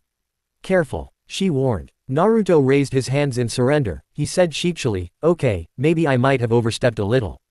Anyway, I'm sure you've realized by now that different pantheons, whilst worshipped by different people, almost always have a mirror version of themselves. Take Zeus for instance, his domain is supposed to be the sky, but other religions have gods that possess the same domains. The question you should be asking is whether your gods are the omnipotent beings that they'd have you believe." "What are you saying?" Naruto grinned. "When a pantheon is no longer worshipped, they quickly lose power until eventually they die." He raised the amulet and the staff. "The Egyptian gods died a very long time ago, but instead of simply fading, they chose to leave objects imbued with their powers, hoping that someday they would be raised once more." Diana's eyes widened in pure shock when she realized what her student was about to do. "You're going to use those to resurrect your family. Instead of raising the Egyptian gods, I am going to use their power to return my family back from the plane of death." "And you think death would allow it?" Death is bound by its agents as they are bound to it. The power of the Egyptian pantheon will give me control of their domains for a short amount of time. The boundary between life and death will be meaningless to me. What you describe is a ritual of blood, Naruto. You would anger the very forces in the universe that you seek to manipulate. They will kill you, maybe not tomorrow, maybe not the day after, but they will eventually destroy you. Naruto's eyes hardened. I'm aware of the consequences. I would gladly suffer for eternity if it meant I could spend another day with them. He looked down and Diana noted just how broken he was, a boy lost in a sea filled with sharks and piranhas. Except like her, he was too prideful to ask for a life raft. He'd rather drown than be seen as weak. Her hands gently grasped his balled up ones and she lifted them. Naruto looked up towards her and saw her stern expression. And you are sure that is the only way? Naruto nodded. Diana felt herself waver for a short while before she finally adopted her hardened exterior. Then we shall raise your family, and with their return my sisters will have no choice but to resign their futile quest for vengeance. You want to come with me? He asked in surprise. What about the Justice League? You would be thrown out. Diana smiled sadly as she remembered what had happened before her arrival. I've already given my resignation. Bridge Batman has changed, and I fear that this change stems from something other than his obsession with the greater good. I will not entertain such foolhardiness. Naruto snorted despite the glare that she sent his way. You find it funny. He chuckled at the irony. Very. She punched him on the arm, grinning as he groaned in pain. Thanks, Diana, he said honestly. She gave him a bright smile in return. It was one that Naruto hadn't seen on her face in a very long while and one that he hoped she'd never lose. We should hurry then, he quickly said. Where are we going? To where it all began, he said. Diana wondered exactly where that was. You didn't tell the girl. He heard the whispers in his head say. Naruto's fists tightened and his eyes hardened. He knew what would happen after the ritual. Nobody could know, especially not Wonder Woman. If she knew about the cost, he doubted she would ever forgive him. For there was one rule that nothing in this universe could escape, the law of equivalency. Watchtower. So boring. Rose Wilson smashed her fist against the metallic wall. Keep it down, will you? Raven said. I'm trying to meditate. Rose sneered, and how will meditation help us in escaping? She pointed at the collar on her neck. This stupid ass collar is preventing our powers. Raven didn't make any motion to argue, instead she merely raised her hand to show a swirling ball of darkness. How? Raven shrugged. Beats me. Rose looked at Raven for a short while, wondering what was so different about her that made the collars not work. She facepalmed in realization. I must be getting slower. There's something we can agree on, Raven said with a smirk. Rose growled. I'd kick your ass if I wasn't so. Shaking her head she continued. Never mind that, I'm guessing the collar only works on metahumans. That's good and all, but it doesn't help our predicament, Raven told her. Rose said, well, couldn't you just teleport us out of here? My teleportation abilities work through the astral plane. I can't access the plane because the Martian is practically jamming me. Rose raised an eyebrow as if asking how such a thing was possible. Raven sighed. I'm not a strong telepath, but telepathic jamming is actually a very simple technique. A stronger telepath can block another telepath from using their powers by placing a block on their ability to influence psionic energy. Surely there's a way. That's why I'm meditating, Raven said harshly. Now will you shut up, or do you want to stay here forever? Rose raised her hands in surrender. Have it your way, princess. Bang. What did I? Raven said, opening her eyes to see Batman marching into the room. He grasped her by her cloak and slammed her harshly against the metal wall. Where is it? He growled. Where is the bow? Raven struggled against his strong grip. I don't know. Hey dickhead. Batman let go of her. Raven gasped for air as Rose's back kick was caught by the caped crusader. He pulled her leg forward and Rose felt herself flying towards him before he delivered a powerful punch into her diaphragm. Rose landed painfully on the metal ground. Her back creaked in pain from the impact. His eyes narrowed behind his mask. I know of you, Deathstroke's daughter. The girl assassin with 100 deaths on her hands. Rose spat. So you know what my dad will do when he finds out you're keeping his daughter locked in a cage. Her eyes swam with mirth. Or did you forget what happened to your precious city the last time you pissed my dad off? She took Batman's growl as a token of remembrance. He gave them one last look. You are both going away for a very long time. He peered at the kneeling Raven. But I can be very lenient should you give me some information. Raven quelled the need to access her astral plane, just so she could make this man feel true fear. Instead she spat at him, "I'd rather die." Batman was impressed. Such loyalty in such a short period of time. He muttered. No matter, there were other ways to get what he wanted. "Jean, it's your turn." Both Ravager and Rose froze as the Martian Manhunter walked into the room. Rose tried to run but his telekinetic ability had her rooted in her place. The alien had a soft frown adorned on his face as he said, "Forgive me, child. I'll kill Y." Her words died in her throat and her eyes glazed white as he touched her temple. Raven didn't want to do it but she had no choice. Batman anticipated her movement. He said, "You can't escape." Raven's eyes glowed dark as her darkness whipped powerfully around them. "It's a good thing I can." Batman rushed after her but she simply faded into the darkness, leaving Rose at the hands of Batman and Martian Manhunter. "Forgive me, Rose, but they cannot see into my head," Raven thought as she disappeared from the watchtower. Rose gasped as she felt Jean's presence withdrawing from her mind. Her attention quickly snapped to the loud bang derived from Batman's fist drilling into the wall. Jean quickly said, "Batman, we have to stop." Batman growled, "She's already gone." Rose frowned. Raven had abandoned her. She had been burned. He stared angrily at Deathstroke's daughter. "You knew about this." Rose laughed maniacally at the detective's failed attempt. "Seems like Raven tore a page out of Boss's notebook. Divide and conquer." Her words died in her mouth. Darkness began to spread to the corner of her eyes. "Sleep now, child." Jean assuaged. "Mind-fucking bitch." She fell to the ground unconscious. The two leaguers looked at each other. "Tell me you at least found something." Jean shook his head, except that he wanted each of the artifacts for some sort of ritual. "He's learned well from you, Bruce." Batman nodded. "Too well." The detective stared at the unconscious girl and a plan began to form. Sometimes in order to catch the big fish all you needed was a little bait. "I have a plan. Meet me in Gotham in an hour." Jean Jones was adept at matters of the mind. He had spent his entire life training his psionic powers. It stood to reason that he would sense a great disturbance spilling out of his teammate and friend. Something was wrong, he surmised, and he believed whatever it was would reveal itself sooner rather than later. Kyoto. Diana and Naruto floated above a Japanese monastery deep in the mountains. She asked, "And this where it all started?" She wasn't particularly impressed. The monastery looked abandoned despite somehow being in great condition. Its walls were dulled, the earth around it looked withered and dead. Naruto nodded. "Mother once told me of a tale that once the Uzumaki were a prominent clan in Japan. They even ruled for a time, though it was under a different time. This is the closest origin point I could identify." He settled onto the ground. Diana watched in amazement as the earth responded. Plants began to grow in response to the very presence of his chakra. It was as if the earth was connected to him. He said, "Once I begin, I cannot be disturbed. They will come for me once they sense my magic." "Who?" "Everybody," Naruto said. He gave her a sympathetic look that she despised. "You understand that, don't you?" Diana didn't need him to explain for her to understand the consequences if she stood with him when they arrived.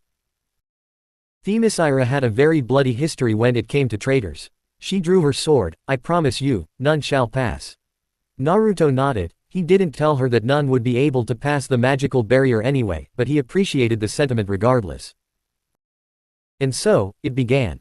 Diana watched as he slammed the staff onto the ground. Around him a circle with hieroglyphics glowed a sinister red. She had to cover her eyes as a dome of golden energy rippled out of him. His scream echoed throughout the mountains. Naruto felt like his body was burning as if he had just been thrown into a vat of acid. His skin cracked under the sheer power that he was channeling. Despite the mind-numbing pain, he still managed to speak, in infirmitatem, et vires invenis. The earth shook, his magic quelled for a moment as he spoke the final words of the incantation. In mortem, sum renatus. Diana watched as her student fell to his knees. His eyes glowed a powerful yellow and his mouth began unhinged. A stream of blue billowed out of his mouth like smoke wrapping around him. Many different voices echoed in the clearing, in mortem, sum renatus. Repeating the incantation over and over. Another voice boomed. It was more distinct and much more powerful than the small whispers surrounding Naruto's prone body. You dare use our power. Diana tried to rush to save her student as the staff and the amulet in his hand began to melt. Our curse is upon you, an eternity in hell. Diana was met by a powerful barrier. Her body was repelled back with 1,000 times the force of her entry. Sister. Artemis and 100 of her sisters arrived in a pillar of light, no doubt by virtue of Apollo. But Diana's gaze was rooted on her mother's frozen form. Hippolyta muttered, "Oh no, no." She kept repeating the same words over and over again. Hera was right. Wonder Woman said, "We need to stop him, but a barrier is in the way." Artemis reached for her bow. She fired a scorching arrow towards Naruto. The arrow hit an invisible barrier before it was sent hurtling straight back towards her. Artemis caught the arrow in surprise. Hippolyta said, "The barrier is impossible to cross. The boy is as good as dead." Diana's eyes widened. It all made so much sense now. His veritable attitude, why he didn't seek to rescue his two fallen comrades before going on to complete the ritual. She guessed it was a mercy for them not to see this, but that wouldn't stop her. Lightning flashed above. Diana rose into the air and channeled the full power of her Trinity form. A bolt the size of a skyscraper appeared above her. Her sisters watched in awe as she threw the lightning bolt. It smashed straight into the barrier, barely even cracking it before the electricity was absorbed harmlessly into the air. Artemis said in shock, "By Zeus, how is such a thing possible?" A sudden scream rippled throughout the air. Their attention was drawn back to Naruto. Melted gold was running down his chest, his body was being scribed with hieroglyphics as blue specters continued to chant lowly. "What's happening to him, mother?" Diana asked in worry. Hippolyta said softly, "The law of exchange, Diana. One cannot revive a soul without first having given something equal in exchange." All of the sisters looked at their queen in shock. What did this mean about their resurrections? It appears the Uzumaki must have given his soul in exchange for the others. Diana said, "No, he would not do something so foolish. He has a plan, he must do." Hippolyta truly sympathized with her daughter. She remembered vividly what happened after Themyscira was destroyed after the Uzumaki's suicide attack. The cost of their revival would forever haunt her to this day, the soul of a beloved in return for her family. She contemplated the choice every day, reminded by his sacrifice with each walking moment. For a long while it overwhelmed her, but she was a queen. And a queen always did what was best for her people. Just as this boy was doing for his. She smiled sadly. If only he was born in a different time, I'm sure he would have been a great king.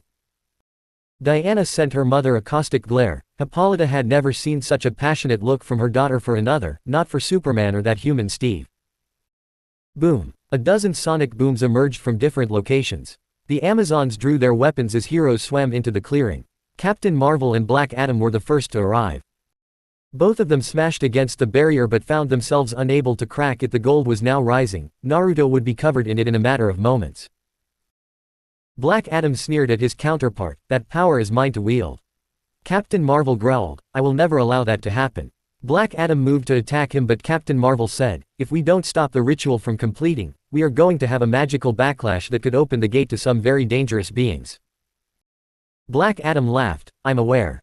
Other heroes had arrived by now. Superman, Captain Atom, Green Lantern, Martian Manhunter and Batman all stood beside Captain Marvel. Black Adam looked at them and he pointed towards Naruto's prone body. "It's too late." The boy was submerged in the gold, his body had all but been mummified. The blue specters continued to chant as their bodies began to glow more brightly. Their forms were becoming distinct, soon they would be returned. Captain Marvel said with a smirk, "If the ritual is complete, the power of the Egyptian gods will fade completely. You will be powerless." He knew that would garner the attention of the former champion. "What do we have to do?" Adam said. Batman looked at the frozen kneeling teenager, his expression was one of shock and pain. Even without vocalizing it, he could tell that he was in an unbearable state of torment. They may have their differences, but he was sure no soul deserved such a punishment. He said, "Adam, I need a read on the composition of the barrier." Captain Adam said, "Already done, it's composed entirely of magic. Its power is being drawn from Naruto, but I can't seem to break the connection, the barrier is stopping me from reaching him."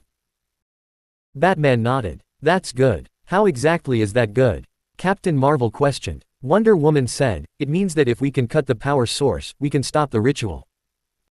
Batman said, "If we can create an opening for Adam, he can disrupt the ritual."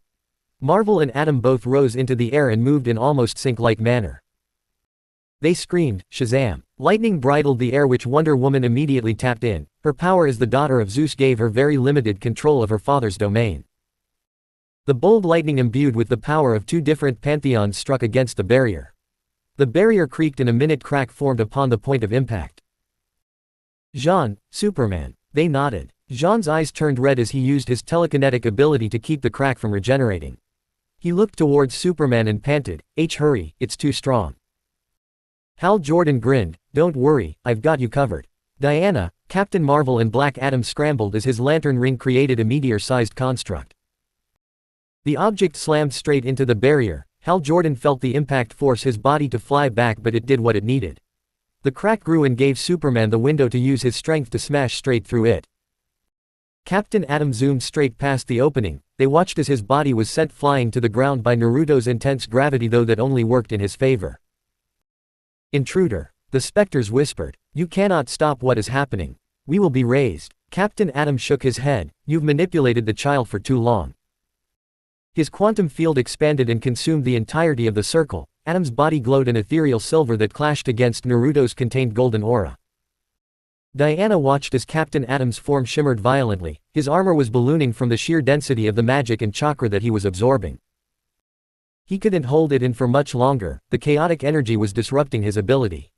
"No!" the ghosts of the fallen Uzumaki screamed as the entirety of the field inside the barrier began to quake. Captain Marvel shouted, "Get back!" They barely managed to retreat before a nuclear-like explosion rippled out of Captain Atom. The barrier shattered like glass from its force. Martian Manhunter and Green Lantern erected one of their own to try and limit its impact on the surroundings, but they were also unable to. Batman saw a familiar darkness ripple from the corner of the forest. Raven walked into the opening. Superman shouted, "Get back!" But the girl didn't care to listen. Her astral form squawked as it flew towards the epicenter, unaffected by the melding of Atom and Naruto's chakra. Batman said, "Manhunter, you said the girl was psionic, right?" Manhunter nodded, "Yes, all of her abilities are dependent on her access to the astral plane." The detective's plan didn't have to be said before Manhunter flew off and landed beside Raven's quivering form. Get away from me. Relax, child, I'm only here to help." He placed a hand on her temples. Raven gasped as an overwhelming psionic power flooded into her body. "Channel me." His voice echoed inside her mind. She growled, barely able to hold his power inside her. Her astral form expanded till covered the entirety of the field. Pop! Raven's body was thrown back by the sheer force off what she had teleported. Two husks lay frozen on the ground, Naruto and Atom both covered in a distinct cocoon of gold and silver. Captain Marvel asked, "What's happening?" Hippolyta answered, "They both share the same fate. The gods have cursed them both." Diana muttered, "No, it should have worked." She stared at Batman, who merely smirked. "What? Do you really think the gods can hold both Captain Atom and Cage?" Batman asked. "Blaspheme." Artemis thundered. "I should cut your tongue from your mouth." Superman blocked the angry Amazonian from even approaching Batman. Artemis stared at her sisters. "We have the opportunity to kill the last Uzumaki, yet you stand there like frozen seagulls." Green Lantern muttered, "I wouldn't do that if I were you." They all turned to see the lantern scanning their cocoons. The ring is reading a rapidly rising energy level from the both of them. He shook the ring in confusion as he stared at the data that he was receiving. "I think we have a very big problem." He jumped back in time to avoid the earth around them begin to melt and corrode as if it had been touched by acid. Batman's eyes narrowed. "Atom's leaking radiation." Green Lantern nodded. "It's not just any radiation either, it's imbued with Naruto's chakra. It can kill a human in a matter of seconds." Hippolyta's eyes hardened. "Then we must finish them off." Artemis nodded, agreed. Batman turned to the Amazonians. "You can't kill Atom. Once Atom is killed, all of the energy that he has stored has to be released before he is able to regenerate." Artemis sneered, "What does that have to do with anything?" Superman answered, "Do you or do you not want to return home?" The Amazonians didn't relent. They stood in front of the Leaguers with the intent to attack them should they stand in their way. Black Adam said, "If I were you, I'd get as far and fast as you can from them."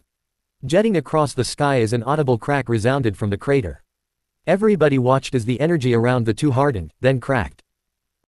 They closed their eyes as a bright light erupted from their cocoons and the two men gasped for air.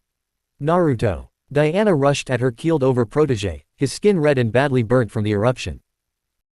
She hugged him. "Don't ever do that again." Vision began to finally clear as Naruto looked around the deep crater. He couldn't hear them anymore, he couldn't even feel their presence.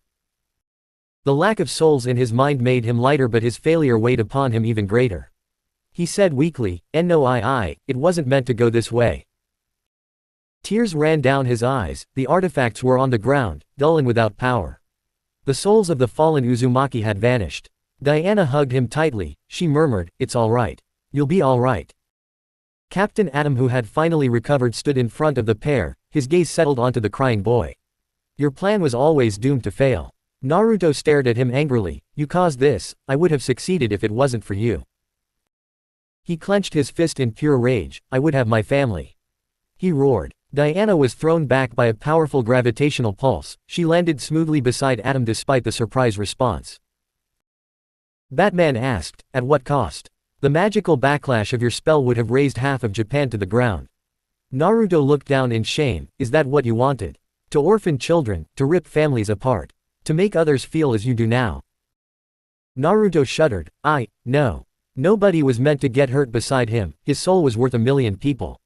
Superman said, "Kid, I know that you and I aren't exactly friends and that my situation wasn't exactly the same, but I too lost my family, my planet."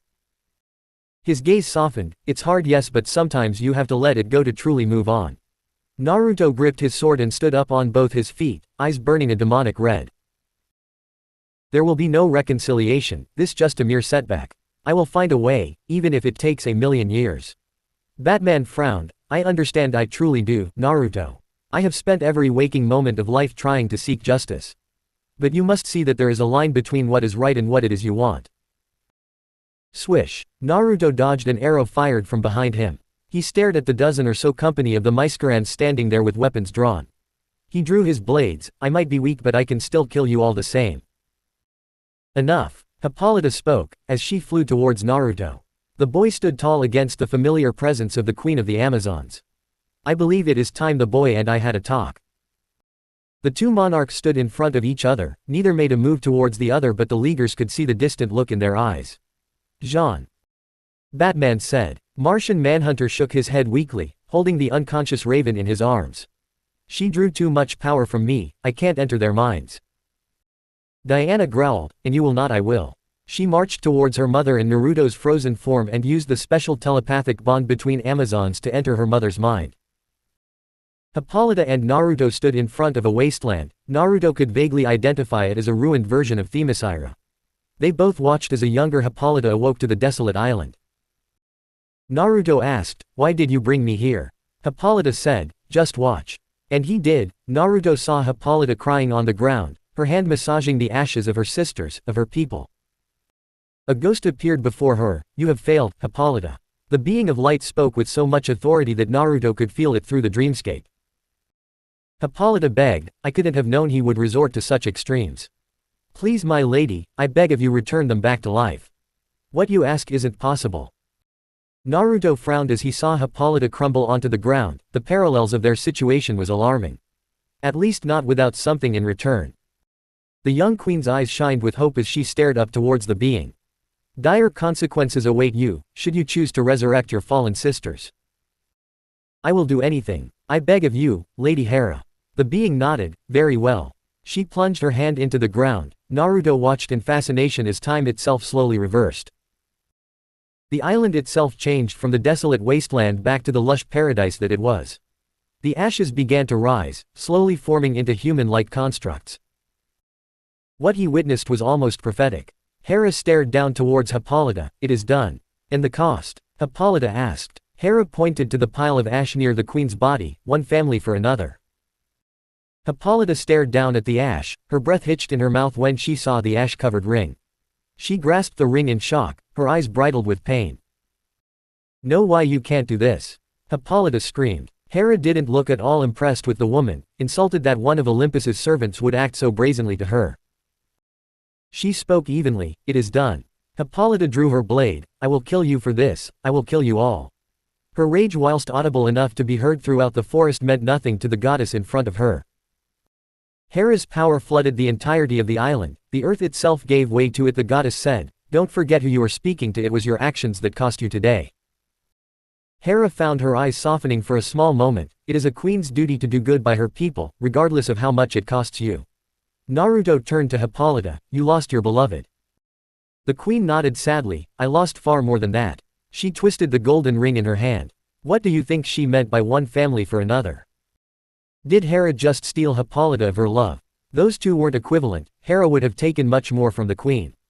His eyes widened in shock. She took your ability to ever feel love. Hippolyta nodded. I cannot love another romantically for as long as my people draw breath. She looked at him expectantly. Do you understand, young Uzumaki?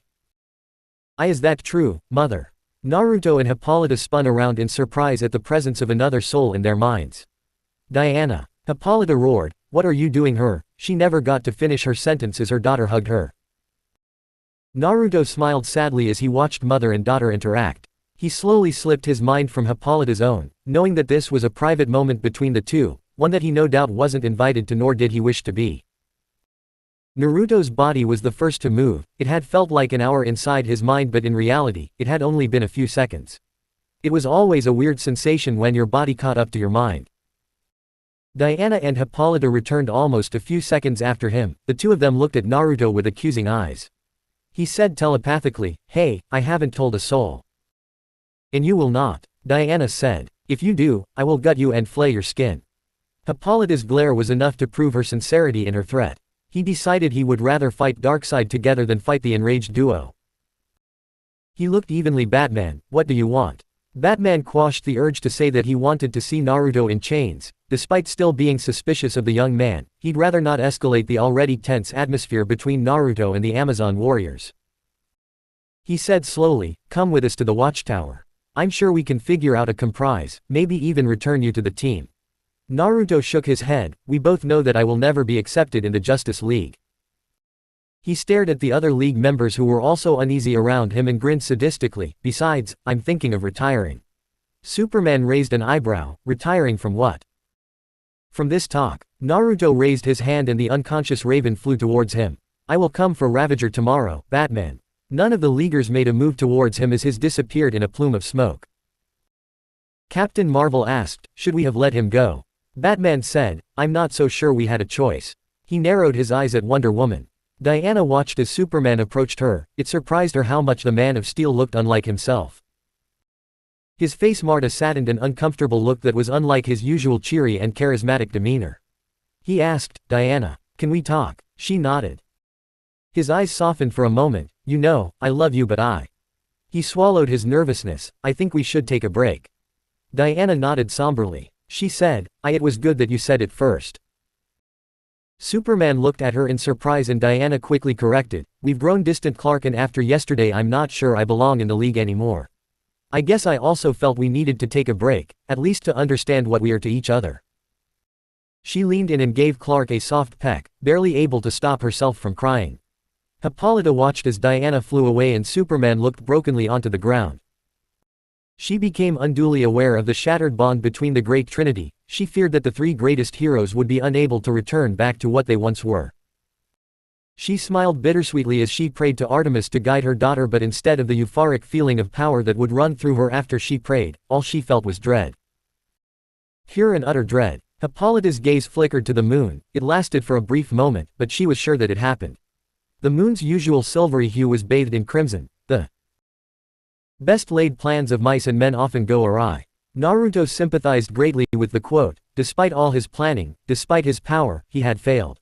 He wanted to lash out. He wanted to make them pay for stopping the ritual, but after seeing what happened to Hippolyta, he found himself somewhat grateful that they had stopped him, if only to free him from the Egyptian god's control. He had never felt pain like that before. It was as if he was lifting the very weight of the earth upon his shoulders whilst someone was pouring acid onto him. Still, he had gained something particularly special during his time in hell. He had seen it. He saw something that he was sure he wasn't meant to see.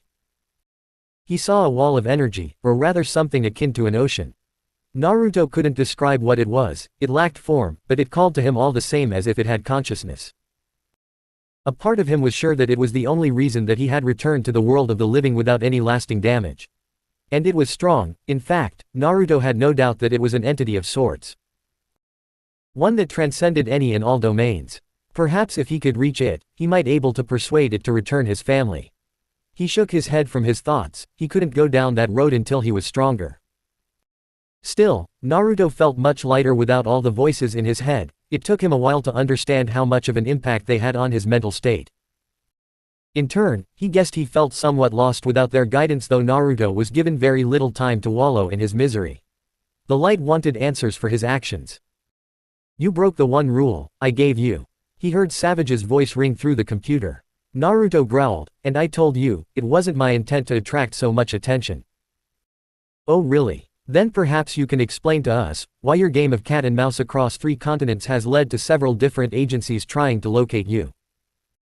Lex's voice appeared smooth and calm, but Naruto could practically feel the deadly edge. Naruto smirked, says the bastard who tries to kill Superman every other week. Lex's frown seemed to egg Naruto on, or the fact that Queen Bee's hive controls an entire country. He pointed at each of them, you all have your own agendas for being a part of the light. Seems like the only thing that has banded us all together is that we are unable to succeed in them alone. Stay your tongue, boy. Ra's al Ghul spoke gruffly. Savage stayed quiet for a moment. Naruto could practically feel the immortal's gaze ripping into him despite being hundreds of miles apart. Then the man smiled as if he had discovered something that he hadn't before. Perhaps, a little leeway should be given to the young man. He stared hard at Naruto. After all, he did accomplish something in his brazen efforts. He managed to divide what we couldn't. Queen Bee nodded, yes. Even if I don't agree with his methods, the Justice League is more divided than ever. She gave him a little smirk that no doubt was meant to antagonize him. We should be focusing on capitalizing on that weakness. Luther and Roz didn't look pleased but were left helpless as the other members agreed with Queen Bee's perspective. Savage nodded. As you have already placed yourself in the limelight, Naruto, I expect that you will keep a low profile. Naruto grunted but gave no sign to argue. Savage saw through the fake bravado. He knew to which the depth of Naruto's despair lay. Worry not, I have more important matters to talk with you about. Naruto raised an eyebrow at that but received no response as they shut off the connection. Bastards. He mumbled under his throat. The light's end goal was still a mystery to him, and from what he knew, it seemed like neither did the other members truly know what the organization was about, well all, except Savage of course. He practically assembled the group using their and his hatred against the Justice League to form an organization that thrived in the shadows. Ironic, wasn't it? He opened the door from the secret room hidden in his bedroom with a worn-down sigh. Perhaps Savage was right. Some downtime never hurt anybody. His senses were immediately hit with the powerful scent of burning and waffles. Naruto rushed downstairs and found Raven in the kitchen trying her best to qualm the smoke. He shook his head in amusement and channeled his chakra into his mouth. A burst of air spread through the room, clearing the smoke. What have I told you about cooking, Raven? Raven groaned. Sorry. I saw them make these on TV and I wanted to see what exactly they found so delicious about them. She looked at him with a pouty smile and wide eyes. Naruto knew what the little devil was trying to do but found himself giving in regardless. Fine. I'll make them for you. He relented. Raven gave him a crooked smile, almost proclaiming her victory over him. But only after you clean the dishes, he said, grinning as the smile faded from her face. Raven grumbled as she took to cleaning the dishes. Naruto merely tapped the desk and headed out to check on the other guest staying in his apartment. Wonder Woman was busy spinning her blade in the courtyard of the secret house that Savage had gifted him. He guessed she found it easier to track him without the amulet now. You know that's not going to bring him back, Naruto said softly. Diana glared at her protege, but it'll stop me from doing something reckless. How very monk of her, Naruto thought. Where was this version of her when they met? She said, it was a mutual decision anyway. Sure, Naruto murmured to himself. He stared evenly at his mentor. You still haven't told me what you are doing here. I'm not too sure myself. She replied, more so to herself than to him, but Naruto didn't attempt pry. Why? Her lips quirked in a teasing manner that Naruto rarely saw. Trying to get rid of me so you can spend more time with Raven. He chuckled briefly at her little jab. Why? Want to watch? Naruto mirrored with his own smirk. Diana's cheek flustered for a short while. Her response was a soft punch to his bicep. Come in, after you're finished. I'm making breakfast. Diana nodded somewhat before returning to her training. An idea popped in Naruto's head. Diana was thrown of her set by a loud plume of smoke and several dozen Narutos staring at her. He peered back at her as he entered the house. Have fun. Diana smirked, her blade edged in a controlled form as she stared at the clones. Well, come on then, boys. Half an hour later, Naruto rubbed his head in slight pain as a wave of memories from the last set of clones entered his mind. He grimaced. Ouch, that must have hurt. He was thankful that he didn't have to feel the pain that his clones felt, otherwise he would probably have to stop using the technique. The front door opened, and a somewhat battered Diana entered the house. She groaned in pain as she seated herself on the sofa. Raven shifted uncomfortably at the presence of the warrior woman. Whilst she had really never interacted with Diana before, she still found herself anxious considering what the other leaguers tried to do to her and Naruto. Diana gave her a strained smile, which served to simply increase the weird tension between the two strangers. "Food's ready," Naruto shouted from the kitchen. Raven sighed in relief at not having to endure any more of the uncomfortable silence anymore. She moved to the dining room, which was conveniently connected to the kitchen, and found a plate of pancakes and syrup being placed on the table. Naruto placed a jug of orange juice on the table before he took his seat. Raven sat beside him and immediately dug into the pancakes. "Wow, Raven, slow down, you might choke." Raven didn't really stop. She enjoyed the taste of pancakes too much to care what Naruto was saying. How had she not tasted something like this before? Azareth had tasty food as well, she thought, but this was beyond anything that she had tasted. She goof, so good. Naruto shook his head in amusement. His smile faltered as he saw Diana enter the room. Her gaze and posture remained stiff. He had hoped that she may be more inclined to forget Superman if she were preoccupied, but clearly that hadn't worked. He guessed only time would help. "But for now, Diana, sit," he said. She did, and he plated some pancakes for her and poured a jug of orange juice. Raven didn't like the somber atmosphere that washed over the table. Both of her seniors were troubled by their own problems. Their presence together only seemingly furthered their depression. Naruto frowned similarly, his memories briefly flickering to a similar time during the civil war in Uzushiogakure. They had their problems. Uzumakis were prideful people, and he guessed that was what had begun all the tension between the branch and the royal family. But that wasn't at all near the truth. He had been plagued with dreams that told two very distinct tales. Uzushiogakure was an enclosed environment. No Uzumaki could travel beyond its borders, and as such the branch members felt trapped in a life where they felt below the royal family who served as the island's monarchy. Perhaps its traditionalism was what stirred the very flames that his uncle took advantage of. It made him wonder why such a thing didn't happen to Themyscira. Were the sisters satisfied with simply serving for all of their immortal lives? Naruto shook himself from his thoughts in time to see Raven sighing as she finished her meal. The girl stood up and walked out of the room, her gaze settling on him as she said telepathically, "You guys have a lot of problems to sort out." At this point, she'd rather spend time with Ravager, though she would never admit it. They did, but it wasn't so easy that he could just address them openly. Their problems were inherently one of trust and the like. Diana asked, "Do you want me to go?" Her voice was soft, and whilst it clearly was guarded, Naruto could sense the vulnerability in her tone. She looked up from her plate. "You asked me why I was here." He nodded. "What if I told you I feel responsible for everything?" He tried to placate her but was silenced by her even stare. "Let me finish, Naruto," she said. "It was my responsibility to guide you. I spent my time between Metropolis. I left you alone too often with the guidance that you clearly needed. Instead of trying to accept you, I plotted against you with Batman. I guess I'm not as good of a mentor than I thought I would be." Naruto sighed. Diana and he never really had the type of relationship that the other sidekicks had with their mentors. Their relationship felt more like a partnership than anything. "I misjudged the situation," Naruto admitted, immediately finding the patterned cloth on the table more comfortable than looking at her. He laughed awkwardly. Looking back, I might have overreacted. And he did. He was willing to admit that such a reaction only served to not just distance them but also begin a war that he wished no part of. Diana frowned. "I cannot blame you for reacting the way you did.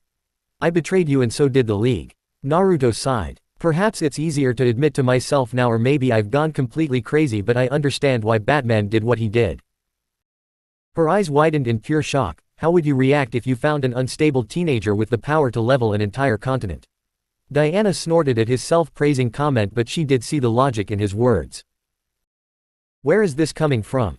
she asked. "What do you mean? A few days ago, you wanted to kill Batman for messing with your plans." She noticed the way his eyes glazed over in sadness upon mention of his failed quest to save his family.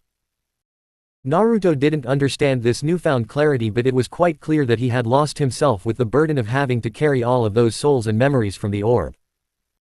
They hadn't manipulated him, but it would be foolish to say that they didn't play a hand in his spiral. He understood that more and more each time he pondered about it. "I guess, I must have lost myself." She raised an eyebrow at his admission. "No. He fiddled with the tablecloth as he tried to form the right words. It would be more accurate to say that I lost myself in my mission. Nothing mattered to me more than reviving my family. I would have done anything, even if it meant I spent 1,000 years in hell or if I had to kill everyone just to get them back. Diana stayed silent, contemplating and registering what he had said. Had he really fell so much that he was willing to contemplate murder? But I realize now that maybe, just maybe, it was that very mindset that had led me down this path. It was a difficult pill to swallow. It was easier to assign the blame to everybody around him, but Naruto had never been the type of person to deflect. Diana said, "So what do you plan on doing now?" Naruto said, I don't know. He felt empty inside. It was easier before when he had a goal, but he had no such thing anymore. He could continue to pursue the goal of resurrecting his family, but until he found a way to do so without so much collateral, he had to put it on hold. And he didn't trust the light. With some research on the most public figure among them, Lex had an almost uncanny resemblance to his uncle. Both wanting to shape the world into whatever they wanted, free will and damage be damaged. But he didn't trust the Justice League either, especially Batman. Batman had a way of burdening everybody with his own sense of justice, essentially proclaiming it to be for the greater good. Of course, the greater good was just whatever Batman wanted to be. He saw everything in black and white. You were either guilty or you were not, intentions be damned. Once he judged someone as a threat, he went above and beyond to ensure that the threat was neutralized. He snorted internally, all of that work just so they could break out of prison and plague the streets of Gotham once more. Naruto knew that a part of the Bat found such conflict necessary. He doubted he'd function without it. Bruce Wayne needed the Jokers of the world to keep him busy from realizing the futility of his quest. His quest for justice. He guessed that's what made a hero different than a villain, the ability to sacrifice yourself so that others could lead better lives. But he wasn't a hero, nor did he see himself as a villain. He just was. And that's precisely what made him dangerous, the ability to transition so seamlessly between acts of good and evil. It was, after all, what he had been trained to do. He remembered his mother's words: to be a king was to be willing to do what nobody else was. And he was, but he understood another lesson that he had failed to come by, one that made him realize why kings and the like always had counsel. "You did nothing wrong, Naruto," Diana assured. "But I did," Naruto shouted. "I killed them." He choked, barely able to hold himself together. "You don't understand how it feels. I had to, because they died because of me." This was the first time he had ever told her about on the island, besides the whole Civil War point. "My uncle, he killed my mother and I lashed out with my power. I destabilized the orb and it killed everybody." His eyes appeared wild for a moment, and Diana understood why he had gone to the lengths that he had. "And now I've lost them forever," she said softly. "I understand." She did. She had fallen for the same obsession, and it consumed her to the point that she was willing to kill a god. Things happen, accidents occur, but at the end of the day, they are still accidents. I know it wasn't your intention to destroy Uzushiogakure. You couldn't have possibly known that was going to be the outcome. Her hand outstretched across the small table and grasped his own. He looked up towards her as her graceful features drowned in sorrow. "But all you can do is move on. If you don't, it will consume you." He snorted internally. He had been consumed by it. Heck, he went through literal hell because of it. He smiled slightly, feeling a little bit better. "Thank you." Diana nodded. "Bzz." Naruto's stupor was interrupted by a loud buzzing from his cell. He gazed at the number and the distinct coded message that he had been accustomed to getting. The message decoded to coordinates and a time stamp. Savage must really want to keep this a secret if he wanted to meet him in Nanda Parbat. He stood abruptly, surprising Diana. "I have to go. Make yourself at home, if you want." She asked, "Where are you going?" He gave her a tight-lipped smile before he disappeared altogether. Some part of her wanted to follow him, if only to satiate her curiosity of what made him leave in such haste, but she wanted him to trust her. Diana sat bored in the dining room. She wondered what she would do for entertainment. With the League, there were always threats to deal with almost every day, but now she had nothing to do. It was liberating, but boring at the same time. She guessed she'd return to Washington. She had some meetings to take care of anyway. Nanda Parbat. Night had befallen the city hidden in the mountains. Nanda Parbat stood silently and gracefully as it had for 1,000 years. Thanks in no small part to its history with Vandal Savage. Over the years, the Immortal had founded and helped build several similar cities across the world, isolated from the world and loyal to him. A blue streak crossed the sky and landed effortlessly in the empty streets of the city. It was cold and dead, with the few signs of life occupying the monastery. Naruto hated it, but understood its merit none the same. Nanda Parbat was no normal city after all. I can sense you, Savage. Naruto announced. Savage's gruff voice spoke as he came out of the shadows. I wasn't hiding. Naruto looked at the burly man, flanked by a woman and a man that were unfamiliar to him. Come, we shall speak more inside, he said. He entered the monastery. The guards gracefully bowed as Savage walked in. Why have you brought me here? Naruto asked. The two beside Savage expressed their discontent at how their master was addressed, but Naruto didn't fear action. Guidance. Savage spoke. He led them into an ornamental room. It was bare like the rest of the monastery. Naruto guessed that the monks here tended not to care for material goods. Besides, what good would such things do you when the world outside was isolated from you? Savage turned to his company. You may leave. The two bowed and left Naruto in a room with the brutish immortal. Savage stood tall for a moment. How did you know how to revive your family? Naruto groaned internally. He should have known that this was Savage wanted from him. He lied. Research, and Clarion was most helpful. He didn't trust the man. Savage like Batman were two sides of the same coin. Savage peered at the young Uzumaki for a while before he decided to be seated. I wish you would have come to me before you attempted such a thing. He rolled up his arms and showed Naruto a mark that Naruto didn't recognize. I once attempted a similar thing. The man's tone once turned wistful as he pondered on a time that had long since passed. I was young, I had outlived my entire family, but I sought not to resurrect them but just one soul. Who? Naruto asked. My wife, Savage said gruffly. I remember very faintly. I had researched, ventured across the world in search of divine instruments that could return her to me. I found them, and to my joy, I had managed to succeed in finding a witch to complete the ritual. His smile almost turned bloodthirsty. I'm sure you've realized by now that such a ritual requires a costly penalty. Care to guess mine? His rhetorical question remained unanswered as Naruto looked with disinterest at him. I had to erase an entire civilization just so I could get her back. Naruto frowned. The law of equivalence requires an equal penalty. A soul once returned cannot find peace, young Uzumaki. Savage lectured. So, I sought to make her equal to me, too. Make her immortal like I. 1,000 souls for 1,000 years. I don't see her, Naruto said. Sadly, her immortality wasn't as complete as mine. She was vulnerable to injury, and as you might have guessed, once my enemies had learned of my invulnerability they instead tried to take her from me. He said, anger beginning to boil through his voice. I wouldn't give them the satisfaction. Naruto looked as if the man was insane. So, you killed her?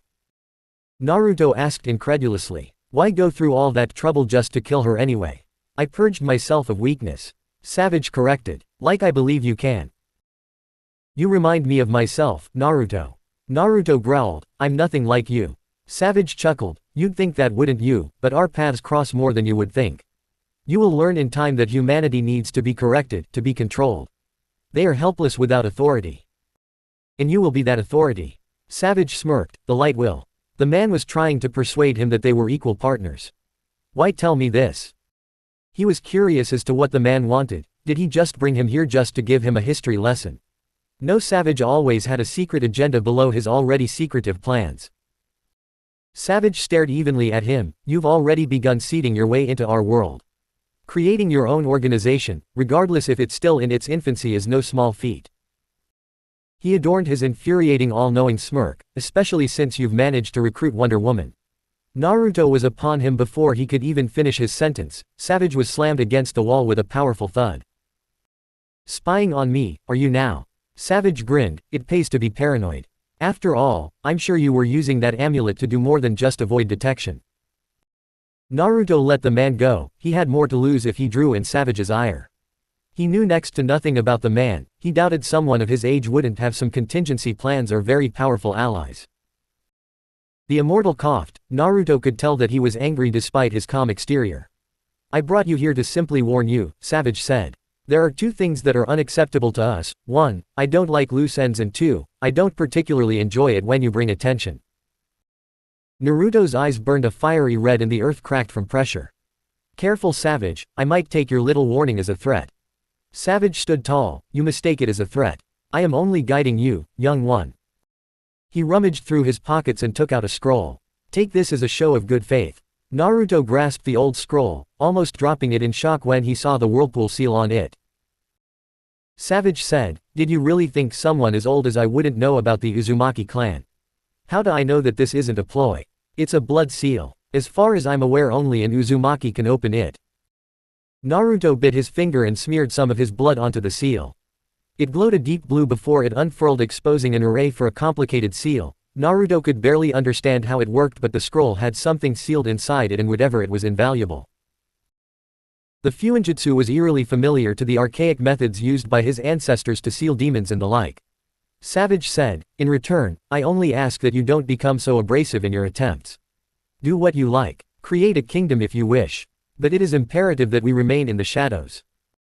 He stuck out his hand and Naruto hesitated for a moment before he shook it. Savage said, "Good. I will contact you if and when I have need of your services or your team." Naruto nodded. The man watched as Naruto simply disappeared in a plume of smoke.